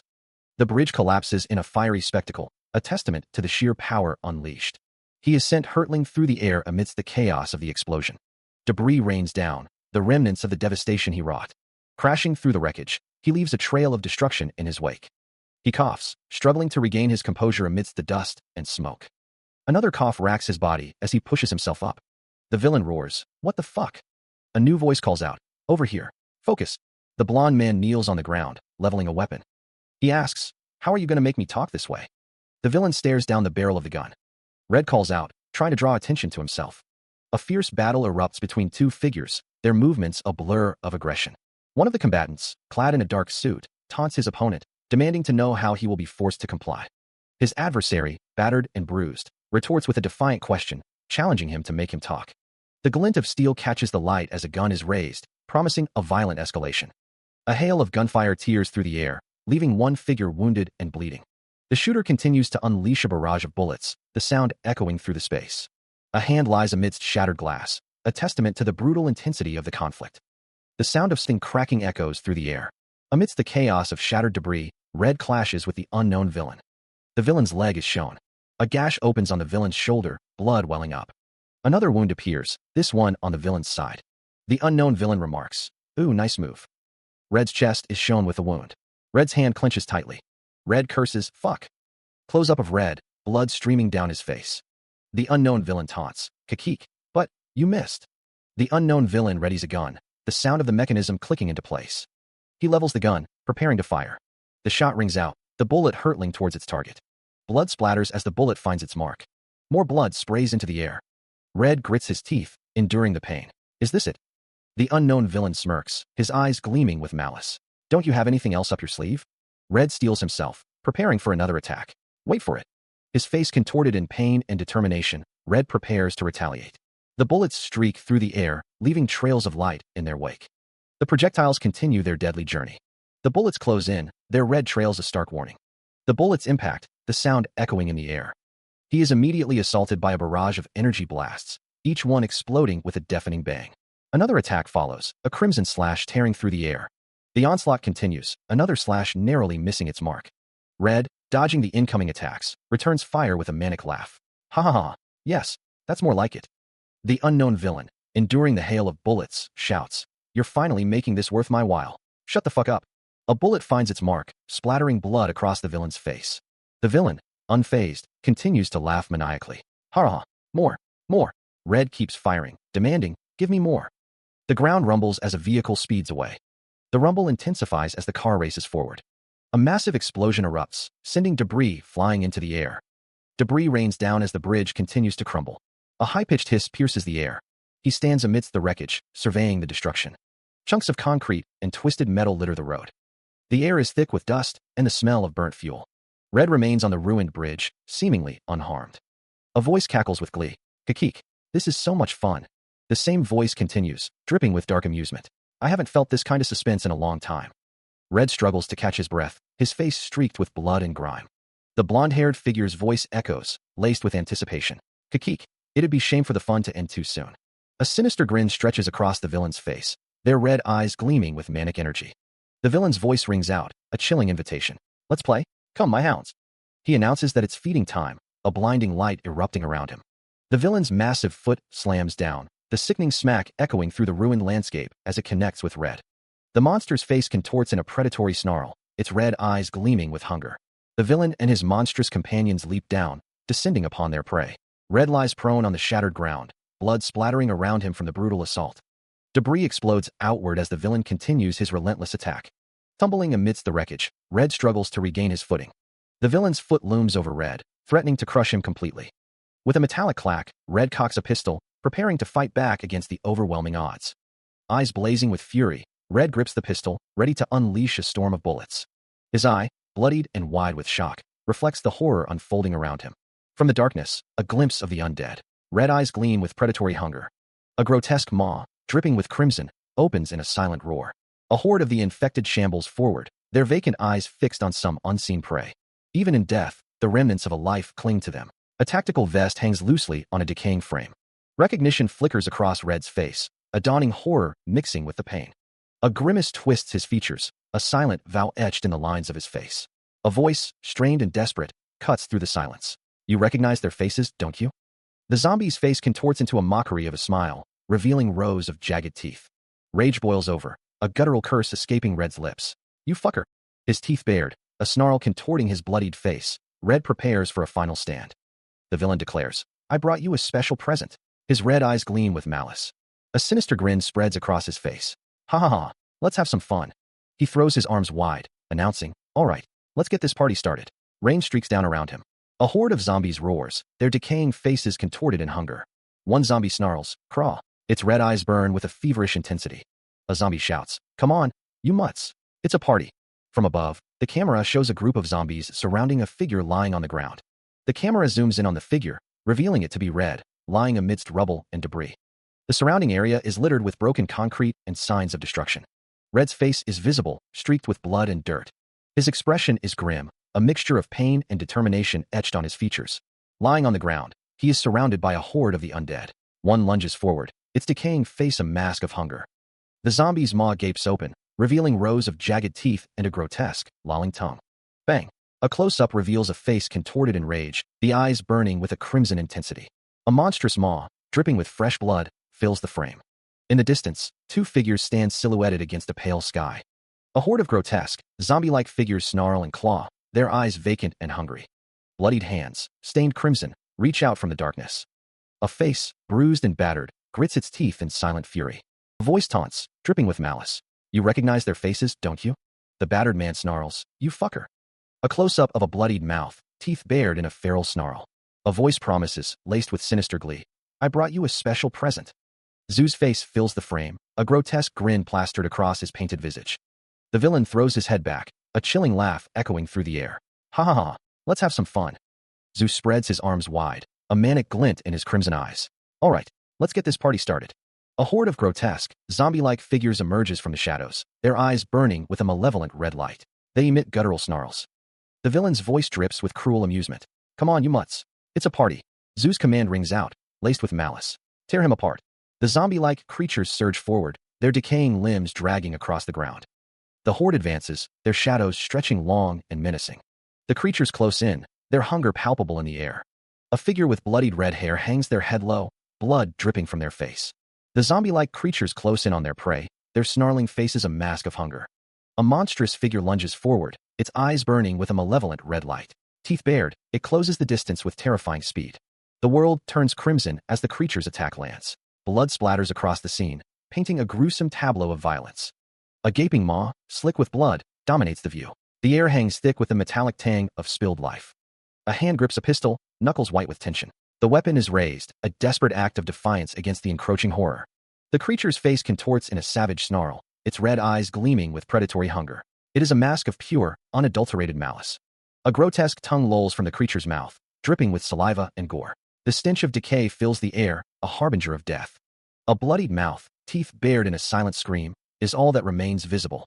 The taste of iron coats the tongue, a grim reminder of the battle. The word blood explodes across the scene, a stark and brutal declaration of the carnage unleashed. The scene is awash in crimson, the word blood emblazoned against a backdrop of chaos and destruction. The scent of copper hangs heavy in the air. A monstrous head is struck by an unseen force. The creature's face contorts in pain. Red levels his pistol, firing a shot. The gun roars, spitting fire and lead. The bullets tear into the monster's flesh, sending gore flying. The creature's body is riddled with holes. A woman with blonde hair watches from a distance. A figure plummets through the air. Red sprints forward, pistol in hand. The ground is littered with corpses. A man's face is shown in close-up. Zoo's crimson eyes burned with malice, a sinister smile twisting his lips. The threat echoed, a promise of violence hanging heavy in the air. I'll kill you. Red lunged forward, a blur of motion fueled by rage. He leveled his weapon, the barrel spitting fire and lead into the chaos. Zoo's gaze remained fixed, a chilling calm amidst the storm. The gun remained trained, a silent promise of more violence to come. Zoo seized Sarah, holding her close as a shield against the onslaught. Tears streamed down Sarah's face, her eyes wide with terror. A close-up reveals a body, bloodied and bruised, the fight having taken its toll. Sarah listens intently. The SWAT agent had told them that survivors were gathering at Central Station. She perks up, hearing that she might be able to find someone who's seen her if she goes there. Sarah expresses her gratitude, relieved to be alive. Tears well in Sarah's eyes, overwhelmed by the recent events. Elsewhere, a man, face marred by blood and fury, levels his pistol with deadly intent. Meanwhile, a woman, her expression cold and determined, pulls back the hammer of her gun with a sharp click. The sound of a gunshot echoes through the air. The woman fires, the bullet ripping through her target. A figure is sent hurtling through the air, limbs flailing amidst a shower of crimson. The world spins, the mangled chassis of a vehicle briefly visible against the stark white sky. The ground rushes up to meet them, a chaotic splatter of red painting the scene. A cascade of auburn hair frames a scene of carnage. A strangled scream tears through the air, the face contorted in agony. Blood soaks through a white shirt, staining the fabric a horrifying crimson. The world is a blur of pain and confusion, the figure collapsing amidst the wreckage. The twisted metal of the vehicle lies in ruins, a testament to the violence of the impact. With a deafening wham, the car slams into a concrete barrier, sending debris flying in all directions. The road stretches out, a silent witness to the devastation. Debris rains down from the sky, a grim reminder of the force of the crash. A strangled gasp escapes bloodied lips, the face a mask of pain and shock. Heavy breaths fill the air as a blood-soaked hand grips something unseen. A voice whispers, laced with regret, "I'm sorry." The scene is obscured by darkness. Jean cradles Sarah in his arms amidst the wreckage, both bearing the marks of a brutal encounter. The ground is stained with blood. A voice echoes, filled with confusion, "Why?" Red, his face bloodied and contorted in pain, gasps for air. "Why are you bastards doing this?" he demands. A heavy boot descends. "Step." Another voice, laced with anguish, whispers, "Why?" A voice responds, cold and resolute, "Are we doing this? That's because." The boot connects with Red's head. Stomp. Red's head is crushed beneath the attacker's heel. A disembodied voice echoes, declaring, "We are your masters." A figure in a dark suit and tie stands tall, their face obscured by a mask with glowing red eyes. The unseen figure continues, their voice dripping with disdain. "You humans exist to be our cattle." The figure's face contorts in rage, their teeth bared in a snarl. "How dare you betray your masters and parade around like you own this world?" The figure's voice booms, filled with malice. "It's time for you humans to pay the price." The figure's foot descends with brutal force. "You puny insects." The stomp lands with a sickening crunch. "We don't need a reason to squash a bug." The stomping continues, each impact echoing with cruel indifference. "So what if I killed a bunch of bugs? What are you going to do about it?" He struggles to crawl, his face a mask of pain and desperation. The figure's voice taunts him. "How dare you even try to crawl your way up?" The foot comes down again, crushing his hopes. "Stay down if you want to live." A strange device crackles with energy nearby. He lay amidst the rain-slicked debris, his body battered and broken from the unseen assault. A hand crackled with raw energy, the air around it shimmering with lethal intent. The energy discharged, a blinding flash promising devastation. Zoo's face contorted in rage, the energy swirling around him as he screamed, "What the fuck are you talking about?" Red's face was a mask of pain, blood trickling from his lips as he struggled to comprehend the sudden onslaught. Zoo's features twisted further, the crackling energy mirroring his inner turmoil. The energy intensified, a crescendo of destructive power building to a breaking point. Kaboom! The world erupted in a cataclysmic explosion. Debris rained down from the sky, a grim testament to the sheer force unleashed. Chunks of shattered earth and twisted metal plummeted towards the ground. A foot slammed against the ravaged ground, skidding to a halt amidst the chaos. Zoo continued to skid, leaving a trail etched into the pulverized earth. He sprints forward, weapon raised, the ruined landscape blurring past. Electrical energy crackles around the gun, a dangerous hum filling the air. Meanwhile, a metallic hand clenches around a glowing orb, the air buzzing with power. That weapon. Terror contorts a scarred face, one eye wide with fear. The figure's chest heaves, a desperate breath drawn in anticipation of the coming attack. Amidst the wreckage and bloodshed, a man cradles a woman in his arms. The ground is stained with crimson. Meanwhile, a woman with long blonde hair walks away from the scene. The man, his face streaked with blood, struggles to speak. Why? He croaks, his breath ragged. His voice cracking with desperation, he looks down at the woman in his arms. Why are you bastards doing this? He cries out. Heavy boots step forward, each footfall a promise of violence. A voice echoes the earlier question, filled with despair. Why? A scarred man with long blonde hair stares ahead, his expression unreadable. The man asks, doing this? That's because. A heavy boot descends, poised to crush the man's skull. The boot slams down with brutal force. He lies on the ground, battered and broken. A voice booms, declaring, we are your masters. The figure looms, a dark silhouette against the light, standing over the fallen form. The voice continues, dripping with disdain. You humans exist to be our cattle. The face contorts in rage, eyes burning with malice. How dare you betray your masters and parade around like you own this world? The figure snarls. It's time for you humans to pay the price. Spitting the words out like venom, the figure continues. You puny insects. A heavy boot descends, crushing bone and flesh with sickening force. The figure sneers. So what if I killed a bunch of bugs? What are you going to do about it? Red struggles to rise, pain etched across his bloodied face. The figure mocks. How dare you even try to crawl your way up? The figure's voice drips with malice. Stay down if you want to live. Electricity crackles around him as an unseen force begins to assault Red. The energy intensifies, focusing its destructive power on the helpless victim. A voice booms out, demanding, what the fuck are you talking about? The electricity surges, and Red screams in agony as the attack reaches its peak. His face contorted in pain, Red's features are barely recognizable amidst the electrical storm. Kaboom! The energy explodes outward. Debris rains down as the shockwave rips through the environment. The ground cracks and splinters under the force of the blast. A single foot remains standing amidst the devastation. A figure slides across the ground, leaving a trail of dust in their wake. Someone runs with a weapon in hand, their feet pounding against the ground. Electrical energy crackles in the air, a dangerous power unleashed. A hand clenches tightly, surrounded by arcs of electricity. A voice echoes, filled with a sense of dread. That weapon. A man with blonde hair stares ahead, his face contorted in pain. One of his eyes is damaged, blood trickling down his cheek. A red-haired man speaks, his expression filled with regret. If none of this had happened. A figure stands amidst the chaos, their body covered in blood and crackling with electrical energy. A voice whispers, filled with concern. That child. He lies on the ground, blood staining his clothes and the pavement beneath him. The scene speaks of a brutal encounter. A voice echoes, reflecting on what could have been. It would have been going through an average day. A figure stands over the fallen form, their presence casting a long shadow over the scene. An eye. A close-up reveals the extent of the injuries, blood streaming down his face. A sinister smile spreads across a face, hinting at a darker intent. Kakik, you're right about one thing. A menacing expression solidifies, promising retribution. Rumble. A figure stands in the street, the word rumble echoing around them. Rumble. The figure remains, the promise of conflict hanging heavy in the air.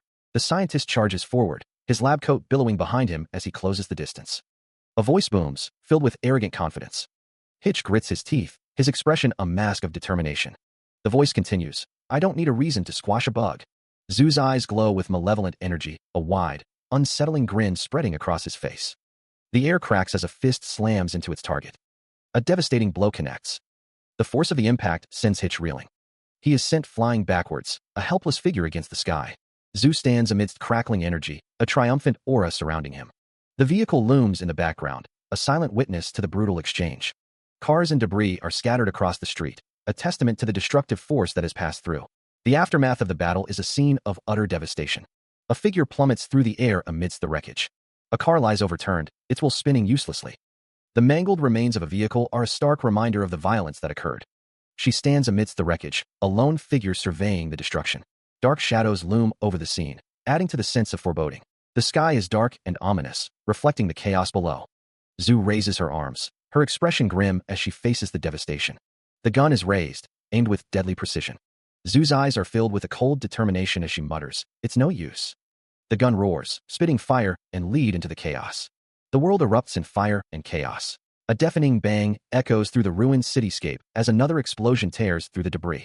Another bang reverberates as the destruction continues. Buildings crumble under the force of the blasts, reduced to burning husks. Amidst the inferno, a figure with crimson hair is caught in the blast's wake, their expression a mix of shock and defiance.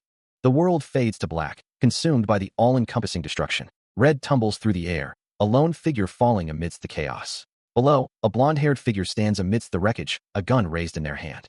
The ground rushes up to meet the falling figure, the world a blur of motion and destruction. A blinding flash of light erupts, another bang punctuating the chaos as the world is engulfed in flames. The explosions continue, each bang a hammer blow against the senses as the destruction intensifies. Red's face contorts in a savage snarl, blood streaking down their face as they grit their teeth in fury. A blonde-haired figure's eyes glow with an eerie red light, their expression a mask of cold determination. A scarred face is illuminated by the hellish glow, teeth bared in a feral grin.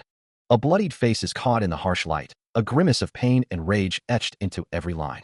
Debris continues to rain down from the sky, a grim reminder of the ongoing devastation. With a deafening slam, a car is crushed under the weight of the collapsing city. He is sent hurtling through the air amidst the chaos, a ragdoll tossed by the force of the blast. He crashes to the ground, the impact jarring every bone in his body. Grasping his sword, the blonde-haired figure prepares for the next attack. A hand grips a gun, the metal cold and unforgiving. Another weapon is readied, its purpose yet unknown. A voice booms, declaring, "I'll be taking your weapon."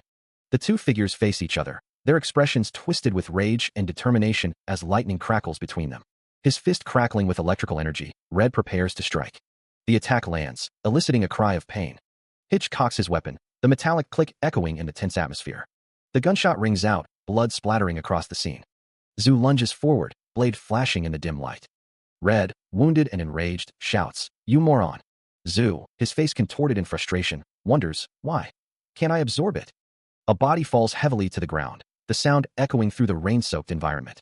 The ground is stained with blood, a grim testament to the ongoing battle. Blood plips onto the ground, the sound echoing in the silence. Red struggles to his feet, each breath a ragged huff. Blood stains his face and clothes. He collapses again, his legs unable to support him. The pavement beneath him darkens with his blood. A figure looms over him, holding a long-barreled gun. "Does this look like a gun to you?" the figure asks. The back of Red's jacket is soaked with blood, the fabric clinging to his skin. A close-up reveals the extent of Red's injuries. Blood streams from a wound near his eye, blurring his vision. A crimson droplet hangs from a gash on Red's neck, ready to fall. The figure holding the gun continues, "This isn't your average gun." The gun is shown in detail, surrounded by swirling red energy. Red's voice, weak and strained, manages to say, "Look, it's my blood." The figure stands tall, the swirling red energy intensifying around them. The swirling red energy continues to gather, obscuring the scene. A hand grips a large, black gun, blood dripping from its barrel. The gun is leveled at Red's head, the metallic glint a stark contrast to the blood staining his face. They were right about him being able to absorb weapons.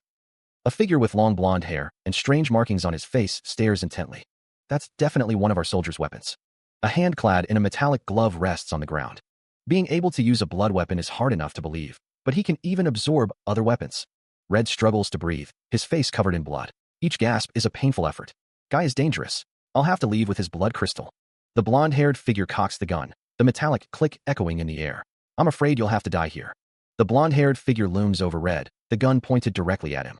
He is partially visible, his red hair a stark contrast against the darkness. A deafening bang echoes through the air.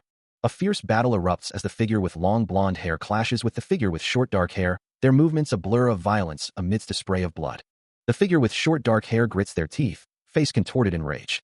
The figure with long blonde hair sneers, spitting out the insult, "You moron." A close-up reveals the figure's menacing grin, teeth bared in a predatory display. The figure with short dark hair, bloodied and enraged, struggles to comprehend. "Why can't I absorb it?" The figure's face is a mask of fury, eyes burning with hatred. A heavy thud echoes as the figure collapses to the ground. Blood pools on the ground, a grim testament to the brutal fight. A steady drip, drip, drip of blood marks the silence. The figure with short dark hair lies defeated, gasping for breath. Heavy breaths fill the air as a figure sits on the ground, blood pooling around them. A figure with long blonde hair, cradling a rifle, asks, "Does this look like a gun to you?" A smaller figure with red hair is behind them. The back of the figure is shown, covered in blood. A close-up reveals the figure's red-tinged eyes, their face smeared with blood. Blood drips from the figure's chin. The figure states, "This isn't your average gun." The figure's hand grips the gun, surrounded by swirling blood. The figure declares, "Look, it's my blood." The figure with long blonde hair is shown again, covered in blood. The figure's legs are shown, covered in blood. The figure's hand grips the gun tightly, more blood swirling around it. The scene fades to black, the swirling blood still visible. A gun is leveled at Red, the cold steel a stark contrast to the crimson staining his face and clothes. They were right about him being able to absorb weapons. A figure with blonde hair and a mask stares intently. "That's definitely one of our soldiers' weapons." A metallic hand lies on the ground, stained with blood. Being able to use a blood weapon is hard enough to believe, but he can even absorb other weapons. Red struggles to breathe, blood streaming down his face. This guy is dangerous. I'll have to leave with his blood crystal. The masked figure cocks the gun. I'm afraid you'll have to die here. A close-up reveals the extent of Red's injuries, the blood a stark reminder of the danger he faces.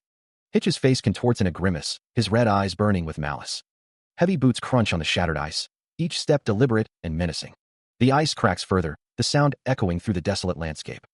The force of the blow sends Hitch flying backward through the air, shards of ice scattering around him.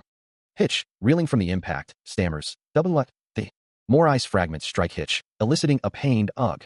A tire slams into Hitch's face with brutal force, blood splattering from the impact. The unknown woman speeds through the shattered ice on a motorcycle, her expression determined.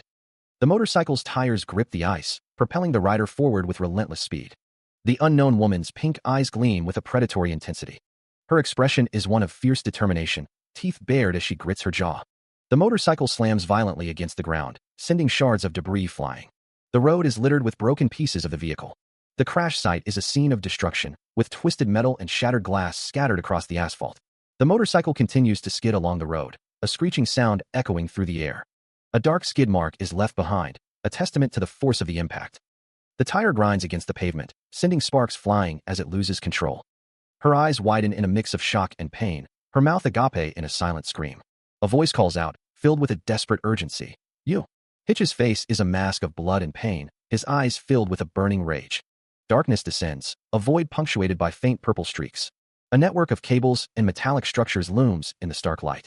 A silhouette stands before a cylindrical tank filled with a luminescent fluid, the scene bathed in an eerie glow. A stark white structure dominates the view, a dark rectangle obscuring the light beyond. A hand, veins prominent beneath the skin, reaches out as if grasping for something just out of reach. A woman with pink hair and scarred arms stands amidst the technological debris, her expression unreadable. A close-up view focuses on the lower torso, the fabric pulled taut. A figure in a long coat stands over a smaller, kneeling form, blood dripping from their hand. A body lies prone on a checkered floor, surrounded by splatters of blood. A bloodied hand clutches at the air, the fingers contorted in a final, desperate grasp. A grotesque face looms over a blood-soaked figure, a sinister grin spreading across its features. A trail of blood streaks across a stark, white background, leading to a fallen figure. A figure plummets, limbs contorted, drenched in crimson. Pale legs, seemingly lifeless, are splayed against a stark background. A blurred image conveys a sense of chaotic motion. A blood-soaked hand, fingers splayed, reaches out in desperation. The top of a head is barely visible in the darkness. Elda's gaze is distant, her hand bearing the marks of some unknown trauma. A fist clenches, knuckles white with tension. A hand, scarred and weathered, hangs suspended. A woman in a hoodie stands before a glowing tube, her back to the viewer. A voice apologizes, "Sorry for waking you up during your recovery, Elda." Elda stands with another woman in what appears to be a laboratory setting, her expression unreadable. The signal from the laptop is moving. Sarah, her face etched with worry, believes Michael might still be alive. She admits she doesn't know what to do. Hitch stands beside Elda, her back turned, the air thick with unspoken tension. A close-up reveals blood trickling from Elda's nose, a testament to recent trauma. More blood stains Elda's neck, painting a grim picture of her current state. Hitch turns his head, a silent question hanging in the air. Hitch insists they have to save him. Hitch asks if he's their friend, right? Elda looks up, her expression unreadable. Sarah's gaze lifts, mirroring Elda's action. Hitch apologizes to Elda for asking her to do this in such a state, his voice laced with regret. Hitch and Elda stand together, the weight of their shared burden palpable. Heavily wounded, Elda sobs, tears streaming down her face as the unknown woman comforts her. She reminds her that she hasn't fully recovered from her last fight. The unknown woman urges Elda to run if things get dangerous, not wanting to lose her too. Elda reassures her, promising to come back alive, no matter what happens. The unknown woman's expression hardens with determination. Elda repeats her promise, a steely resolve in her voice. She will return alive. Boom. The sound echoes through the air as an explosion rips through the area. Debris and destroyed vehicles are hurled skyward by the force of the blast. Amidst the chaos, the unknown woman and Red speed away on a red scooter, escaping the devastation. The scooter's wheel spins, blurring as they race away from the inferno. Red apologizes for waking Elda during her recovery. Elda stands next to Red, both looking concerned.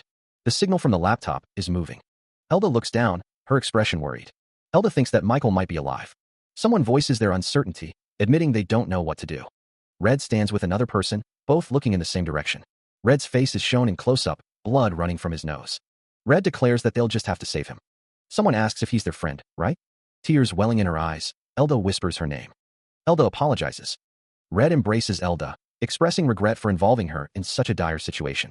Red notes that Elda hasn't fully recovered from her last fight. Elda, tears streaming down her face, pleads with Red to run if things get too dangerous, expressing her fear of losing him. Red reassures her, promising that whatever happens, he'll be all right. A determined look hardens Red's features. Red vows to return alive. Suddenly, an explosion rips through the area, sending debris hurtling in every direction. Chunks of concrete and metal rain down, scattering across the ravaged landscape. Red and Elda speed away on a red motorcycle, escaping the chaos. The motorcycle launches into the air, soaring over a pile of rubble. The motorcycle crashes violently into a pile of debris, sending sparks and fragments flying. He and Elda struggle to maintain control as the motorcycle skids precariously across the ground. Red grits his teeth against the pain, a pained groan escaping his lips. Elda's expression is one of fierce determination. The sound of metal scraping against metal fills the air as a knife is drawn. Red's face is marred with blood and cuts, his eyes narrowed with a mixture of pain and anger. Elda's voice is sharp with disbelief. "You're that kitty cat I saw in the surgery room. How are you here?" Elda's expression hardens, her voice laced with impatience. "Shut up. Introductions can come later. Can you use it?" Red, his face a mask of blood and defiance, retorts. "Use it? You mean a gun?" Red's voice drips with sarcasm. "Of course. Do you think I'd tell you to write a love letter to him?" Elda's face is a picture of frustration as she clenches her fist. A deafening explosion rips through the air, sending chunks of asphalt and debris flying in all directions. Another explosion rocks the road, the force of the blast tearing apart the pavement. Caught in the blast, Elda and Red struggle to maintain control of their motorcycle as it swerves violently. A vehicle dashes forward, its speed blurring its form as it joins the chaotic chase. A figure slides along the road, leaving a trail of dust in their wake as they try to regain their footing. Hitch's face contorts in a maniacal grin, his eyes gleaming with cruel intent. Another explosion erupts, the sound echoing through the air as the chase intensifies. Once again, Elda and Red find themselves caught in the blast, the motorcycle bucking beneath them as they fight to stay on course. Another explosion rocks the scene, the ground trembling beneath the force of the blast. A voice shouts, "You're not getting away." Hitch fires a weapon, the muzzle flash illuminating his twisted features as he continues his relentless pursuit. Another explosion rips through the air, the sound deafening as the chaos escalates. A voice cries out, "We already are? Dipshit." Elda grits her teeth, her expression a mix of determination and fury as she navigates the motorcycle through the explosions, Red clinging tightly behind her. He snarls, promising to throw them to the ghouls. Elda retorts, daring him to catch them first. She flips him off, speeding away on her motorcycle. Hitch roars in frustration. The explosions continue to erupt around them. Hitch's face is contorted with rage as the explosions rock the area. Another explosion. The world is consumed by fire. Debris rains down amidst the inferno. The explosions continue to tear apart the city. More explosions send debris flying. Elda weaves through the chaos, narrowly avoiding the falling wreckage. The world erupts in a deafening boom as an explosion tears through the street. Elda grips the handlebars of the motorcycle, weaving through the chaos with Red clinging tightly behind her. Red coughs violently, blood splattering from his lips. The crimson stain spreads across his face as he struggles to breathe. Elda glances back, her expression etched with concern. "Are you okay? Did you get hit?" Red grits his teeth, his voice strained. "Don't mind me. Jay, just drive." Elda's eyes dart around, searching for an escape route. She urges Red to hold on, her determination unwavering. Elda's voice cuts through the roar of the engine. "Once we get off of this road, we can hide in the city." Meanwhile, a figure with a menacing grin declares, "I won't let you get away." A gun is drawn, the metallic click echoing in the air. A bullet whizzes past, narrowly missing its target. A hand, adorned with rings, grips the stock of a shotgun, preparing to fire. The barrel of the shotgun is leveled, aimed with deadly precision. A blinding flash erupts from the muzzle. Red is thrown from the bike, his face contorted in a scream of pain as blood streaks across his face. Elda's eyes widen in terror as the blast rocks them. The shotgun roars, unleashing a devastating blast. The explosion engulfs the street in a fiery inferno. The force of the blast sends Elda and Red careening off course, their motorcycle struggling against the shockwave. Amidst a shower of debris, the motorcycle crashes, sending Elda and Red tumbling across the pavement. The explosion rips apart the road, sending debris flying. Wounded and battered, Elda clings to Red as they plummet through the air. The ocean looms below. They're going to fall. Elda grits her teeth, a desperate plan forming. Says who? Her hand crackles with icy energy as she prepares to unleash her power. The ice begins to form, shimmering with a pale blue light. Red shouts, "Hang on." Elda and Red use their powers to create a path of ice, slowing their descent. The ice shatters beneath them, but it's enough to buy them precious time. They continue to fall. Debris rains down from above, a chaotic reminder of the shattered cityscape they left behind. She grips the handlebars of the scooter, her knuckles white as she navigates their descent. The scooter leaves a trail of shimmering ice in its wake, a desperate attempt to slow their plummet. The engine roars, a defiant cry against the pull of gravity. Red's face is a mask of grim determination, his eyes fixed on the rapidly approaching horizon. Elda's expression is hidden. A sinister grin stretches across Elda's face, a hint of madness in her crimson eyes. They continue to fall, the ground rushing up to meet them with terrifying speed. A building looms in the distance, a stark reminder of the destruction surrounding them. A figure lands heavily on the ground, the impact sending a cloud of dust billowing around them. Elda and Red are still falling. Another figure plummets towards the earth, their form a blur against the backdrop of shattered skyscrapers. A sudden realization dawns, a silent scream trapped in the confines of their mind. She looks up, her eyes wide with fear. Zu's voice echoes, dripping with malice. Gotcha. The sound of a gun being cocked fills the air, a metallic click that promises violence. Red and Elda race down the road, the wind whipping through their hair. The motorcycle accelerates, blurring the world around them. A deafening boom echoes as an explosion erupts. Debris rains down, propelled by the force of the blast. The explosion expands, consuming everything in its path. Amidst the chaos, Red and Elda cling to the motorcycle, battered but alive.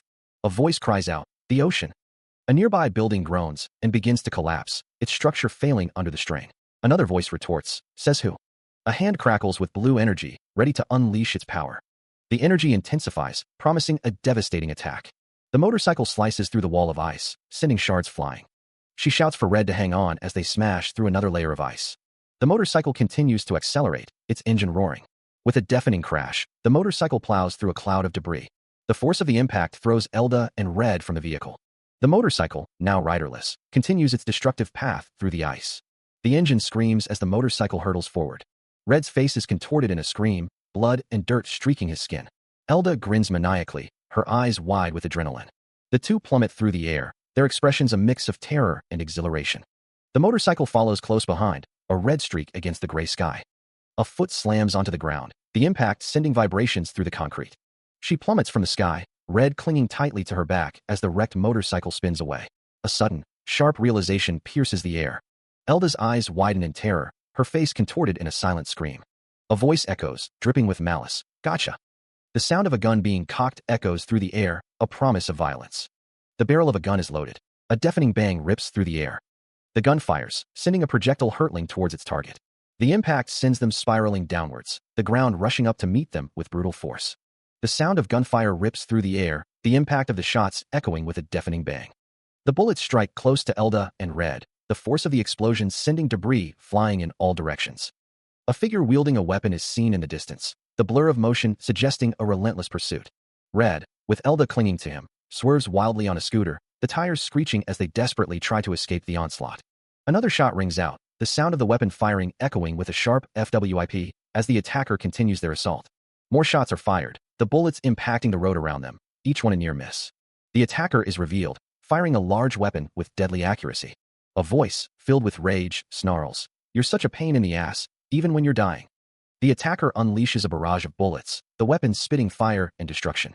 A massive explosion engulfs Elda and Red, the force of the blast sending debris scattering across the landscape. Debris rains down as the explosion rocks the road. He clings to the motorcycle as Elda navigates through the chaos. Their pursuer gains on them, unfazed by the explosions. The pursuer cackles, declaring there's no point in running away. He vows that they won't be able to escape him. Elda shouts that he's going to catch them. Another explosion erupts behind them. Elda grits her teeth, realizing she's already used too much of her power. She despairs that they won't be able to warp like this.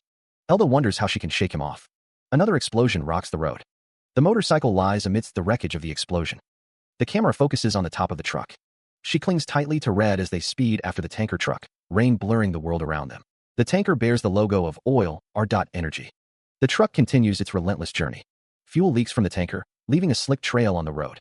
Elda's eyes widen. "Bingo," she exclaims. A sinister smile spreads across Elda's face. Red, bruised and battered, grits his teeth. Elda shouts, "Hand on the ground." A voice questions, "The ground?" The motorcycle continues its pursuit of the tanker truck. The truck screeches, its tires leaving fiery marks on the asphalt as it brakes hard. The truck comes to a complete stop. The side of the tanker truck looms large. Elda and Red lean into the turn, sparks flying as their scooter struggles to maintain contact with the asphalt. The tanker truck begins to skid, the sound of screeching tires filling the air. The scooter continues to slide, the metal grinding against the road. The scooter continues its dangerous slide. Elda and Red grit their teeth, determined to stay on course. The scooter slides precariously beneath the massive tanker truck. The scooter continues its slide. The scooter continues its slide. Inside the truck, Hitch cocks a weapon, the metallic clack echoing in the confined space. Hitch snarls, "Right back at ya." Zoo's eyes gleam with manic glee. The world narrows to a frozen visage, ice clinging to every contour of his face. A sharp crack echoes as the ice begins to fracture around the vehicle. Skidding against the icy prison, the vehicle fights for freedom, each movement accompanied by a grinding crack. The armored vehicle strains against its icy bonds, the ice groaning under the pressure. Standing amidst the shattered remains of his icy trap, Hitch is partially encased in ice. With a final, defiant hiss, the vehicle breaks free, leaving a trail of shattered ice in its wake. Hitch's voice, laced with amusement, cuts through the air. "Don't make me laugh. Did you really think something like this would hold me?" A sinister grin spreads across Hitch's face, the ice cracking around him. He scoffs, dismissing the threat. "They're just icicles to me." The woman's lips peel back in a predatory smile, her purple eyes gleaming with malice. His face contorted in a silent scream, a large exclamation point punctuating his shock as a wave of cold washes over him. She inhales deeply, savoring the moment. "It's our special gift to you." The man beside her levels his weapon, the metallic click echoing in the air. "Burn him." Straddling a red scooter, the woman's grin widens, anticipating the impending destruction. The gun discharges with a deafening bang, sending a bolt of energy hurtling towards its target. Arcane energy crackles through the air thick with ozone. The energy intensifies, a searing heat radiating outwards. A cataclysmic explosion rips through the area, the force sending shockwaves in all directions. Debris rains down amidst the inferno, the ground scorched and cracked. The air shimmers with residual energy, the echoes of the blast still resonating. With a final, ethereal whoosh, he is completely encased in a crystalline prison, frozen in time. He rides on a motorcycle with the unknown woman, the wind whipping through their hair as they speed through the city. A piercing scream echoes through the air. Hitch's face contorts in agony, his eyes wide with terror as he unleashes a guttural roar. Elda scoffs at the notion of mere icicles. Her expression hardens, a sinister glint in her eyes. Someone sniffs the air, sensing danger. A hand clenches, knuckles white with tension. A disembodied voice declares, "It's our special gift to you." Another voice commands, "Burn him." The click of a gun being cocked echoes as Red and Elda stand side by side, a grim smile on Elda's face as she flips the bird. A gunshot rings out. The bullet finds its mark. Sparks fly as the projectile hits with a violent buzz. A distant explosion erupts. The world is consumed by a deafening kaboom. Debris rains down as the shockwave rips through the environment. Crystals jut from the ground, reflecting a harsh, internal light. With a whoosh, Red and Elda stand before a massive crystal formation. A scooter sits parked, its shadow stretching long. A figure screams in agony, their face contorted in pain. The scream continues, echoing through the crystal landscape. Elda, her face twisted in rage, shouts, "How's that, you fucking vampire?" She grips the handlebars of the scooter, her knuckles white. "I hope it hurts, you son of a bitch." Elda laughs maniacally, blood dripping from her nose. Red stands beside her, looking weary. "Wipe your nose first," he says. Red stands with his hands on his hips. "Shut ti? Ha ha ha." Elda continues to laugh, her eyes wide and bloodshot. "Ha ha ha." Red stands beside Elda, a concerned expression on his face as she continues to laugh. A close-up of Elda's eye reveals a wild, unhinged look, blood trickling down her face. A crimson-haired figure grits their teeth, a storm of fury brewing behind their eyes. A blade sings through the air, leaving a trail of displaced energy in its wake. The sword finds its mark with a sickening thud, piercing through flesh and bone. The blade continues its dance of death, carving a path of destruction through the battlefield. A figure stands amidst the chaos, surrounded by a whirlwind of crimson energy and the echoes of steel. The air crackles with heat as an explosion rips through the scene, sending debris flying in all directions. A weapon, part sword and part cannon, unleashes a torrent of explosive force. The ground trembles as another explosion erupts, painting the sky with fire and smoke. Two figures stand amidst the devastation, their faces obscured by the swirling dust and debris. A pair of legs are shown amidst the chaos, an exclamation mark punctuating the scene. Their eyes wide with disbelief, the two figures stare into the distance, the horror of the battle etched upon their faces. A woman with long, flowing light blue hair stands poised, a faint glow emanating from her form. Orbs of energy streak through the darkness, leaving trails of light in their wake. A beam of pure energy slices through the air, a blinding flash accompanying its passage. Another energy beam tears through the void, an invisible force leaving only a trail of light. A shout pierces the air as a man with spiky red hair yells, "Watch out!" Red energy crackles around him and a pink-haired woman beside him. Debris explodes outward, propelled by unseen forces. The air crackles with residual energy. More energy beams rip through the environment, the sound of tearing metal echoing in their wake. Amidst the shattered debris, blood splatters across the scene, painting a grim tableau. Chunks of concrete and metal plummet from the sky, a rain of destruction falling upon the landscape. The falling debris continues its descent, the silence broken only by the grinding of stone against stone. A bridge buckles and explodes, the force of the blast sending shockwaves through the air. A bloodied face contorts in pain, a guttural coo escaping his lips. He coughed, blood splattering on the ground. "Are you all right?" A voice called out.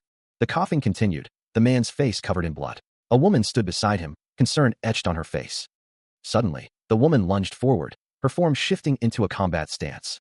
She swung a blade, the weapon arcing through the air with deadly intent. Her eyes narrowed, a predatory glint in their depths as she pressed her attack. Wham! The woman stood poised, her dark form radiating an aura of lethal power. She mounted a motorcycle, preparing for a swift escape. Her face contorted in frustration. Ugh, damn it! Her face contorted in pain, electricity crackling around her. The woman with pink hair grits her teeth. The man with black hair stares intently, his red eyes narrowed. The road stretches ahead, cracked and broken from the recent devastation. The air hangs thick with the smell of smoke and ozone.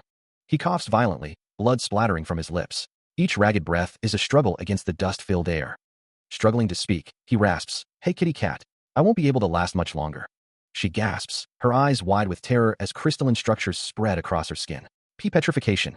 The petrification spreads rapidly, encasing her hand in jagged, turquoise crystal. The cracking sound echoes ominously. The crystal growth continues, the sound of cracking stone filling the air. "Damn it," she cries out in frustration. Desperate, she revs the engine of a small scooter, the high-pitched whine piercing the silence. Escape is the only option. The distant explosion still rages, casting an orange glow across the ruined landscape. The air shimmers with heat. She speeds away on the scooter, the other man clinging tightly behind her. The wind whips through their hair as they race against time. Debris rains down from the shattered buildings, a constant reminder of the destruction they are fleeing. The ground trembles beneath them. She stands amidst the falling rubble, her silhouette framed against the fiery sky. A sword gleams in her hand, ready for whatever comes next. The landscape stretches out before them, a desolate wasteland of shattered buildings and burning wreckage. The air is thick with the stench of death and destruction. Her boot crunches on the debris-strewn ground, each step echoing in the eerie silence. The woman stands amidst the ruins, her red eyes glowing faintly as she surveys the devastation. Tattered edges of her dress sway gently in the wind, a stark contrast to the harsh reality of the ruined world around her. Her expression is unreadable, a mask of stoicism hiding whatever emotions churn beneath the surface. A silver pendant hangs around her neck, a small cross glinting in the dim light. She walks down a deserted road, the skeletal remains of streetlights lining her path. The woman gazes at the ruined cityscape in the distance, a silent testament to a forgotten civilization. Debris litters the ground, the remnants of a once thriving metropolis now reduced to rubble and dust. A lone structure stands amidst the desolation, a ghostly silhouette against the pale sky. Dust motes dance in the air, illuminated by the faint light filtering through the ruined buildings. A sigh escapes her lips, a sound barely audible above the whisper of the wind. Ugh! A hand reaches out, fingers closing around something unseen. The city lies in ruins, smoke and debris filling the air. A lone figure walks through the wreckage, their silhouette stark against the fiery glow.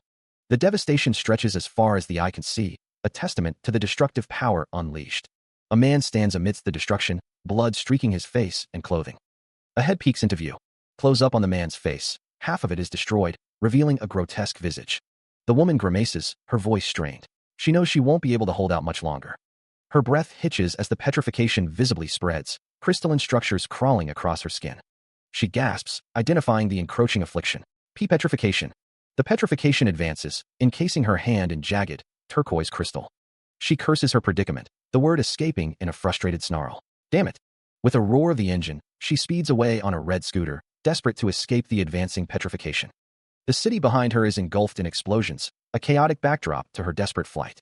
A figure joins her on the scooter, clinging on as they weave through the debris-strewn streets.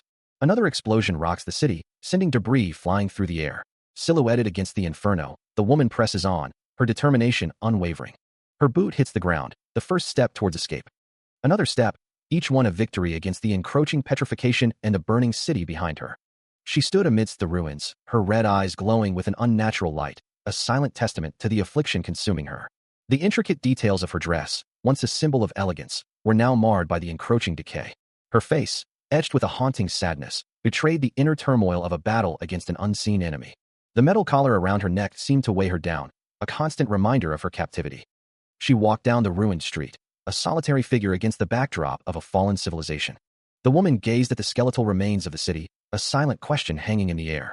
Clutching a long, slender sword, she continued her trek through the desolate landscape. The once grand structures now stood as ghostly monuments, their surfaces marred by time and destruction. A pained groan escaped her lips, a physical manifestation of the affliction's relentless advance.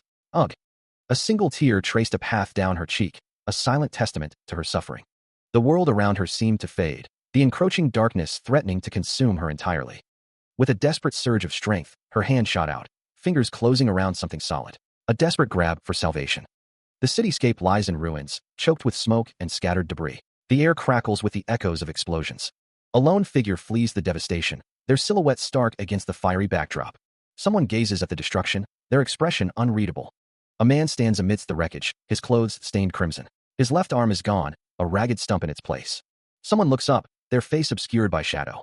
A monstrous face fills the frame, its features twisted and grotesque. One eye glows with an ominous red light. A sword lies abandoned on the ground, its blade reflecting the dying light. Blood drips from the severed stump of an arm, each drop a testament to the brutality of the battle. Someone looks down, their expression hidden from view. The woman's face is etched with despair, tear-like markings streaming down her cheeks. She looks up at the injured man, her voice trembling. Master. Two figures stagger away into the distance. Where did they go? The question hangs in the air.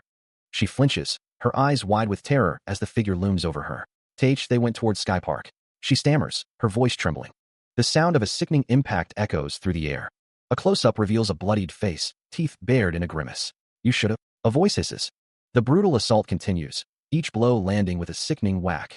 When after them, the voice snarls. I was worried about you, master. Another devastating impact. Shut up. How dare you talk back to me? The voice explodes, laced with fury. More sickening impacts, each accompanied by a pained ugh. A pair of legs, clad in white pants, stand amidst the carnage. A bloodied hand clenches into a fist, crimson droplets falling to the ground. Zhu, missing an arm, spits out the words, those bastards. Support unknown woman lies battered and broken, blood streaming down her face. Zhu clutches their side, a pained ugh, escaping their lips. Zhu grits their teeth, a furious expression contorting their face. Damn it. He panted heavily, his breath fogging in the air as he stared down at his bloodied hand. The monster's voice rasped, a desperate plea escaping his mangled throat. I need blood. His hand, adorned with rings, trembled as he brought it closer to his face. He licked the crimson liquid from his fingers, a guttural sound escaping him. The bloodied figure paused, a flicker of something unreadable in his crimson eye. Lying on the ground, the woman's face was streaked with tears and blood. The camera focuses on the ground. Zhu slurped loudly, his gaze intense. Her voice trembled, a desperate whisper escaping her lips. Master. Her body was sprawled on the ground, her clothing torn and stained. Tears streamed from her eye, a single drop tracing a path through the blood on her cheek. A punch. He bites down with a sickening crunch, teeth sinking into her shoulder. The woman cries out in pain, while Zhu, eyes now glowing crimson, utters a guttural ha. Zhu repeats the guttural sound, the slurping of blood filling the air as he continues his gruesome feast. The slurping continues, a horrifying symphony of consumption. His hand is slick with crimson, a testament to the violence he inflicts. Blood coats his face, a mask of savage hunger. His hand twitches, a grotesque puppet dancing to the tune of his dark desires. Zhu cradles the woman in his arms, his dark deed complete. A sign stands amidst the ruined cityscape, indicating that Sky Park is just 1 kilometer away to the north. A motorcycle burns fiercely in the middle of the deserted road, its wreckage a testament to the chaos that has consumed the world. The motorcycle's wheel spins uselessly, a stark reminder of the journey interrupted. A lone figure stands on a rooftop, silhouetted against the backdrop of crumbling buildings and a hazy sky. The figure stands on the edge of a broken overpass, the drop below a deadly consequence of the cataclysm. Catching their breath, a red-haired man and a white-haired woman pause, their faces etched with exhaustion and fear. A guttural growl echoes through the desolate streets, a chilling reminder of the ever-present danger. Climbing over the ruins, a horde of zombies descends from a crumbling structure, their eyes glowing with a hunger for the living. The zombies press forward, their decaying bodies a grotesque mockery of humanity. A sea of undead stretches out below, a relentless tide threatening to engulf what remains of civilization. The horde surges through the ruined streets, their numbers seemingly endless. The red-haired man and the white-haired woman move quickly through the debris-strewn landscape, their survival hanging precariously in the balance. Debris floats in the air. Darkness. A sign indicates Sky Park is 1 kilometer away. The city lies in ruins. A motorcycle burns fiercely amidst the wreckage. Dust hangs heavy in the air above the ruined city. A lone figure stands on a broken overpass, surveying the desolation. Two figures, faces bruised and bloodied, stare in disbelief. One asks, "What the hell?" Huffing, a survivor stands alongside a zombie on a rooftop, the wind whipping around them. From a high vantage point, the pair looks out over the ruined cityscape. A guttural growl echoes in the distance.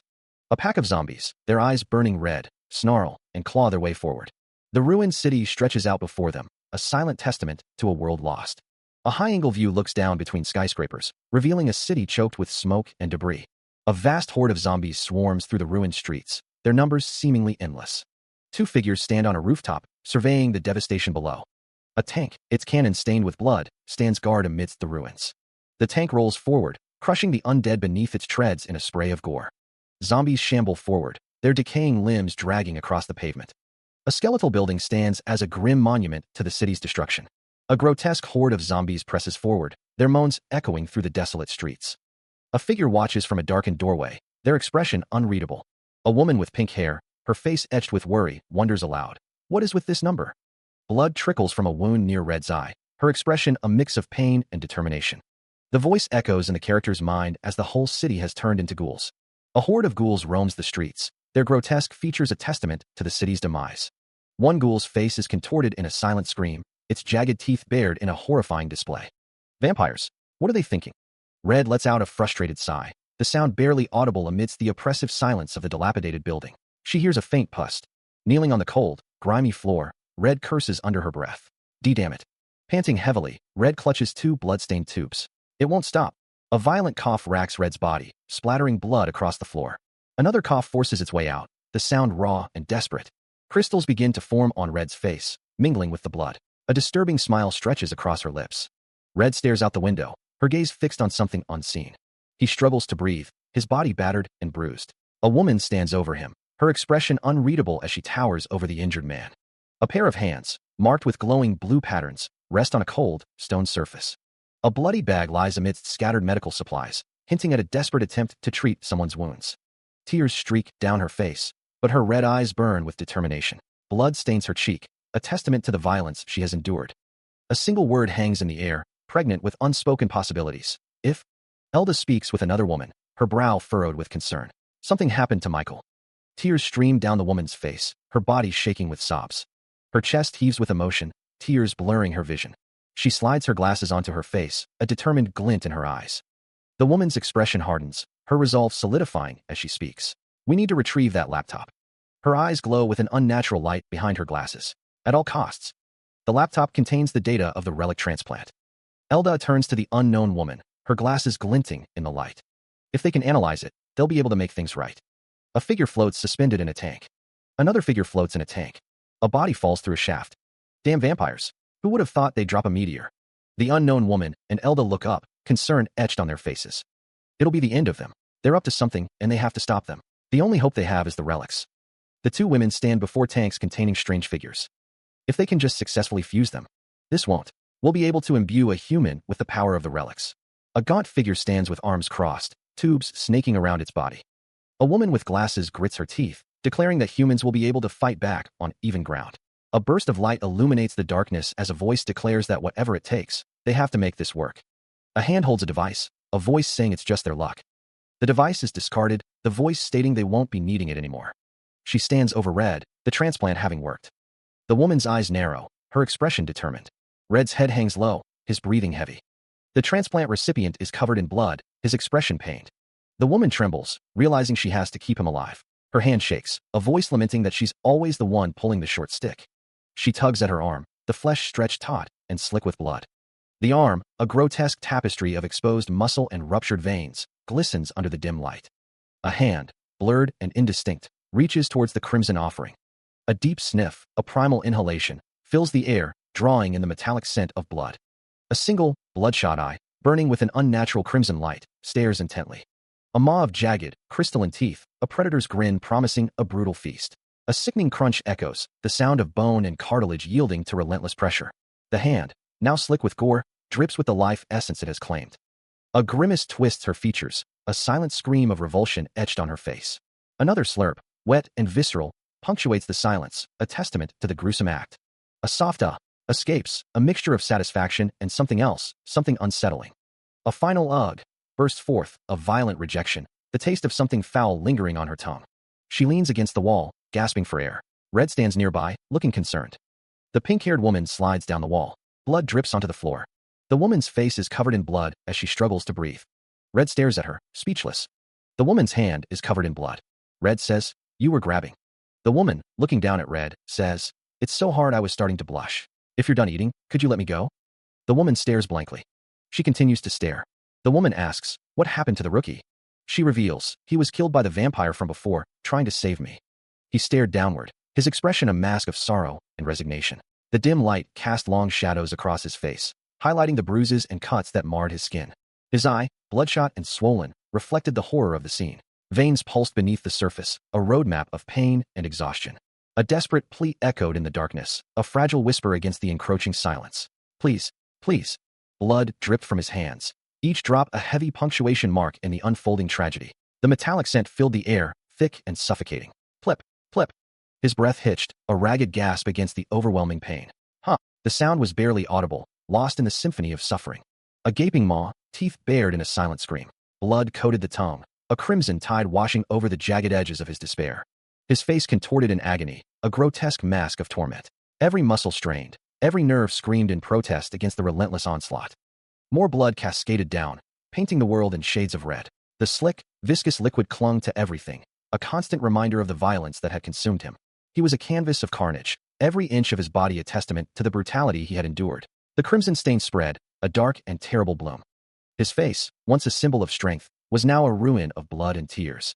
The weight of his suffering pressed down, crushing him beneath its unbearable burden. Rain lashed down, washing the blood from his face, but not from his memory. "Fuck! What the hell?" he roared, his voice raw with pain and disbelief. A desperate command, a futile attempt to break free from the nightmare. Snap out of it. But the darkness held him fast, and all that escaped was a primal scream of terror. Arg! He is covered in blood, his expression a mask of anguish. The crimson stains paint a gruesome picture of violence.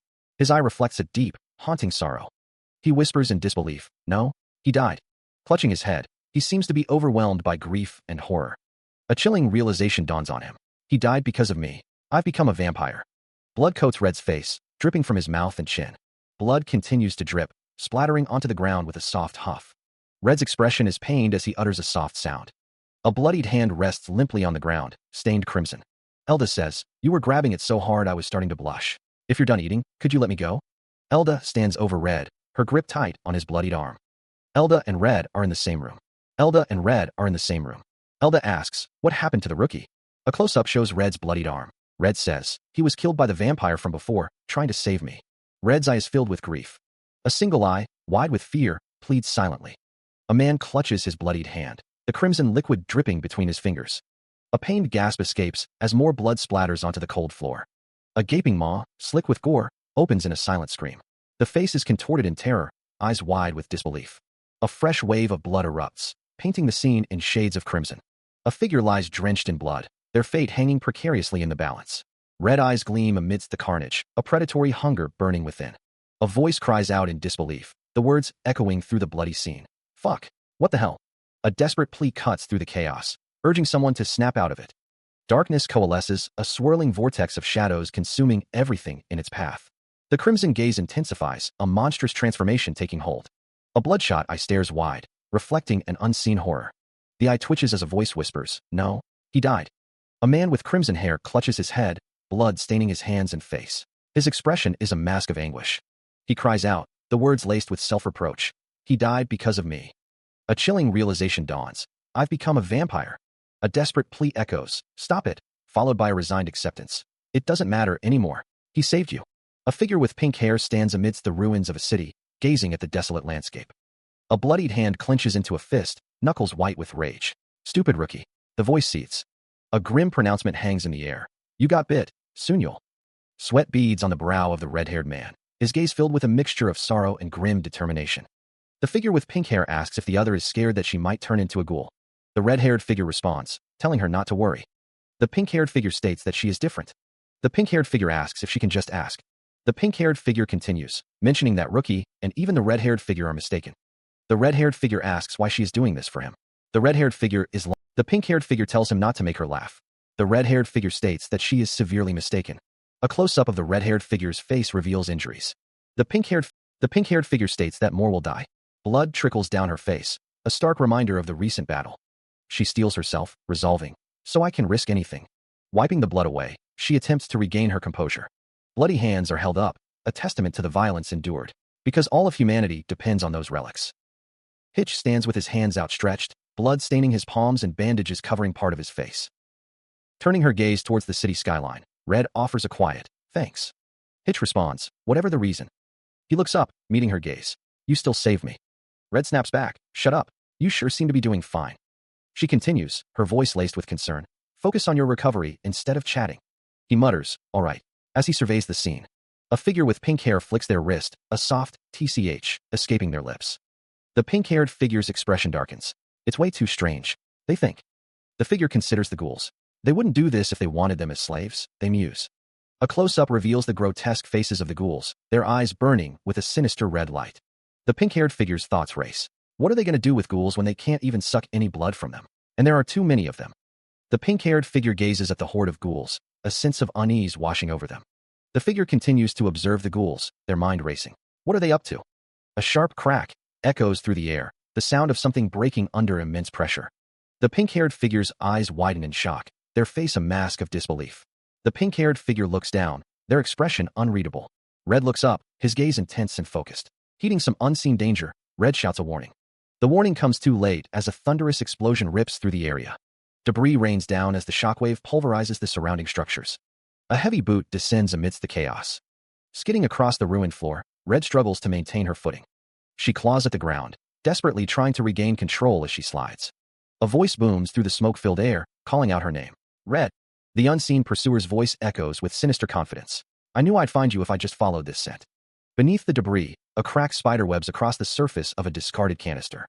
The heavy boot steps closer, the weight threatening to shatter the fragile container. A glimpse of brown hair suggests the pursuer is closing in.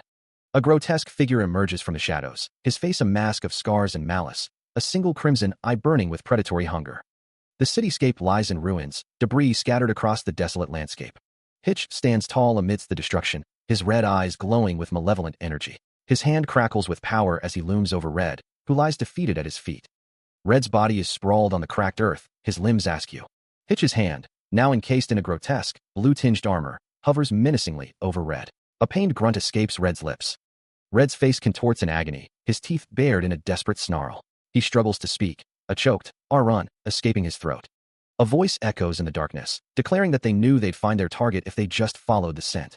A broken vial lies amidst the rubble, stained with what appears to be blood. The sound of glass shattering echoes as a foot crushes the vial further into the ground. The foot continues forward, the wearer seemingly unfazed by the broken glass. Long hair obscures a face, but a hint of red can be seen beneath the strands. A monstrous face is revealed, a single red eye glowing with malevolent intent. Its teeth are bared in a gruesome grin. The figure stands amidst the ruins of a city, its silhouette framed by the desolate landscape. The monstrous figure looms over another, who is kneeling on the ground. A hand reaches out, its fingers gnarled and claw-like. The monstrous hand descends, its shadow falling over a face contorted in fear. Ugh! A desperate plea echoes in the darkness. "Run." A figure stands amidst the ruins, yelling in frustration. "Damn it." Another voice echoes, filled with rage. "Persistent son of a bitch." A figure with pale hair and glowing purple eyes raises a hand, promising, "I'll make sure to chop off your head this time." The figure responds, bloodied and defiant. "Stupid bitch. I'm not the one you'll be fighting."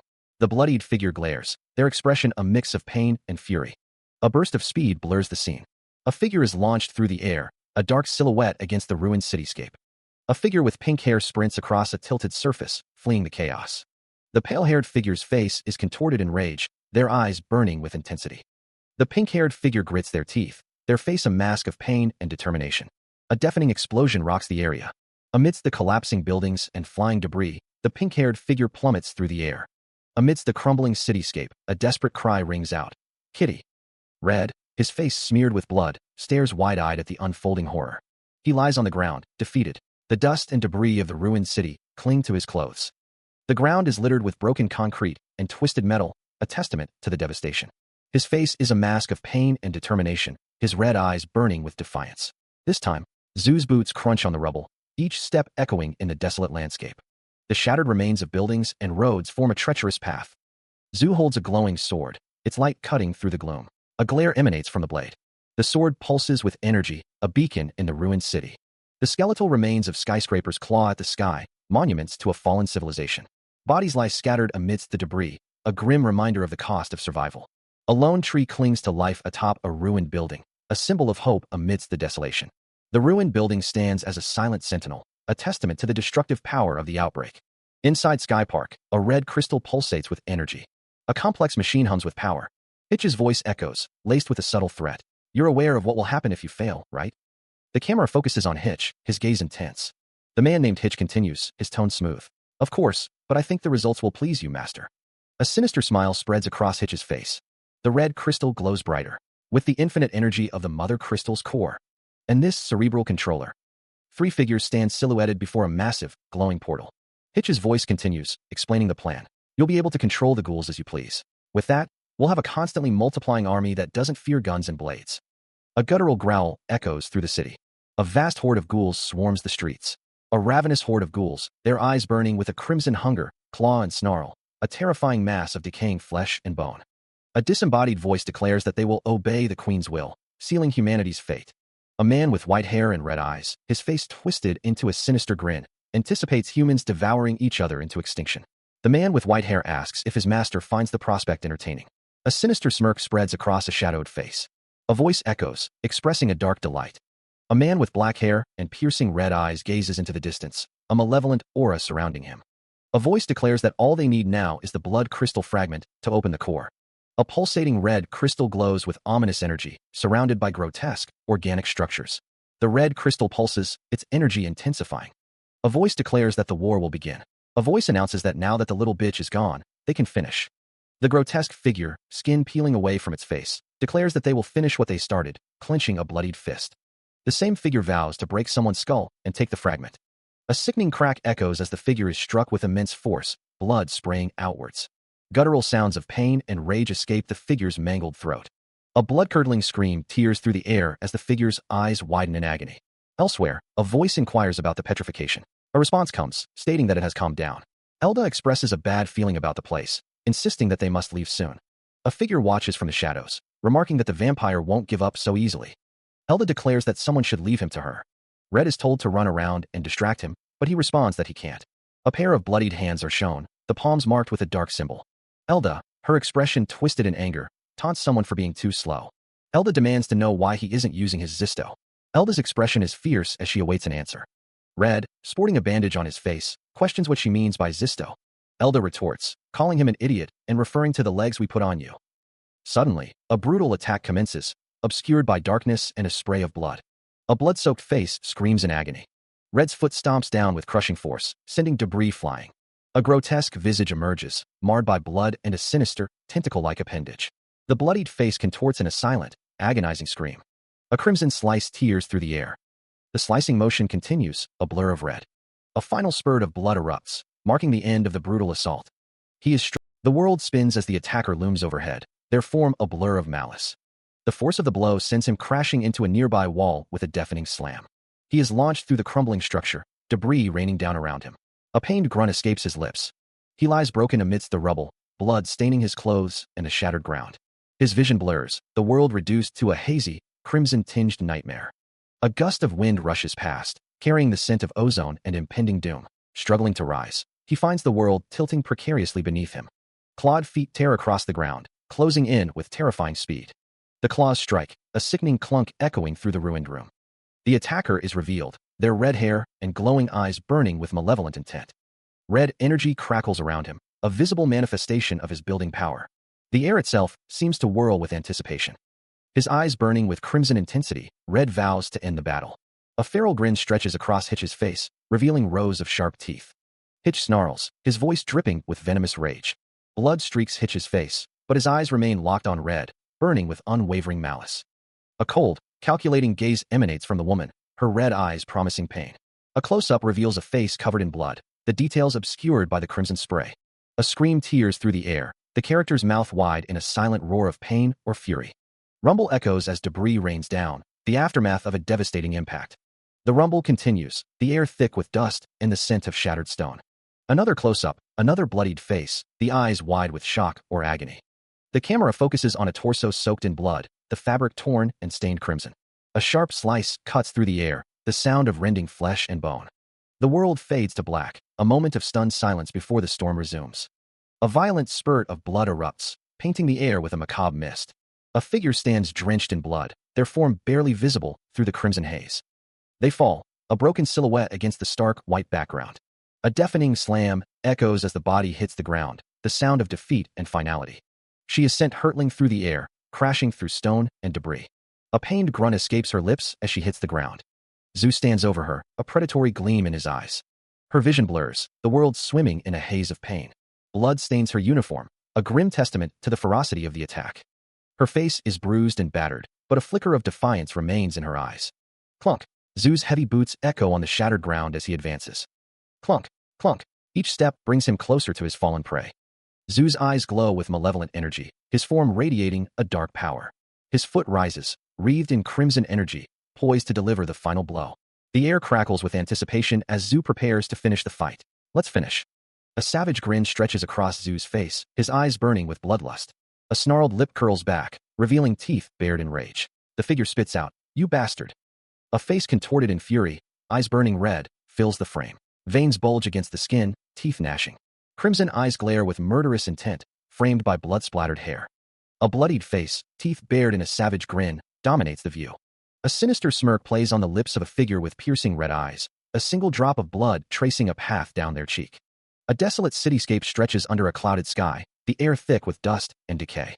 A shambling horde of decaying figures stumbles through the ruined streets, their bodies marred by wounds and rot. A guttural growl echoes through the air, a sound of primal hunger and decay.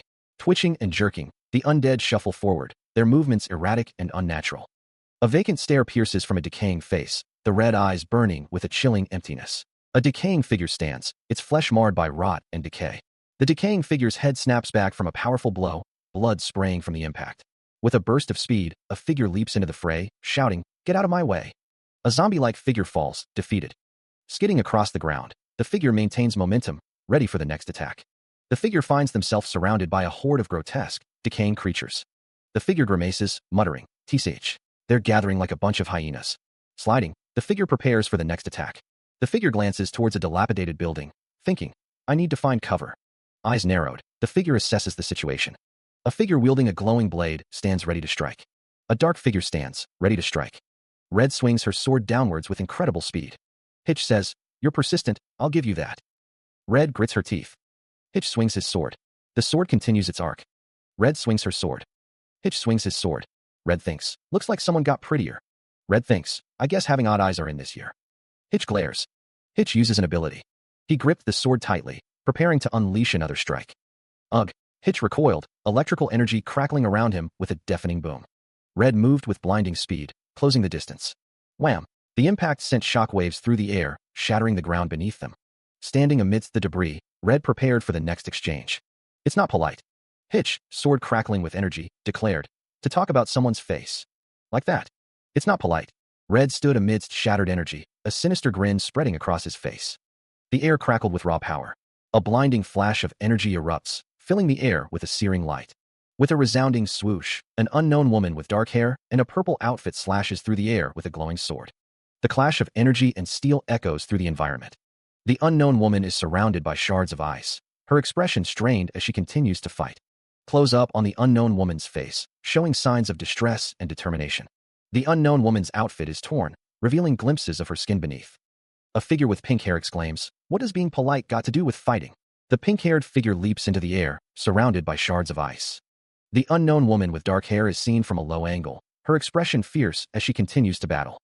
A boom echoes as the environment is destroyed. Debris and shards of ice fill the air as the destruction continues. The aftermath of the destruction is seen from a low angle, with debris scattered everywhere. A wall has been obliterated, leaving a jagged wound in the structure. The destruction is immense, with debris scattered everywhere. The building stands in ruins, a testament to the devastation. A lone figure stands amidst the wreckage, a silhouette against the dim light. The landscape is scarred, mirroring the destruction within the building. With a whoosh, the unknown woman appears, her long black hair swaying in a non-existent breeze. She peers into the distance, her brow furrowed. Fog? She wonders. Her expression is unreadable, a mix of curiosity and concern. A voice echoes, seemingly from nowhere. "Hey, that's a nice necklace you have there." The woman stands silently, her gaze distant. "I think I saw a dog with a similar collar around its neck a while back," she recalls. A sword lies on the ground, stained with blood. "Poor dog. It lived a painful life, she murmurs. It wagged its tail, even when it was getting beat up. The thought crosses someone's mind, wondering if it thought it could survive like that, or if it was just stupid. The unknown woman stands amidst the ruins, her expression unreadable. Or maybe it was trained that way. The funny thing is, by the time it grew up, it realized it was a wolf, not a dog. A close-up reveals a figure with long, dark hair and a metal collar around their neck, blood staining the area around it. Nothing changed. It just kept getting beat up and shook its tail. Stupid mutt. What's the point in having fangs when it forgot how to use them? A sinister smile spreads across a face framed by long, dark hair. It was already scared shitless. Huh, I didn't think I'd run into another scared dog here. A hand trembles, gripping a weapon tightly. Watch your damn mouth. She struggles to speak, her voice a bare whisper. The figure stands amidst a shattered landscape. Her hair hangs limp, framing a face marred by pain. Blood streaks across her face, a testament to the brutal assault. Surrounded by a blizzard of ice shards, she braces for another onslaught. Stepping carefully, she navigates the treacherous field of ice. Her eyes widen, reflecting a mix of pain and defiance. She strains to see through the swirling fog. I can't see through this fog. Panic rises as she wonders, where's the next attack gonna come from? The air crackles with a sharp, metallic sound. The world blurs, a canvas of icy streaks. She grits her teeth, a raw scream building in her throat as pain lances through her body. Despite the agony, a fierce determination burns in her red eyes. A blinding flash, a sensation of being struck by a tidal wave, throws her senses into chaos. The heavy cross, her weapon and perhaps her only solace, clatters against the cold stone, sliding away from her grasp. Crimson droplets bloom against the stark, white ground, a testament to the brutal exchange. Her vision swims, the edges blurring as she fights to maintain consciousness. The taste of blood fills her mouth, metallic and bitter. A jagged tear in her flesh bleeds freely, the wound a stark reminder of the relentless assault. The air hangs thick with the coppery scent of blood. Meanwhile, a figure stands silhouetted against the backdrop of a crumbling building, their red eyes burning like embers in a gathering gloom. A malevolent aura radiates from them, chilling the very air. She struggles to her feet, surrounded by a halo of shimmering ice shards. A dark figure looms behind her, its intentions unknown. The cracked and uneven ground stretches before her, a treacherous path leading into an uncertain future. The air hangs heavy with moisture, the fog thick enough to taste. Jagged shards of ice litter the ground, remnants of a recent, violent encounter. The fog swirls, obscuring any clear view of the surroundings. The only sound is the soft crunch of ice underfoot. Her vision blurs, the edges of her sight swimming with dark spots. The taste of blood coats her tongue. Each breath is a ragged gasp, pain lancing through her side with every inhale. She grits her teeth, fighting to stay conscious. The ice shards glint in the dim light, reflecting the fog like 1,000 tiny mirrors. The air grows colder, biting at exposed skin. She struggles to maintain her stance, her legs trembling with exhaustion. Every muscle screams in protest, but she knows she can't afford to fall. Ice shards? The thought echoes in her mind, a chilling reminder of the power she faces. She strains her eyes, trying to pierce the veil of fog. I can't see through this fog, she thinks, frustration building. Her gaze darts around, searching for any sign of movement. Where's the next attack gonna come from? She wonders, her voice a strained whisper. The left? Or the right? The question hangs in the air, unanswered. Every direction seems equally dangerous. A sudden gust of wind whips through the fog, carrying with it the faint sound of something moving quickly. Her eyes narrow, focusing on a point in the distance. She braces herself, ready for whatever comes next. Her eyes wide with terror, she gasps for air, rain plastering strands of blue hair to her face. A fresh, cross-shaped wound marks her throat. The sword, its blade gleaming in the dim light, hovers menacingly. The cold steel presses against her windpipe, the promise of death a chilling caress. Towering over her fallen prey, the figure with crimson eyes stands poised, a dark hoodie obscuring their features. A desperate plea escapes her lips. Kill me. The blade bites deeper, a thin line of crimson welling up against the cold steel. Her voice barely a whisper, she asks, why didn't you kill me? The figure wonders if they are back at the bridge. A sudden, sharp exclamation echoes. The pink-haired figure stares intently. Red states, that we're the same. Two figures stand in a room. The black-haired figure states, we have to obey. Red continues, clones like you and I. The black-haired figure states, are artificial beings. The black-haired figure continues, we're dolls made of human bodies and vampire blood. The two figures stand in a room filled with tanks containing bodies. Red states, human nor vampire. The two figures stand in front of a tank. The black-haired figure finishes, we're just tools.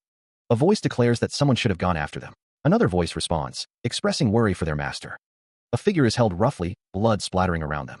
A voice commands them to be quiet, questioning their audacity to speak. A voice demands someone return to them. Another voice states that they are tools meant to be incinerated once they serve their purpose. A group of people are crammed into a container, surrounded by crackling energy. Two figures stand before the container, observing the scene. Legs walk across a grated floor. A figure screams in agony, surrounded by crackling energy. A voice declares that their desperate screams are futile, stating that they have no other choice.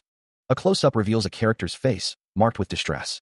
A voice refers to them as creations. Another voice declares that they are the one who created their flesh and blood. A character's face is shown, a sinister smile playing on their lips. A voice reminds someone that they are the only one who can take their life from them. A disembodied voice echoes in the darkness, demanding to know who she serves. The voice continues, declaring it's party time for Misty. Misty's face is splattered with blood as she hungrily slurps it from her face. Her hands tremble violently, betraying her inner turmoil. The trembling intensifies as Misty's inner voice whispers, "I can't disobey." Tears welling in her eyes, she whispers, "Because I was born to serve." A hiccup escapes her lips, a grotesque parody of innocence amidst the horror. Her eyes widen, a flicker of horrified recognition in their depths. "Is that so?" she exclaims. Her hand clutches something unseen, the sound of tearing fabric filling the air. With a strangled cry, Misty attacks. A voice, dripping with malice, declares, "Then die." Misty slams into her target, another cry of pain echoing in the darkness. She is commanded to never fight back, the words echoing in her mind as tears stream down her bloodied face. The unseen tormentor continues, insisting she embrace despair and accept her fate like a dog. Zoo's voice promises a life of unending misery until her dying day, the words a chilling guarantee. Her face is stained with blood and tears, a testament to the physical and emotional torment she endures. The voice offers a twisted mercy, a chance to end her suffering. Each breath is a ragged, painful gasp, a struggle for survival against overwhelming despair. A choked denial escapes her lips, a desperate plea against the encroaching darkness. And no, I don't. She wants to die. The thought flickers through her mind, but not like this, not broken and defeated. Clutching at her tattered clothes, she clings to the will to live, a fragile ember in the storm of her despair. The desire to keep on living burns within her, a defiant spark against the suffocating darkness. Tears continue to stream down her face, but amidst the despair, a flicker of determination ignites. She wants to keep on living. The ornate details of her dress are visible, though stained with what appears to be blood. Tears stream down Misty's face as she cries out, declaring that she wants to live her life the way she wants to.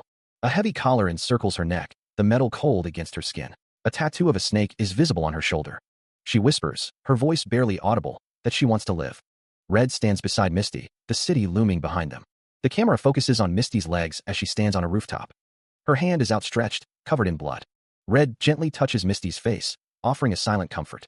Misty asks, her voice laced with uncertainty, what it matters if they are clones. Red embraces Misty, offering a sense of security and acceptance. Red declares that humans, vampires, and dolls are all unimportant. Red assures Misty that they are not strange. Two speech bubbles float in the darkness, one declaring, "We're just different," and the other responding, "We are us." Tears stream down Misty's face as Red looks at her with a somber expression. A speech bubble hangs in the air, filled with ellipses and an exclamation point. Meanwhile, in a flashback, Red stands behind Misty, his hand resting on her shoulder as they look out at a misty cityscape. Misty's eyes are filled with despair as she asks, "How did you free yourself?" Her voice cracking, Misty pleads, "Could you help Dash?" Red cuts her off, exclaiming, "Stop." Red states firmly, "This is something you have to do yourself." Red's gaze is intense as he continues. He declares, relying on someone else is just another imprisonment. A close-up reveals the scars and metal collar around Misty's neck, glistening with moisture. A broken collar lies on the ground, the metal cold and lifeless. A voice declares that telling the truth won't be easy, but urges someone to think for themselves. A figure with long, dark hair stands in a ruined building, light streaming in from a shattered opening. A voice encourages someone to choose how they want to live. A figure with short, purple hair is seen from the side, the word pause floating nearby. A voice questions who cares about how someone was born. A figure with pink hair smiles, their face marked with freckles and their clothes stained with what appears to be blood.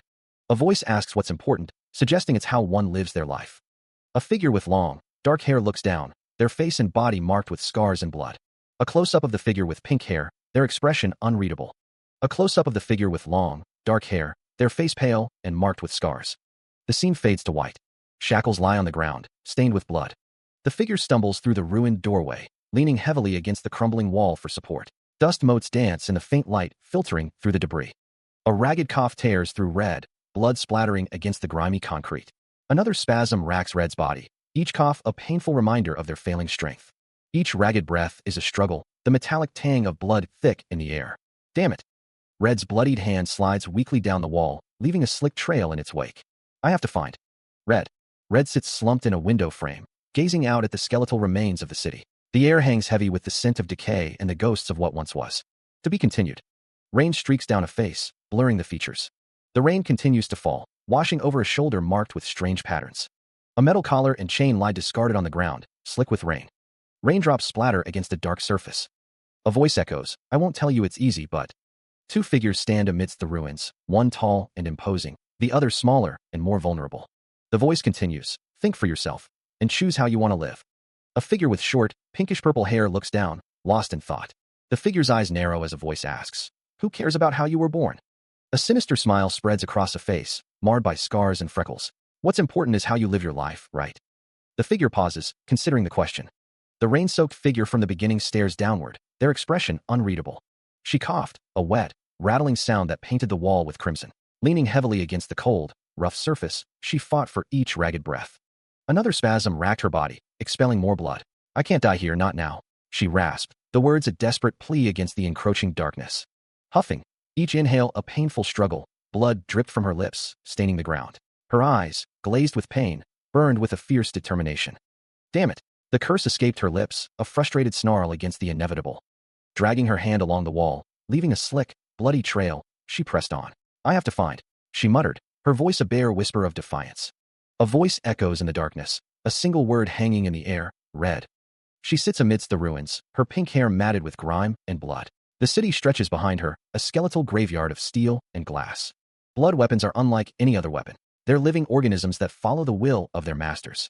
A figure stands with their back to the viewer, clad in a dark hooded jacket. The world is silent. A figure lies prone, bloodied and broken. Their blonde hair is strewn across the debris, their face contorted in a grimace of pain.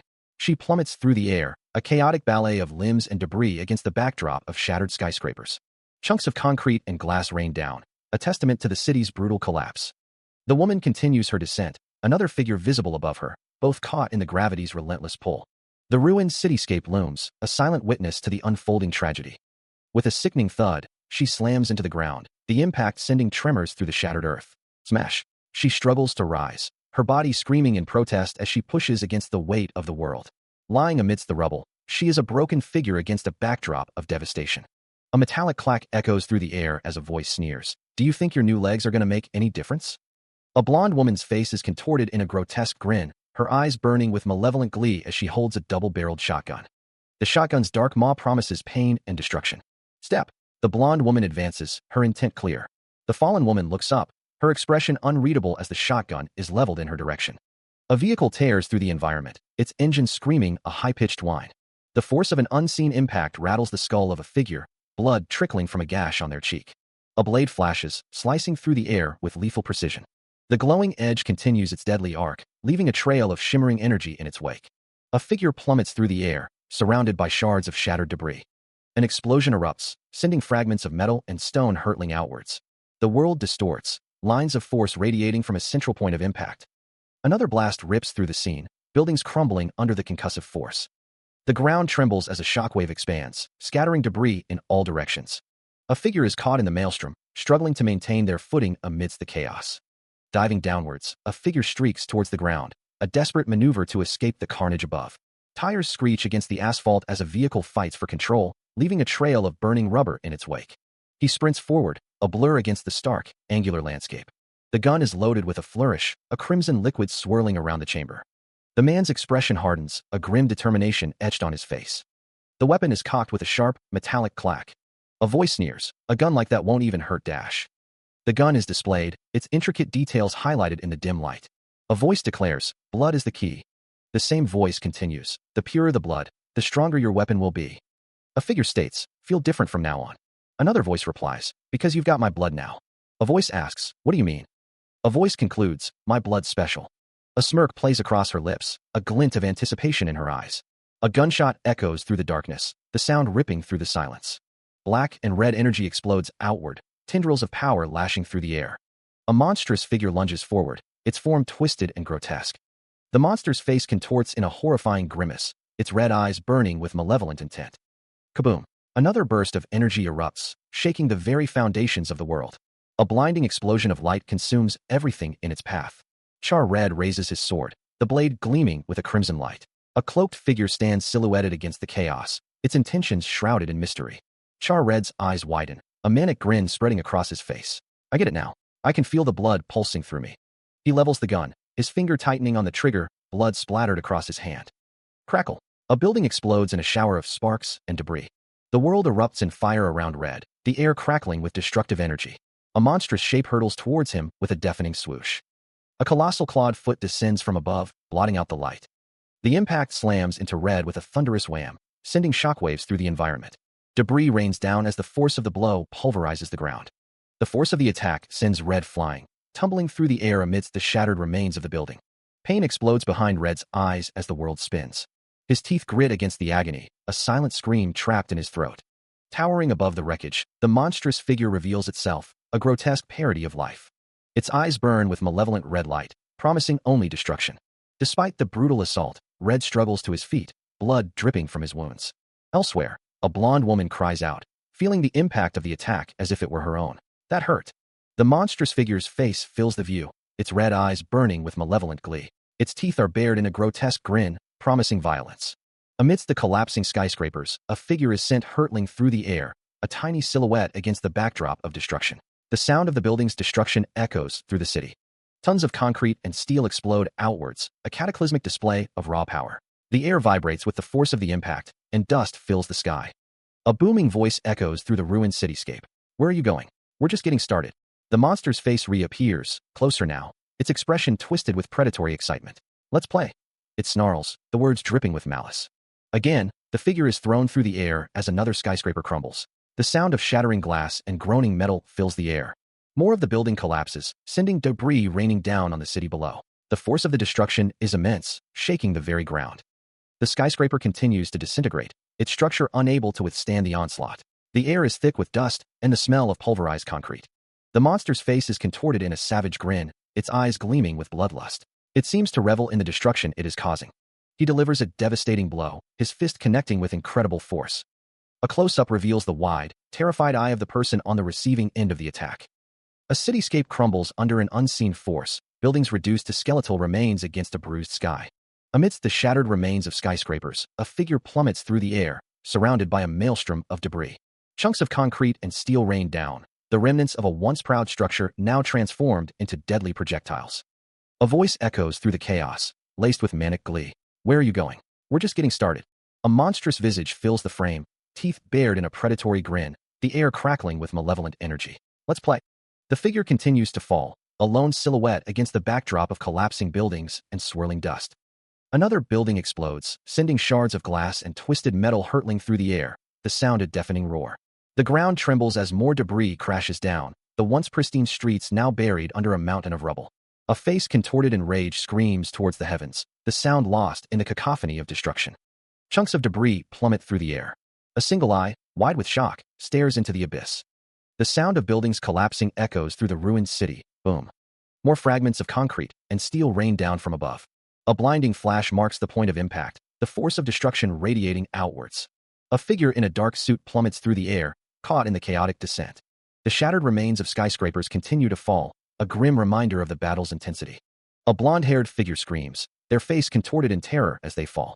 Another figure, hair a fiery red, tumbles through the debris-filled sky. Strands of dark hair whip in the wind, a silent testament to the uncontrolled fall.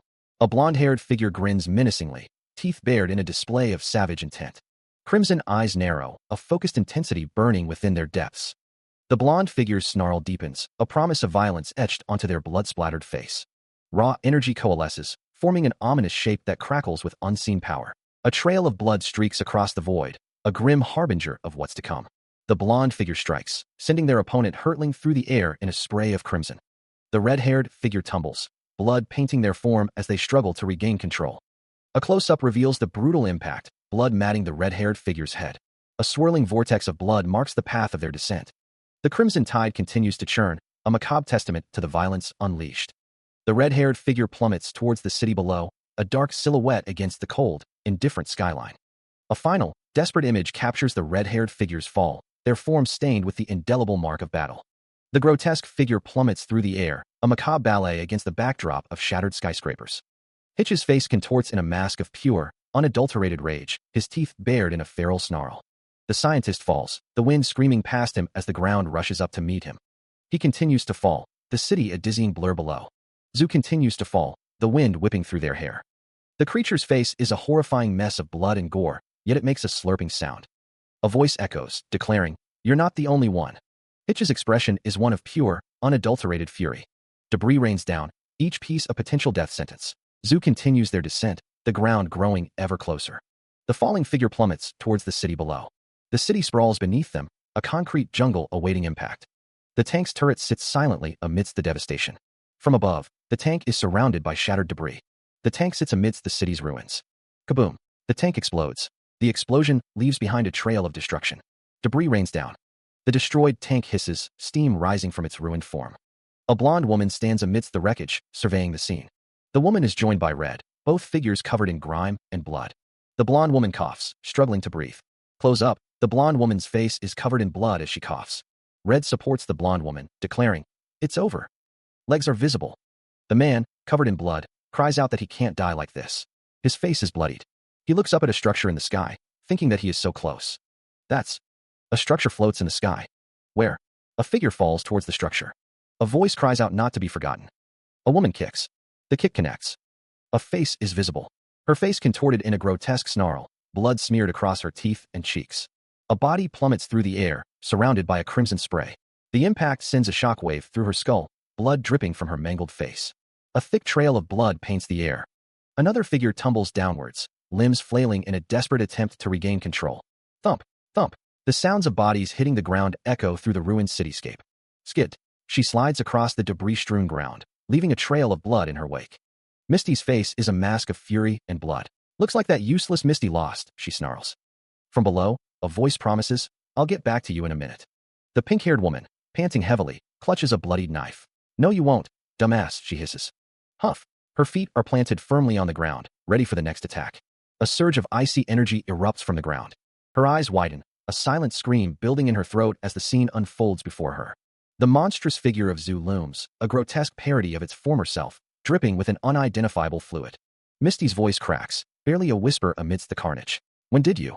Elsewhere, a figure twitches amidst a field of jagged ice, their body battered and broken.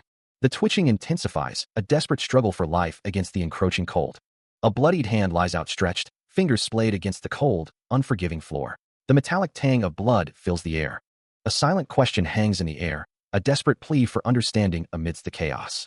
Misty's face contorts in horror, her eyes wide with disbelief as the scene before her continues to deteriorate. The remnants of a once proud structure lie scattered, a testament to the destructive force that has swept through this place. Hitch lies sprawled amidst the wreckage, his body twisted at an unnatural angle, a pool of crimson spreading beneath him. Misty's expression hardens, a flicker of determination replacing the initial shock. She must survive this. Red's voice drips with sarcasm, a cruel amusement coloring his tone. "Nice one, kitty cat." He grins, a manic expression twisting his blood-smeared features. The air crackles with anticipation. A voice, dripping with malice, snarls, "Blast his ass." The grin widens, revealing teeth stained crimson. His eyes burn with a feverish intensity. His hand, slick with gore, reaches out, fingers twitching with anticipation. The blood-soaked hand clenches, a dark star marking its center. The world seems to swirl around him, a vortex of violence and anticipation. The swirl intensifies, drawing him closer to the looming weapon. His hand grips the cold metal of the cannon, a whooshing sound filling the air as he prepares to unleash its power. The cannon stands ready, a silent promise of destruction. The weapon awaits its command, a dark and ominous presence. Boom. The sound echoes, a deafening roar that shatters the silence. The cannon erupts in a blaze of fire and sparks, unleashing its devastating payload. A blinding light fills the space. A grotesque face emerges from the brightness, its eyes wide and bloodshot. The monster's mouth gapes open, revealing rows of jagged teeth. Zhu scoffs, dismissing Misty's fate. It seems the battle has already claimed a casualty. Blood streaks down Zhu's face, a grim testament to the ferocity of the fight. The blonde-haired figure promises to return the favor, his voice laced with malice. Sarah, breathing heavily, defiantly rejects the threat. "No you won't, dumbass," she spits. Kneeling amidst the carnage, Sarah struggles to maintain her composure, her body slick with blood. Crystalline structures jut from the ground, remnants of a powerful attack or a desperate defense. A moment of stunned silence hangs in the air, punctuated only by the characters' ragged breaths. Zhu's face is a mask of fury and pain, his eyes burning with a vengeful light. A voice, filled with disbelief, begins to question the unfolding horror. "When did you dash?" Standing amidst the crystalline chaos, Zhu surveys the scene, his expression unreadable. A severed limb twitches spasmodically, a gruesome reminder of the battle's cost. With a sickening thud, a hand falls to the ground, its fingers stained crimson. Her hand lay limp amidst the shattered remains of the battle, a stark reminder of the brutal exchange. A silent scream echoed in her mind, the shock still raw and visceral. Her teeth clenched, a silent snarl of defiance against the pain. She was sprawled amidst the wreckage, a broken doll discarded in the aftermath. The world swam around her, a kaleidoscope of pain and fading light. A sardonic thought flickered through her mind. Nice one, kitty cat. Her hand, slick with crimson, trembled with a nascent rage. Her eyes narrowed, a spark of defiance igniting within their depths. A surge of fury coursed through her veins. Blast his ass. Her face hardened, a mask of grim determination settling over her features. Power began to coalesce around her hand, swirling like a crimson vortex. Her gaze burned with renewed purpose, the fire of vengeance rekindled in her soul. Power coalesces, a vortex of crimson and indigo energies swirling around an unseen source.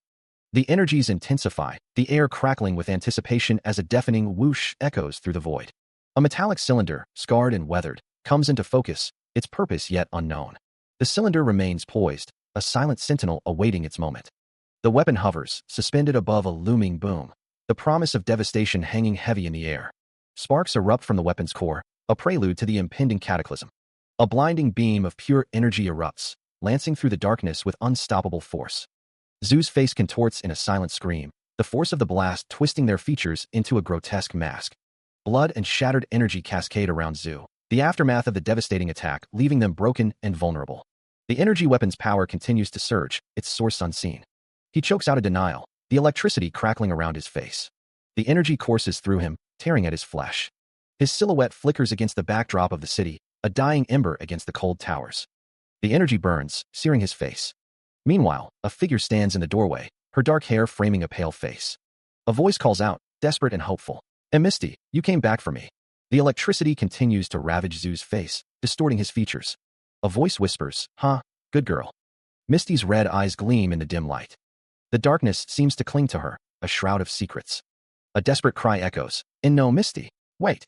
Energy crackles around Zoo as he suffers, his face contorted in pain. The air smells of ozone and burning flesh. Weakly, he manages to utter a fragmented plea. Zoo cries out, his voice cracking as he calls, Misty. Blood splatters against the surface, the sound echoing in the silence. The crimson liquid paints the ground, a stark testament to the violence that has occurred. Standing amidst the devastation, Misty surveys the scene, her silhouette framed by the destruction. Another burst of blood erupts, the sound echoing ominously. A violent burst of red energy explodes outwards, the force of it palpable. The crimson energy flares, a raw and untamed power unleashed. Amidst the chaos, a figure stands, their red hair matted with blood, a single horn jutting from their forehead. Red eyes burn with intensity. Blood streaks down their chest, staining the fabric of their dark clothing. The red eye glares, a pinpoint of fury in the ravaged landscape. The figure remains silent, a blank speech bubble hanging in the air, the red horn a stark declaration of their presence. Blood clings to their chin, a grim testament to the battle they have endured. Turning their back to the viewer, the figure surveys the ruined cityscape, a lone silhouette against the devastation. The back of their dark jacket is splattered with crimson, a macabre tapestry of violence. A once proud tree lies shattered, a victim of the unseen force that tore through the city. A low rumble vibrates through the air. The skeletal remains of a skyscraper claw at the sky, another monument to destruction. The rumble intensifies. Energy readings spike, a disembodied voice crackling with urgency. High energy frequencies are emanating from within the ruins. A red crystal pulsates with violent energy, the air crackling with unseen force. Energy levels spike dangerously. A technician wonders if something is wrong with the cerebral controller. Inside the control room, technicians monitor the escalating crisis. One of the technicians shouts that the controller isn't the problem. The energy is emanating directly from the crystal itself. The crystal sends out energy signals in a complex, repeating pattern. An order rings out. Inject the correctives and shut it down. The correctives injection proceeds, reaching completion. A technician despairs, declaring that it's no use. They've lost complete control. The signal from the crystal intensifies, growing stronger with each pulse. A figure with long white hair, their face obscured by shadow, questions what the crystal is doing. Hitch's face contorts in a mask of pure terror. A low rumble echoes as a figure with dark hair appears, their expression unreadable. A blonde-haired figure stands alongside another, the air vibrating with a deep rumble. The figure's red eyes pierce the gloom, a silent question hanging in the air. The mouth is set in a grim line, a hint of tension in the jaw. A cavernous space echoes with a resonant VWOM, the sound bouncing off unseen walls. The red crystal pulses with energy, another VWOM reverberating through the chamber. Darkness swirls, punctuated by the echoing VWOM that seems to warp the very air. The word blood hangs in the air, a stark and ominous declaration. A blood-red moon dominates the sky, casting an eerie glow across the landscape. Stars glimmer faintly in the crimson-tinged darkness, distant witnesses to unfolding events. The red moon hangs suspended in the night sky, framed by the panes of a window. A woman stands silhouetted against the window, her gaze fixed on the ominous moon. The room is dimly lit. The woman's expression is downcast. She wraps her arms around herself, a shiver running down her spine. The man approaches, concern etched on his face. "What's wrong?" he asks, his voice soft. She looks away, trying to dismiss his worry. "It's nothing," she murmurs. Her eyes are filled with a deep sadness. She finally admits, "I just had some scary thoughts." He pulls her close, their lips meeting in a tender kiss. The kiss deepens, a silent promise of comfort and protection. He pulls back slightly, his gaze searching. "How was that? Are you still scared?" He embraces her tightly, his warmth enveloping her. She leans into him, finding solace in his presence. "You idiot," she whispers, a faint smile gracing her lips. "Your body feels warm." She finds it calming. He asks if she ever had a child, would she want a boy or a girl? The woman looks peaceful. The man replies that he wouldn't mind as long as they're nothing like him. He scratches his face, stating that he doesn't want them to resent him later. The woman asks what about him. The woman stares intently. She thinks. Jean. A close-up reveals Red's transformed face, now monstrous with sharp edges and a crimson glow. Red's hand, now clawed and bloodied, comes into view. He asks what he has done. Jean stares in horror at Red, blood staining her hands. She asks if he has turned into something. One of the figures present hears something, though its source remains a mystery. The woman with pink hair, splattered with blood, looks up, her expression a mix of confusion and fear. She asks what the other figure hears, as she perceives nothing. A sliver of the crimson moon peaks over the horizon. The red moon hangs heavy in the night sky, its light casting an eerie glow. The crimson orb dominates the heavens. The woman stands at the window, her gaze fixed on the unsettling moon. Her bare feet rest on the cool floor. A deep sadness etches itself onto her face. She wraps her arms around herself, as if trying to ward off a chill that goes deeper than the skin. Red approaches, concern etched on his features. "What's wrong?" he asks softly. He gently pulls her into an embrace, offering silent comfort. Her brow furrows, her eyes downcast. She clutches at his shirt, her voice barely a whisper. "I just had some scary thoughts." He leans in, pressing a tender kiss to her forehead, a silent promise of protection. She shares a kiss with Red. Red's expression is unreadable. Red asks, "How was that? Are you still scared?" They embrace. She says, "Your body feels warm. It calms me down." She asks, "If you ever had a child, do you want a boy or a girl?" The woman's expression is soft. She continues, "I don't mind as long as they're nothing like me." Red scratches his face. He says, "I don't want them to resent me later." She asks, "What about you?" She thinks, "I think." A voice echoes from the darkness, lost in thought. The name Jean hangs in the air, spoken by Red. Red's face is covered in blood. The woman with pink hair stares at Red, her expression a mix of shock and horror. "Ah, Red, what have you turned into?" she cries out. The woman clutches her chest, her hand stained with blood. "I hear it," she whispers. The woman stares up at Red, her eyes wide with fear. Blood trickles down her face. Red turns his head, his expression blank. "Hear what?" "I don't hear anything." A voice whispers, "She's calling for me." Red walks away, his back to the woman. The city lies in ruins around him. A swishing sound echoes through the air. A city skyline blurs as explosions rock the buildings. The destruction continues. A building crumbles as a massive explosion rips through its structure, the sound echoing through the city. Another building is engulfed in flames, reduced to rubble in a fiery blast. Amidst the chaos, a soldier shouts, "Stop him!" The soldiers unleash a barrage of gunfire, determined to repel the attackers. One of them shouts that the entrance has been breached. A man with blonde hair and glasses exclaims in disbelief, "What? That means everyone outside was wiped out." In a high-rise office, a man in a suit stares intently at a screen, his expression grim. He wonders how many of them there are. The city continues to be ravaged by explosions, buildings collapsing under the force of the assault. Bodies are thrown through the air amidst the fiery chaos, the scene a maelstrom of destruction. Another explosion rocks the city, the shockwave tearing through the already devastated landscape. The aftermath of the explosions leaves a trail of fire and debris, the city's skyline forever scarred. A man cries out in pain, his face bloodied and contorted in agony. He notices something in the distance. A towering structure looms, a figure standing before it with glowing red eyes. From behind, a figure watches the destruction unfold. The massive structure dominates the landscape. A deafening boom echoes as an explosion erupts. A building crumbles, consumed by the inferno. The devastation continues, the city falling apart. Two men stare in disbelief at the unfolding chaos. "What the hell?" one exclaims. An energy surge crackles through the air. One of the men looks on with growing concern. The city continues to burn. The aftermath of the destruction is visible, debris scattered across the landscape. More debris litters the ground, the remnants of a once structured environment. The destruction continues, with more debris and signs of a violent event. The scene is filled with debris, the aftermath of a destructive event. A woman stands in a doorway, observing the destruction outside. Red shouts, "Look at yourself. It's getting worse. You'll die at this rate." The injured character is shown in close-up, their face covered in blood and bruises. Red continues, "There's still a chance. We just have to take you to Sarah." The injured character coughs up blood, their condition worsening. Red exclaims, "Cool, damn it," as the injured character continues to cough. The injured character's face is shown in close-up, their eyes filled with pain. The injured character's face is shown in close-up, their condition worsening. He offers a final farewell, expressing his gratitude. A voice urges the unknown man to turn back, but he continues onward. The voice grows more frustrated, calling him a stubborn bastard as he ascends the stairs. From the floor, the unknown woman watches him go, her expression unreadable. She struggles to push herself up, muttering about how much of a handful he is. Panting heavily, the unknown woman vows to make him pay. She pauses, gathering her strength. The unknown woman sniffs the air, trying to catch his scent. A close-up reveals her bloodied face as she focuses on the lingering smell. The unknown woman looks up, her eyes filled with determination. Her legs tremble as she prepares to stand. The unknown man continues his ascent, unaware of the resolve brewing behind him. Someone descends the stairs, each step echoing in the empty space. Pausing at the bottom, the figure looks up, a sense of foreboding washing over them. The individual gazes upward, their expression unreadable in the dim light. Breaking news flashes across the screen, a meteor has entered the atmosphere. The report continues, stating that the meteor has just exploded in midair, as NASA predicted. A blinding flash fills the sky as the meteor detonates with a deafening boom. The news reports that something unexpected has occurred.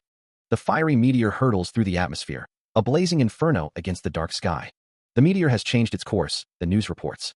Red, standing before the Sky Park entrance, declares, "No, it's because of me." The news urgently announces, "Evacuate. It's heading for the city." Red mutters, "It's my fault." The meteor, now a raging ball of fire, streaks towards the city, promising destruction. A hand slams down on a piano keyboard with a resounding clack. A voice declares, "This is all my fault." The fingers linger on the keys. Panting heavily, Red stares out at the city. In the distance, a woman stands alone. A voice calls out, "You're late again." Jean looks back, her expression unreadable. A voice says, "Today's a special day, so I'll forgive you just this." Jean smiles, a hint of sadness in her eyes. She clutches a gift bag to her chest. A desperate voice cries out, "Jean." Red sprints forward, his face contorted in anguish. Jean's expression hardens, a flicker of defiance in her gaze. The ground erupts in a cataclysm of fire and splintered rock. Engulfed in the inferno, Jean is thrown backward by the concussive force. She tumbles through the air, a helpless figure against the backdrop of destruction. The world around her is a maelstrom of fire and debris. Red's face contorts in a silent scream, his eyes wide with horror as he witnesses the unfolding tragedy. Shadows stretch and twist, mirroring the turmoil in his heart. A red book falls, tumbling end over end, as if ripped from unseen hands. Jean's expression is one of pure agony as she plummets towards the earth. The ground rushes up to meet her, an unyielding embrace. A pair of small, pink shoes lie abandoned amidst the chaos, their floral decorations a stark contrast to the surrounding devastation. One shoe lies askew, its mate lost in the aftermath. A hand reaches out, fingers stained crimson, towards the forgotten footwear. A cacophony of cracking fills the air as the figure wonders what is happening. The cracking intensifies as the figure cries out in denial.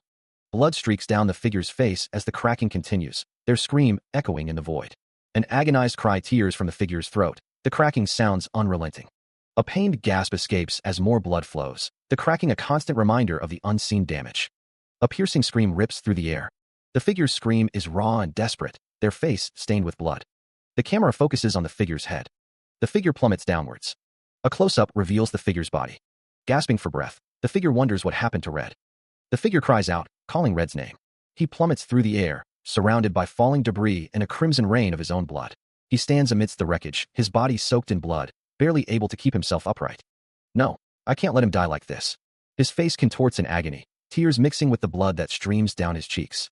His hand clenches into a fist, knuckles white with strain. A strangled gasp escapes his lips, each breath a painful struggle. His face is a mask of pain, cracked spiderwebbing across his skin as he grits his teeth. A primal scream tears from his throat, a desperate cry against the encroaching darkness. His body is a canvas of crimson, each wound a testament to the brutal beating he has endured.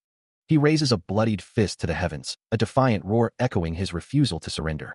His chest heaves, each rise and fall a testament to his fading strength. A bloodied hand grips a jagged, crimson crystal, its edges glinting with a sinister light. A desperate cry pierces the air. Save Red. The crystal plummets downwards, a scarlet streak against the pale backdrop. The crystal finds its mark, sinking into flesh with sickening precision. The crystal impales Red's head, a crimson explosion erupting from the point of impact. A strangled scream tears from Red's throat, a sound of pure agony. A network of cracked spiderwebs across the crystal's surface, a prelude to its destruction. Red's eyes widen in stark terror as the crystal's fractures deepen, the sound of cracking echoing in the silence. The crystal's integrity fails, the cracks multiplying until it's a web of imminent collapse. With a final, deafening crack, the crystal shatters, releasing a pulse of dark energy. The shards of the crystal dissipate, leaving only the lingering trace of malevolent energy. Red falls, lifeless, the light gone from their eyes. Debris litters the landscape, the jagged remains of a battle or a collapse. A ruined building stands silhouetted against a fiery sky, a dark shape falling away from it. A voice whispers the name of the fallen. Red. Tears stream down a face framed by spiky pink hair, a mask of grief etched in every line. The voice continues, a broken echo of loss. You. A shard of crimson crystal pulses with an inner light, a silent testament to the tragedy. A plea hangs in the air, a desperate whisper against the silence. Please. The dark shape looms, the red crystal embedded within it glowing with ominous intensity. Light flares around the crystal, illuminating the devastation. The crystal hangs suspended, radiating a malevolent energy. The light intensifies, consuming the ruined landscape. A blinding flash obliterates everything.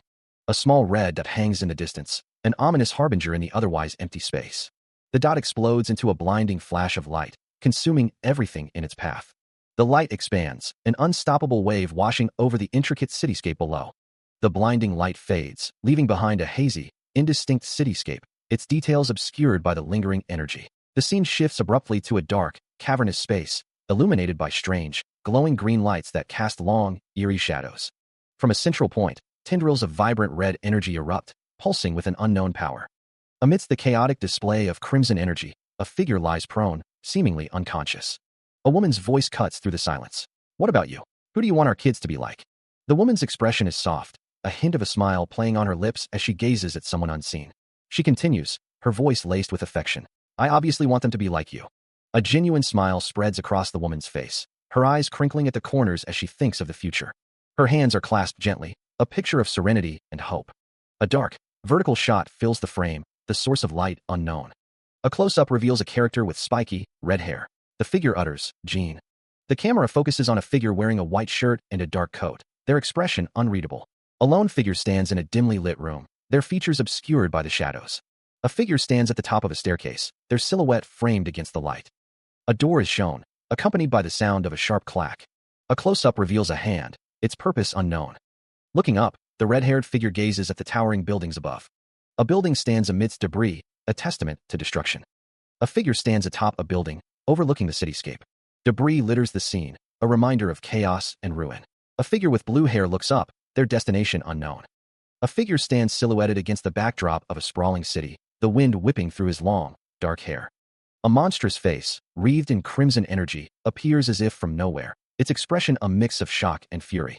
Red's voice echoed, barely a whisper. He reached out, his expression a mask of pain and desperation.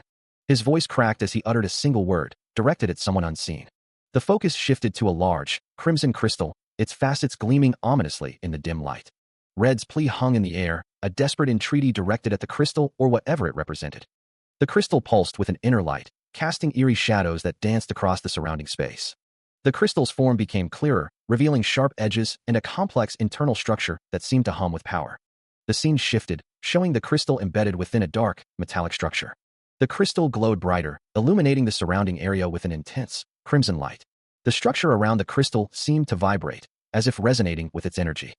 A blinding flash erupted from the crystal, engulfing everything in a sea of red light. The light faded, leaving behind only a faint, lingering glow and the sense that something profound had just occurred.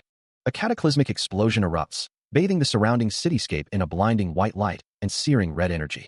The shockwave tears through the city, its intricate structures rendered as mere silhouettes against the radiant blast. Dust and debris fill the air, obscuring the once proud skyline in a haze of destruction.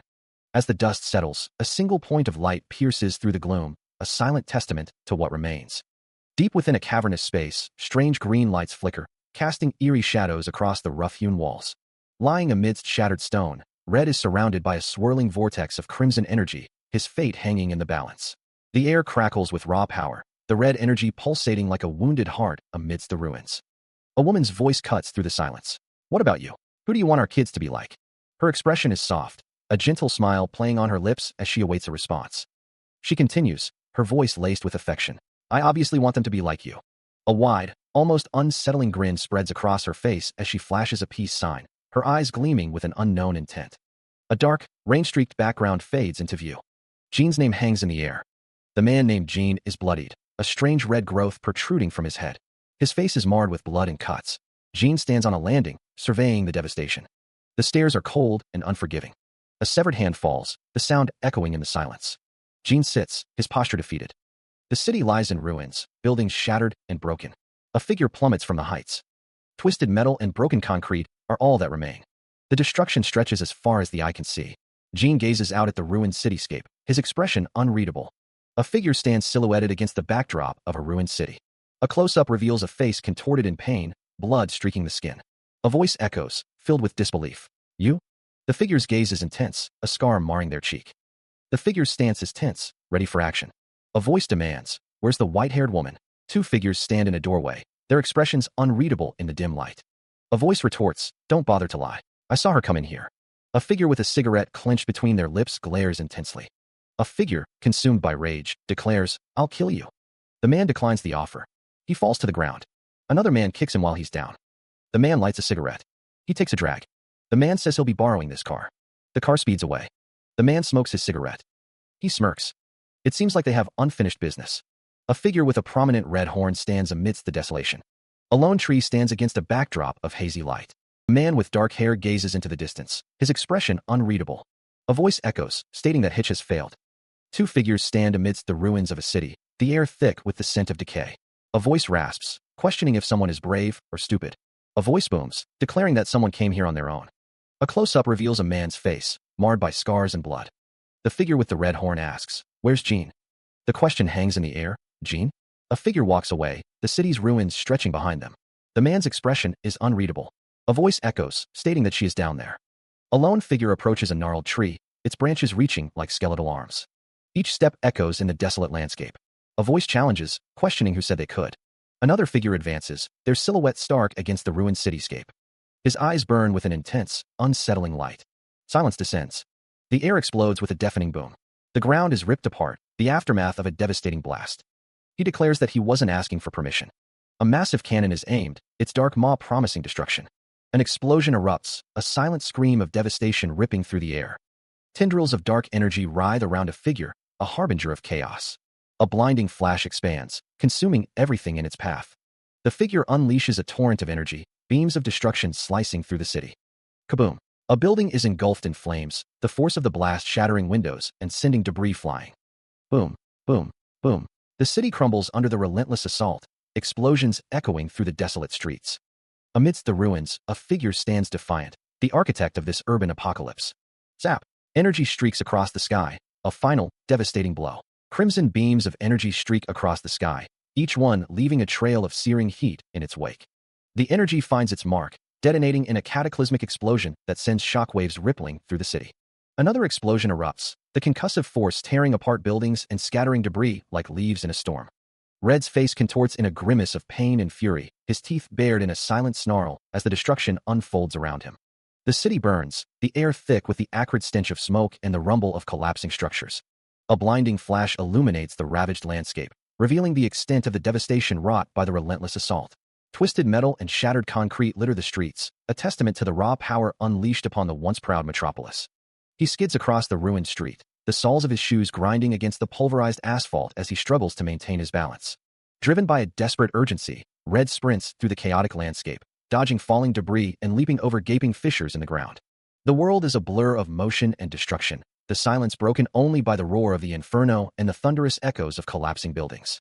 A towering figure with horns and flowing white hair stands amidst the carnage, casting a long, ominous shadow over a prone figure at his feet.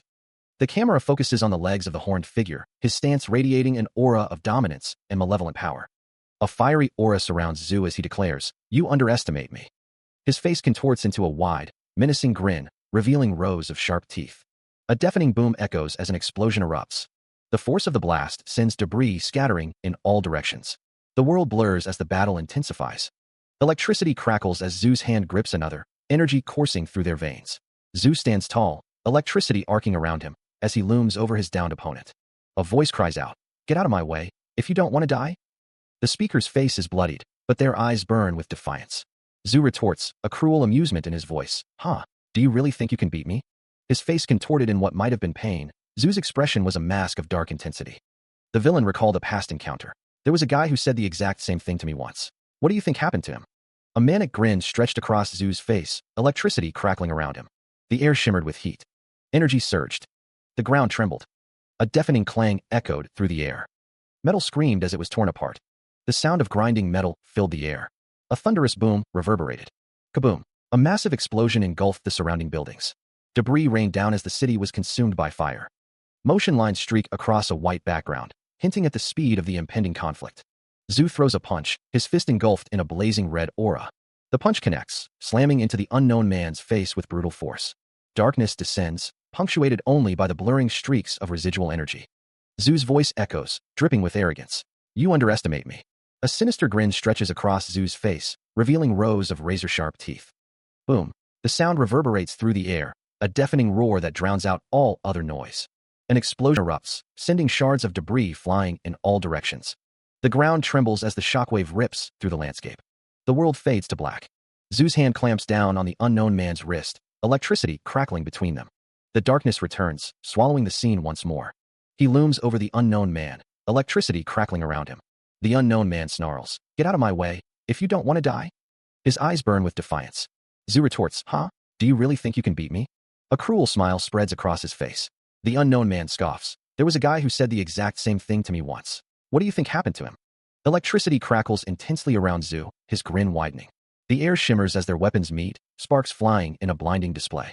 Energy explodes outward, illuminating the battlefield. The clash intensifies, the force of their blows creating a shockwave. Clang! The sound reverberates through the air as their weapons lock. Zoo's form is visible behind the locked blades, his power surging. The sound of metal on metal rings out as they clash, the force of their blows creating visible shockwaves. The clang echoes again, the intensity of the fight escalating. A deafening explosion rips through the area, shaking the very foundations of the ruined city. Zoo grips the unknown man by the throat, hoisting him into the air. Zoo's red eyes narrow as he declares, "You ruined everything." From the shadows, a figure plots, believing they can set things straight with what they possess. He roars a desperate command to silence his tormentor. "Shut the fuck up." Blood streaks down his face, a crimson mask of pain and defiance. He coughs, a wet, gurgling sound as more blood spills from his mouth. A voice taunts, "Are you in pain?" A strangled gasp is the only reply. A clawed hand grips his face, the touch burning like acid as his body convulses in agony. A voice booms, laced with cold satisfaction. "Such is the fate of your species." The horned figure gazes down, eyes burning with malevolent intent. The voice continues, a chilling promise. "That's the true form of your species." A city lies in ruins, shrouded in an eerie mist as the voice echoes. "We are merely returning you all to your true forms, as our tools." A guttural growl rises from a horde of the undead, their eyes burning with a hunger that knows no bounds. The zombies surge forward, a tide of rotting flesh and insatiable hunger. "The world will be reborn," a voice booms, echoing with dark promise. The voice continues, declaring that they will be establishing a new empire, one fitting of this reborn world. A bird's eye view shows a city in ruins, the skeletal remains of skyscrapers piercing the sky. The devastation stretches as far as the eye can see, a testament to the old world's demise. The figure's voice resonates, revealing that blood crystals will be the key to establishing their new empire. The figure looms over someone, their face obscured, and states that they should be honored. A new world? The figure questions, their tone laced with a hint of madness.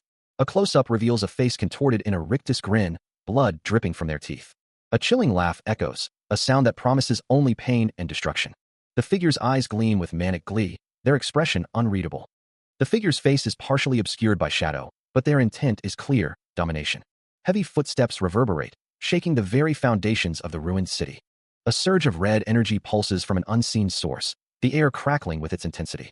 The crimson light intensifies, bathing the surroundings in an ominous glow as the energy builds.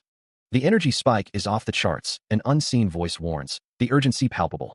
Panic rises as one of the figures exclaims that this is too dangerous, demanding to know what the doctor's orders are.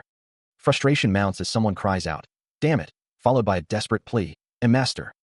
Dr. Hitch's face is etched with worry, sweat beading on his brow as he stares intently at the readings. The room plunges into darkness, the silence amplifying the tension. The red energy flickers back to life, casting eerie shadows that dance across the walls. The crimson light intensifies once more, the air vibrating with raw power. The red energy reaches its zenith, a blinding inferno threatening to consume everything in its path. The energy begins to dissipate, the intense light gradually fading. The red glow diminishes, leaving only a faint trace of the cataclysmic event that just transpired. A beam of red energy pierces the silence, a harbinger of destruction. The force of the blast leaves an unknown figure battered and bleeding, their face contorted in pain. The red energy intensifies, bathing the area in an ominous glow. Lightning crackles through the air, the smell of ozone sharp and biting. A silhouette is engulfed in a blinding flash of electricity, the air vibrating with raw power. A voice, filled with malice, echoes through the chaos. Die. The lightning intensifies, illuminating the devastation. A deafening boom shatters the air as the attack reaches its crescendo, sending debris flying in all directions. Skidding to a halt, a figure struggles to maintain their footing amidst the destruction. The figure sprints through the ravaged landscape, their movements frantic and desperate. The figure, their face a mask of shock and disbelief, cries out, "Ugh, what was that?" Scanning the surroundings, the figure whispers, "Where did he?" A dark figure plummets from the sky, surrounded by swirling chaos. "You." A monstrous face contorts in rage, its eyes burning with an eerie light, a single horn jutting from its brow. Blood streaks down a face etched with pain and fury. A voice echoes, filled with anguish, "Took everything from me." A blonde-haired figure flashes a peace sign, a chilling smile playing on their lips. The voice continues, laced with venom, "So I'm going to destroy every little part of your shitty plan." A hand drips with a viscous, dark substance, claws extended. The hand clenches into a fist, the dark substance pulsing with malevolent energy. The figure stands amidst swirling chaos, a promise of destruction hanging in the air. The chaotic energy intensifies, a storm of shadows and fury. Veins of crimson energy pulse with an unseen force. A fist of raw power clenches, ready to strike. A figure with pink hair peers from the shadows. A being with wild, white hair and piercing eyes grins with manic intensity. The being's face contorts in a savage snarl, teeth bared in anticipation. Lightning crackles around the figure, a storm of raw energy unleashed. A voice screams a single, venomous word, "Die." A wolf-like creature, wreathed in crimson energy, unleashes beams of destructive force. Strands of white hair whip through the air, charged with power. Crimson and azure energy coalesces, converging toward a single, unseen point in the city. A monolithic skyscraper looms, its dark facade a stark silhouette against the pale sky, seemingly the focal point of the gathering energy. A monstrous visage materializes, its jagged teeth bared in a silent roar, the source of the destructive power. The air crackles with raw power, energy patterns distorting the space around the unseen epicenter. The monstrous face intensifies, its eyes glowing with malevolent intent as the energy reaches critical mass. A blinding flash erupts, the initial burst of the explosion tearing through the building's foundations. The skyscraper is consumed by a sphere of azure energy, its structure disintegrating under the force of the blast. Kaboom! The sound echoes through the city as the explosion reaches its zenith. A shockwave rips outwards, leveling buildings and scattering debris across the ruined cityscape. The aftermath is a chaotic canvas of swirling dust and lingering energy, the air thick with the smell of ozone and pulverized concrete. Shadows stretch across the devastated landscape, highlighting the skeletal remains of once proud structures. A final, desolate view of the ruined city, a testament to the destructive power unleashed. The city lay in ruins, a testament to the destructive power unleashed. From a high vantage point, Red and Elda surveyed the devastation, the air thick with smoke and the stench of burning debris. A lone building burned fiercely, its skeletal frame silhouetted against the orange glow. Hitch stood amidst the chaos, blood streaking his face, a grim reminder of the battle that had just transpired. Kneeling amidst the rubble, antagonist Zhu seemed to absorb the energy of the destruction. A horrifying transformation took hold of Hitch, a crimson horn erupting from his forehead, his eyes burning with an unholy light. The change warped his very being, twisting him into something monstrous. Hitch's face contorted in a mixture of pain and ecstasy as the transformation reached its peak. Jean's name echoed in his mind. Antagonist Zhu plummeted from a great height, the city's ruins rising up to meet him. The destroyed city stood as a silent witness to the unfolding events. Amidst the ruins, a massive, crimson crystal-like structure dominates the landscape, its sharp edges reflecting the harsh light. Dust motes dance in the air, illuminated by the crystal's eerie glow. More rubble and debris litter the ground, a testament to the destructive force that swept through the area. The air hangs heavy with the scent of pulverized stone and residual energy. A crimson, tendril-like force begins to coalesce from nothing. The crimson energy contorts, forming the shape of a clawed hand. The crimson hand surges forward, blurring with speed. The crimson tendrils writhe, the hand's form becoming more defined. The crimson hand continues its unseen journey, leaving trails of dark energy in its wake. The crimson force presses on, its purpose unknown. The crimson hand, a grotesque parody of life, continues its advance. The crimson force hurtles forward, an unseen threat unleashed. Below, a blue-skinned figure looks down, a flicker of surprise in his eyes. His expression shifts, a sinister grin spreading across his face. His eyes narrow, a malevolent glint appearing within. The grin widens, revealing rows of sharp teeth, as his eyes glow with an unholy light. A silent void stretches, pregnant with unseen power. He throws his head back, white hair whipping in the wind as raw energy crackles around him. The air vibrates with a deep, resonant hum, like the prelude to a cataclysm. Zwum. A voice, raw with fury, echoes from the darkness. Die. A crimson beam spears down from the heavens, striking a monstrous, wolf-like creature. Its fangs are bared in a silent snarl as the energy sears through its flesh. The air crackles with ozone, and the scent of burning fur fills the air. Zap. A close-up reveals a face contorted in rage, teeth like jagged razors. The air tastes of iron and ozone. A blinding white light consumes everything. A lone figure stands at the epicenter of a cataclysmic explosion, bathed in searing light. The ground trembles beneath their feet. A towering cityscape looms in the distance, its dark silhouette a stark contrast against the swirling chaos. The monstrous face returns, its eyes burning with an unholy light. A guttural growl rumbles deep within its chest. Crimson energy streaks across the landscape, leaving trails of destruction in its wake. The jagged teeth grind together, a promise of violence hanging heavy in the air. A beam of pure energy strikes a tree-like structure, vaporizing it in an instant. The air shimmers with heat, and the scent of scorched earth fills the nostrils. A towering skyscraper is enveloped in a pulsating blue aura, the air crackling with unseen energy. Kaboom! The sound echoes through the city, a deafening roar that heralds utter devastation. The cityscape lies in ruins, buildings reduced to rubble, the air thick with dust, and the lingering glow of blue energy. Blackened debris rains down from the sky, silent testament to the cataclysm that has just occurred. The skeletal remains of buildings claw at the sky, stark silhouettes against the fading light. A figure stands amidst the wreckage, the edge of their cloak barely visible against the desolation. Twisted metal and shattered concrete litter the ground, a graveyard of broken dreams and shattered lives. Hitch stands on a precarious ledge, his red hair stark against the fiery sky, as a figure with long white hair kneels beside him, overlooking the destruction. The ruins smolder, the air shimmering with heat and the acrid smell of burning metal. A figure stands amidst the devastation, bloodied and battered, their suit torn and stained. A monstrous figure with long white hair and crimson horns stands hunched over, its body marked with wounds. Darkness descends, obscuring the horrors of the day, leaving only the faint glow of embers and the promise of a long, cold night. His face contorted in agony, the monstrous transformation taking its full hold. A crimson light emanated from his very being. He plummeted through the ruined cityscape, a broken figure against a backdrop of devastation. Blood trickled from his eyes, the pain etched deep into his features as the light faded. Meanwhile, a voice called out, barely a whisper in the chaos, "Jean." The city lay in ruins, a testament to the destructive power unleashed. Twisted metal and shattered concrete formed a hellish landscape. A cascade of debris rained down, the remnants of a once proud structure. The silence was broken only by the crackling of flames and the distant rumble of aftershocks. Elsewhere, a frantic message crackled over the comms. There's been a breach. The enemy is currently heading towards the central area. Soldiers advanced through a darkened corridor, weapons raised and ready. One of the soldiers exclaimed, his voice tight with apprehension. Their weapons were trained on an unseen threat, the tension palpable in the air. The soldiers moved through the facility, weapons raised. One of them, his dark gray hair slicked back, ordered the others to follow. A voice echoed in the darkness, stating that they were told to guard this place, and that the person they were guarding was already done for. The man with the slick back hair urged them to come with him. Suddenly, a shout pierced the air. Enemies spotted. Gunfire erupted, tearing through the silence. The soldiers returned fire, their faces grim as they unleashed a hail of bullets. A voice cried out in alarm, "Arg, she's too fast." More shots rang out, followed by a pained scream. Terror widened the eyes of one of the soldiers as he realized the futility of their defense. A deafening wham echoed through the facility, signaling a devastating impact.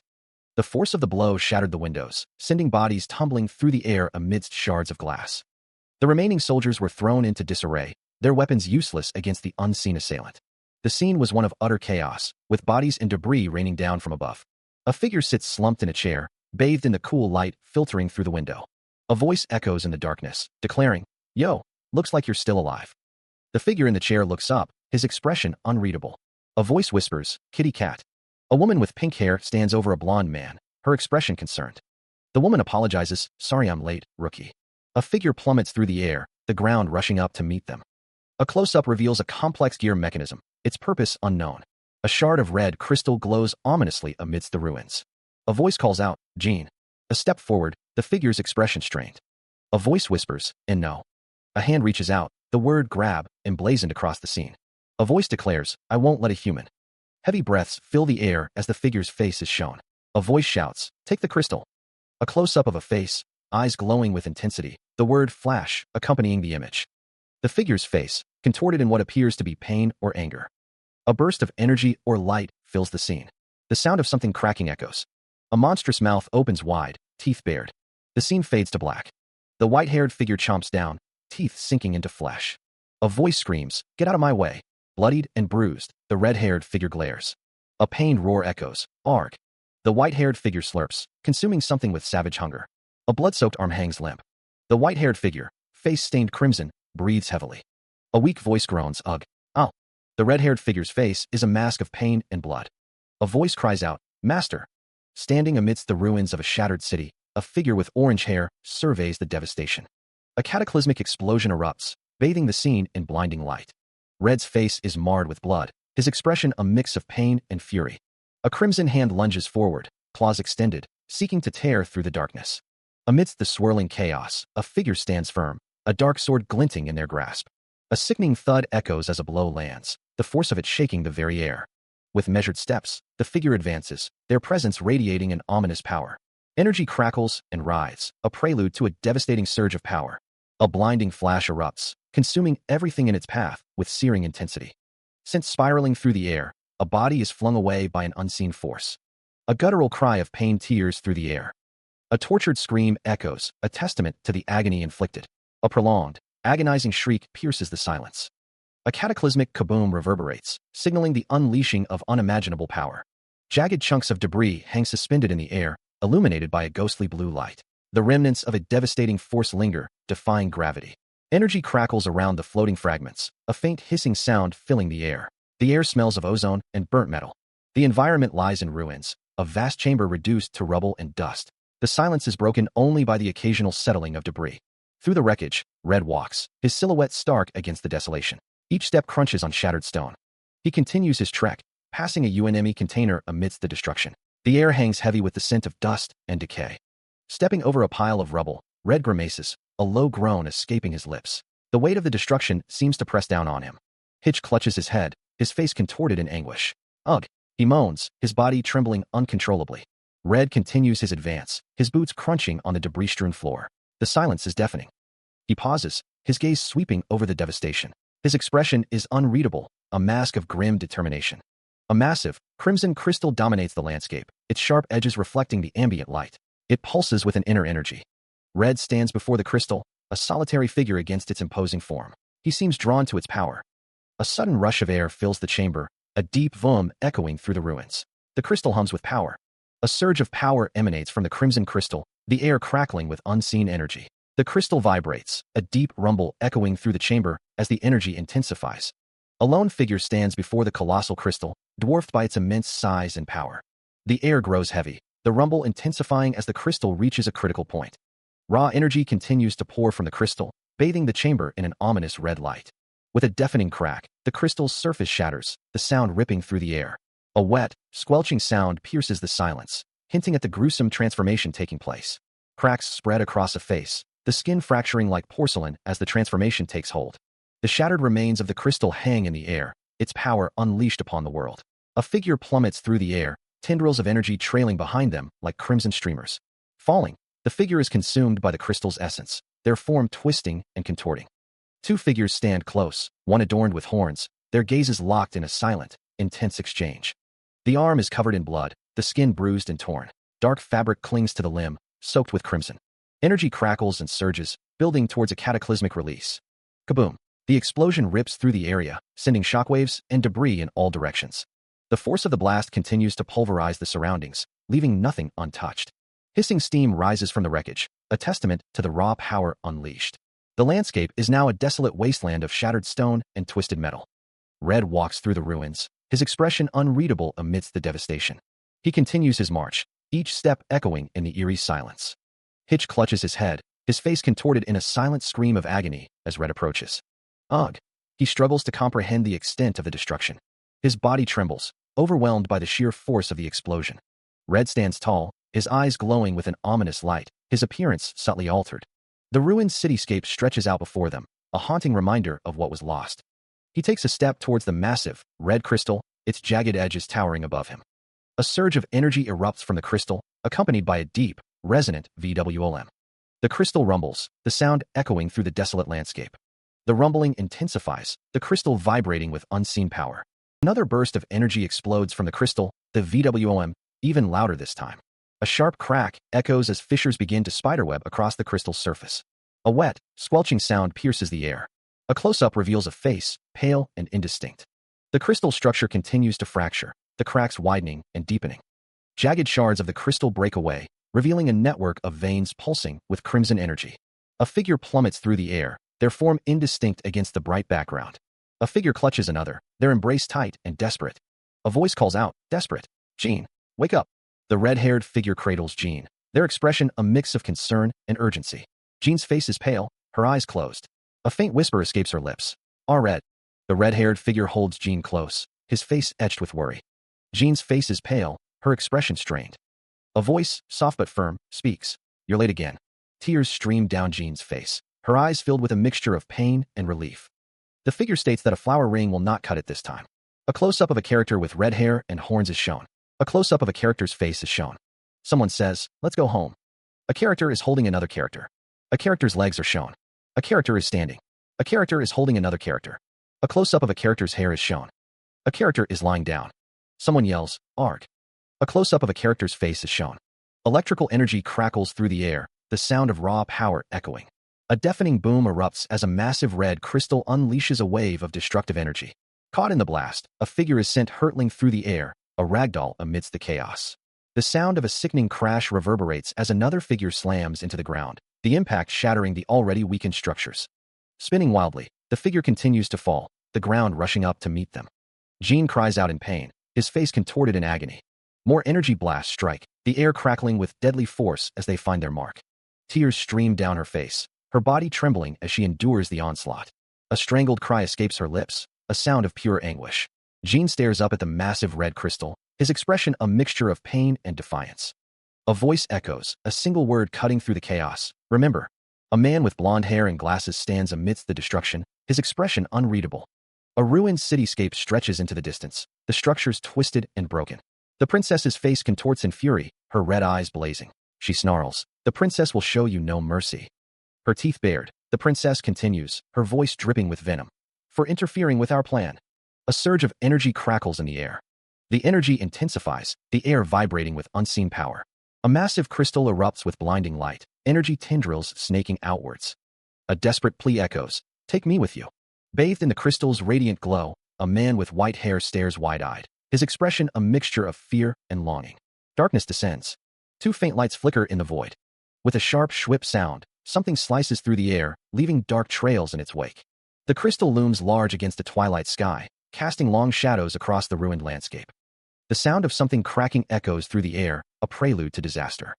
"Darkness," Red calls out, his voice laced with urgency. A figure stumbles forward, bloodied and disoriented. A desperate plea pierces the air, a voice crying out for Jean. The words hang heavy in the air. "Jean is..." A pained groan escapes her lips as she struggles to breathe. Each ragged breath is a testament to her suffering. Her eyes widen in terror, reflecting the impending doom. A frantic voice warns of imminent destruction. "It's gonna explode. Run." A scream of agony tears through the chaos. The sounds of rattling and cracking intensify, signaling the end. Amidst the chaos of falling debris and crackling energy, Red clutches Princess, his expression a mixture of fear and determination. The sounds of the world around them intensify, a symphony of rattling and cracking that threatens to overwhelm their senses. The very fabric of reality seems to be tearing apart, cracks spreading like spider webs across an unseen surface, glowing with ominous red light.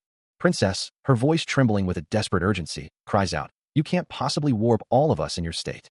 Bloodied and battered, Red urges, "Save yourself before it's too late." Princess, her eyes hardening with resolve, retorts, "Forget it." Her hand glowing with a strange blue energy, Princess declares, "I won't abandon my friends ever again." Her eyes blazing with an otherworldly light, Princess vows. We're all going back together. A fierce determination etched on her face. Princess prepares to unleash her power. Swirling tendrils of dark energy envelop Princess and Red, pulling them deeper into the heart of the storm. The air crackles with raw power as the swirling vortex intensifies, a guttural groan escaping from the depths of the chaos. The very ground trembles as Princess, now wreathed in crackling energy, prepares to unleash a force that could save them all, or destroy everything. The ground trembles, a deep rumble echoing through the air. Reality itself begins to crack, fractures spiderwebbing across the world. Blood splatters as Princess coughs, the crimson liquid staining her lips and chin. She whispers, her voice laced with despair, "I can't do it." Her face, streaked with blood and tears, reflects the crushing weight of failure. A choked sob escapes her lips. Damn it. Her hand reaches out, fingers grasping at nothing. She collapses, her body falling limp against the broken earth. Her form lies still, a stark contrast to the chaos around her. Her eyes, wide with anguish, stare blankly ahead. A streak of light pierces the darkness. A blinding light erupts, consuming everything in its path. A red surface stretches into the darkness. The city crumbles, buildings collapsing into dust. Dust fills the air as more structures fall. The city is reduced to rubble. The world around them begins to crumble. Debris rains down, each impact echoing with a deafening rattle and crack.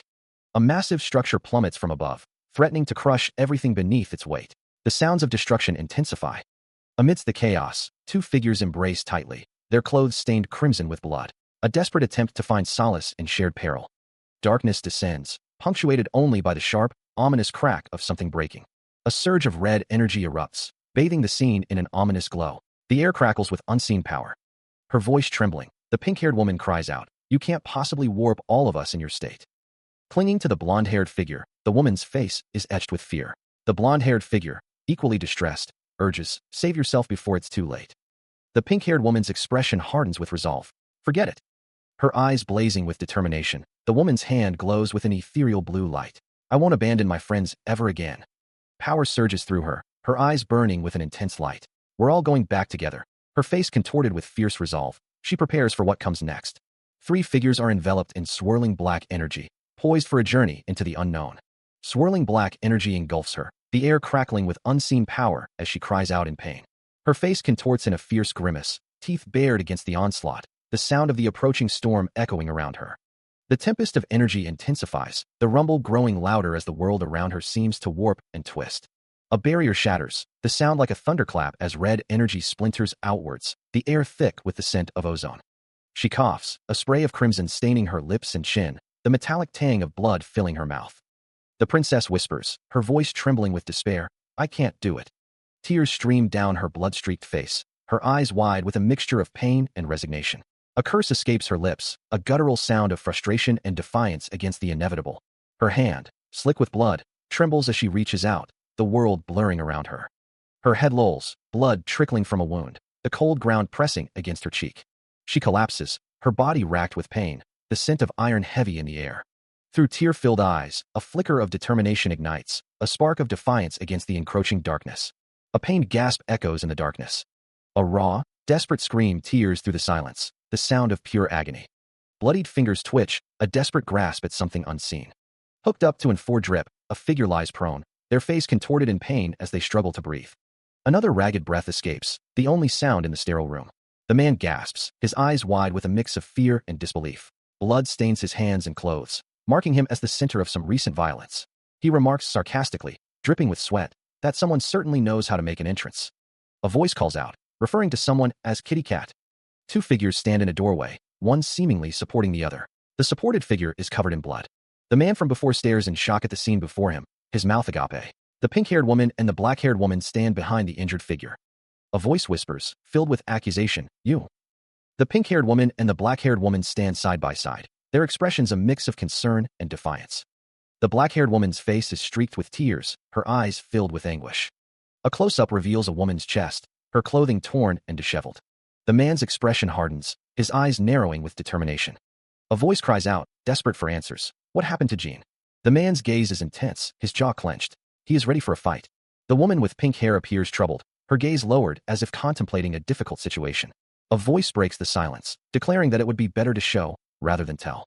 A commanding voice orders Squad 1 to the 21st Street, and Squad 2 to the 19th, urging them to move out. The squad advances, their armored vehicle rumbling through the darkened streets. A member of the SWAT team reminds everyone to pack as much ammo as they can and to stay alert. The red-haired man asks where they are, his expression reflecting the uncertainty of the situation. The team is informed that they are at the temporary command center in Central Station. Despite the explosion, a voice warns that there are still a lot of ghouls left. An armed figure stands guard in a brightly lit doorway, confirming their arrival.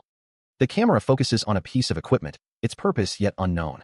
A figure floats suspended in a tube, its features obscured by the glowing liquid. The pink-haired woman walks away, her destination unknown. Footsteps echo down a metal staircase. Someone is approaching. A man's eyes widen in shock, his face etched with disbelief. A woman with long, flowing white hair and crimson horns seems to be in distress. Another woman, clad in a simple red dress, clutches her chest, her expression unreadable. Glowing markings pulse on a pair of bare feet, the source of their light unknown. A resounding thump echoes as Red shouts, "Jean." A pink-haired girl next to him urges, "Calm down, Red." Another thump resonates. A voice cries out, "What have you guys done to her?" Red's name is repeated in a smaller bubble. Swirling red energy crackles with contained power. A desperate voice promises, "I'll get you out of there, Jean." A man sprints forward, his face a mask of grim determination. A final shout pierces the air, "Stop." Jean is threatened by Red, who demands a pause. His expression is fierce, a clear warning etched on his face. In the background, Elda watches with concern. A voice declares that she will die if he does that. Red's face is contorted with rage, his eyes wide with a desperate intensity. The air crackles with unspoken threats. Red stomps forward, his intent clear. Elda watches, her expression a mix of fear and determination. A hand reaches out, grabbing someone with force. A scream pierces the air, a sound of pure terror. Someone shouts at Red to hear her out. The urgency in their voice is palpable. A character coughs violently, their body racked with pain. "Are you going to treat her like another lab rat for your little experiments?" Red is asked to stop, his name spoken with a desperate plea.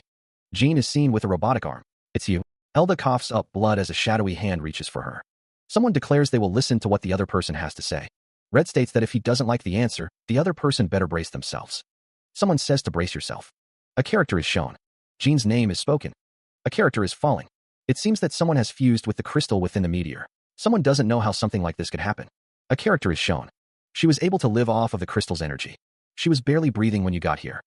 A character is shown. It seems like her severed connection with the crystal is the cause. We had to put. She is held in stasis to keep her alive. Red and Elda stand before the stasis pod, observing the figure within. The only way to save her. They have no idea on the vampire's whereabouts, but a figure with glowing eyes stands in the shadows. A shard of crystal lies amidst rubble. They have an idea of where some of the shards might have landed from the explosion. The ruins of a destroyed city loom, a testament to the explosion. They'll have to find those shards first. That's the only way of saving her. Jean. We. Red and Elda stand together, the woman holding a small box. He states that he found this at the collision site and believes it belongs to her. Red holds a box, his expression unreadable. Inside the box, a pair of baby shoes rests beside a small, red box. The tiny shoes are pink, adorned with delicate flower embellishments. Red's eyes widen, a silent wave of realization washing over him. His face contorts in a mixture of shock and dawning comprehension. A woman with gray hair states that someone is pregnant. Another woman with gray hair, wearing glasses, says that thankfully, the child seems to be okay. Meanwhile, a woman with blonde hair says that someone is late, again. The woman's expression is stern. Red hears the woman say that because today is a special day, she will forgive him, just this once. A smile graces the woman's face, though tears still linger in her eyes. A person begins to speak, but the words are cut off. Baby shoes sit in a box, water dripping onto them. The name Jean hangs in the air. A man sobs, tears streaming down his face. Again, the name Jean echoes. Bare feet stand on a wet, reflective floor. A figure floats within a large, mechanical tank. A man looks up at a woman floating above him. A person lies prone on the floor. The only way to keep her alive was to put her in stasis. Red stands near the stasis tube, observing the figure inside. Elda stands beside Red, both gazing at the stasis tube. The only way to save her. The only way to save her is to fuse her with the crystal again. Jean states that they have no idea on the vampire's whereabouts. A large crystal stands amidst the destruction. They have an idea of where some of the shards might have landed from the explosion. The city lies in ruins. They'll have to find those shards first. That's the only way of saving her, Jean thinks. Red looks up at the stasis tube, a grim expression on his face. He begins, "We," as he stands next to Elda. Elda holds out a box, stating that it was found at the collision site and that she thinks it belongs to someone. Red looks into the box with a concerned expression. A sharp intake of breath echoes in the room. Inside the box are a pair of small, pink baby shoes. The camera focuses on the baby shoes. Red's eyes widen in shock. The camera focuses on the baby shoes. Elda, her expression grave, states, "She's pregnant." A voice says, "Thankfully, the child seems to be okay." Another voice adds, "You're late again." The unknown woman looks off to the side. A voice says, "Today's a special day, so I'll forgive you, just this once." Tears streamed down Red's face as he whispered his own name. A woman, her face obscured, clutched a purse close to her chest, muttering a soft, "I'm." Dripping wet baby shoes sat forlornly in a container. Gene sobbed, his voice cracking as he repeated his own name. "Close up." Gene's face was a mask of anguish, tears blurring his vision as he whispered, "Gene." Heavy footsteps echoed on the slick floor. A woman floated suspended in a tank, her expression serene. Hitch knelt on the floor, his head bowed in despair. The word blood was scrawled across a wall in crimson letters. The skeletal remains of skyscrapers claw at the sky, monuments to a forgotten era. Silhouetted figures move through the ruined streets, their purpose unknown. A patrol advances along a debris-strewn road, their faces grim. A scarred hand clutches a dark, rectangular case. Gunfire erupts from behind crumbling walls, the sharp reports echoing through the desolate cityscape. Another figure returns fire, their weapons spitting lead into the urban wasteland, blood staining the walls. A voice crackles over the comms, declaring, "All clear." Another voice barks, "All right, Sam, inform the incineration squad." Red walks away from the scene, a soldier following close behind. A voice echoes, "Moving to 17th Street now." The ravaged facade of a building stands as a silent witness to the city's decay. A dilapidated sign hangs precariously, the word bar barely legible amidst the grime. The ruined city stands as a silent testament to the devastation. An elderly man stands near a military vehicle, his expression unreadable. Two figures sit on a ledge, their faces obscured. A young girl looks up at the elderly man, calling him Gramps. Someone shouts Red's name. The elderly man, the young girl, and Red stand together in the ruined city. The elderly man exclaims that he knew Red would still be alive. The elderly man expresses his relief. Red is asked why he is alone and what happened to Gene, the speaker shaking him by the shoulders. Red says he will tell him later. For now, the elderly man is comforted by Red's presence. A figure slumps down, exhausted. He mutters, needing a break. Blood stains his shirt. He thinks he'll be fine once he gets some rest. The city looms, buildings scraping the sky. He thinks he'll be fine. He sighs. A few months later, it's the present day. The bar dusk glows with a neon sign. Recently, there's been a series of cases where women have gone missing. Inside, the bar is dimly lit, the bottles behind the counter gleaming. The government is currently trying their best to get to the bottom of this matter. Everyone is advised to stay indoors for now. He stands with his back to the viewer, the sound of clinking dishes filling the air. The kitchen is quiet save for the sizzle of something cooking. Red stands at the counter, seemingly preparing a meal. A voice calls out from another room. The child's voice echoes through the building. Saya calls out, asking if the food is ready. Saya stands outside a building, clutching a stuffed animal. Her red eyes peer out from under her blonde hair. Saya sighs, her expression unreadable. She clutches her stuffed animal tightly. Saya turns her head, a whip sound effect accompanying the motion. Saya's eyes widen as she calls out, "Sweetie." She looks up, her red eyes wide with a mixture of fear and desperation. The dim light casts long shadows across her face, accentuating her distress. Tears stream down her face as Saya cries out, her voice cracking with emotion. "Mommy." Clutching her stuffed animal, she seems to seek comfort in its familiar presence. The toy's button eyes stare blankly ahead, offering silent support. A woman embraces Saya tightly, her voice soft and soothing. "I'm sorry, sweetie. Don't cry. Let's go home." The stuffed animal is still clutched tightly in her arms, a silent witness to her distress. Sitting on a step, Saya stares into the distance, her expression unreadable. The word step is emblazoned on the wall beside her. The sound of footsteps echoes in the air as she walks, each step a small act of defiance against her earlier fear. A man with spiky red hair offers Saya a burger, his voice gentle. "You like burgers, right?" She looks down at the burger, her expression still subdued but perhaps a little more hopeful. The promise of comfort food hangs in the air. A juicy burger sits on a plate, ready to be devoured. She takes a bite of the burger, the unknown woman watching over her. "Slow down," she says. The man watches with a concerned expression. The man stands behind Saya as she sits at the table, the burger between them. The man's expression is one of worry. The man's collar is visible as he watches Saya. Saya rubs her stomach after taking a bite. She continues to munch on the burger. Saya says, "I'm not gonna worry. Mommy said she'll be back." She continues to eat the burger, trying to reassure herself. She's just a little late. She thinks to herself, "I have to stay healthy until then." The man looks on, his expression still troubled. She gazes at a framed picture. The picture shows a blonde woman with flowers. Someone says they're just running late, that's all. A man with red hair stares intently. That was quick.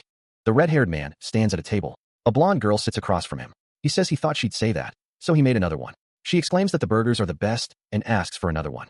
She tells him he's the best. A phone rings, displaying the contact name Kitty Cat. What is it? Rain falls on a city street, the neon sign of Dusk Bar glowing in the downpour. "We found it. Someone says they forgot the name of the guy who has it. We found a shard."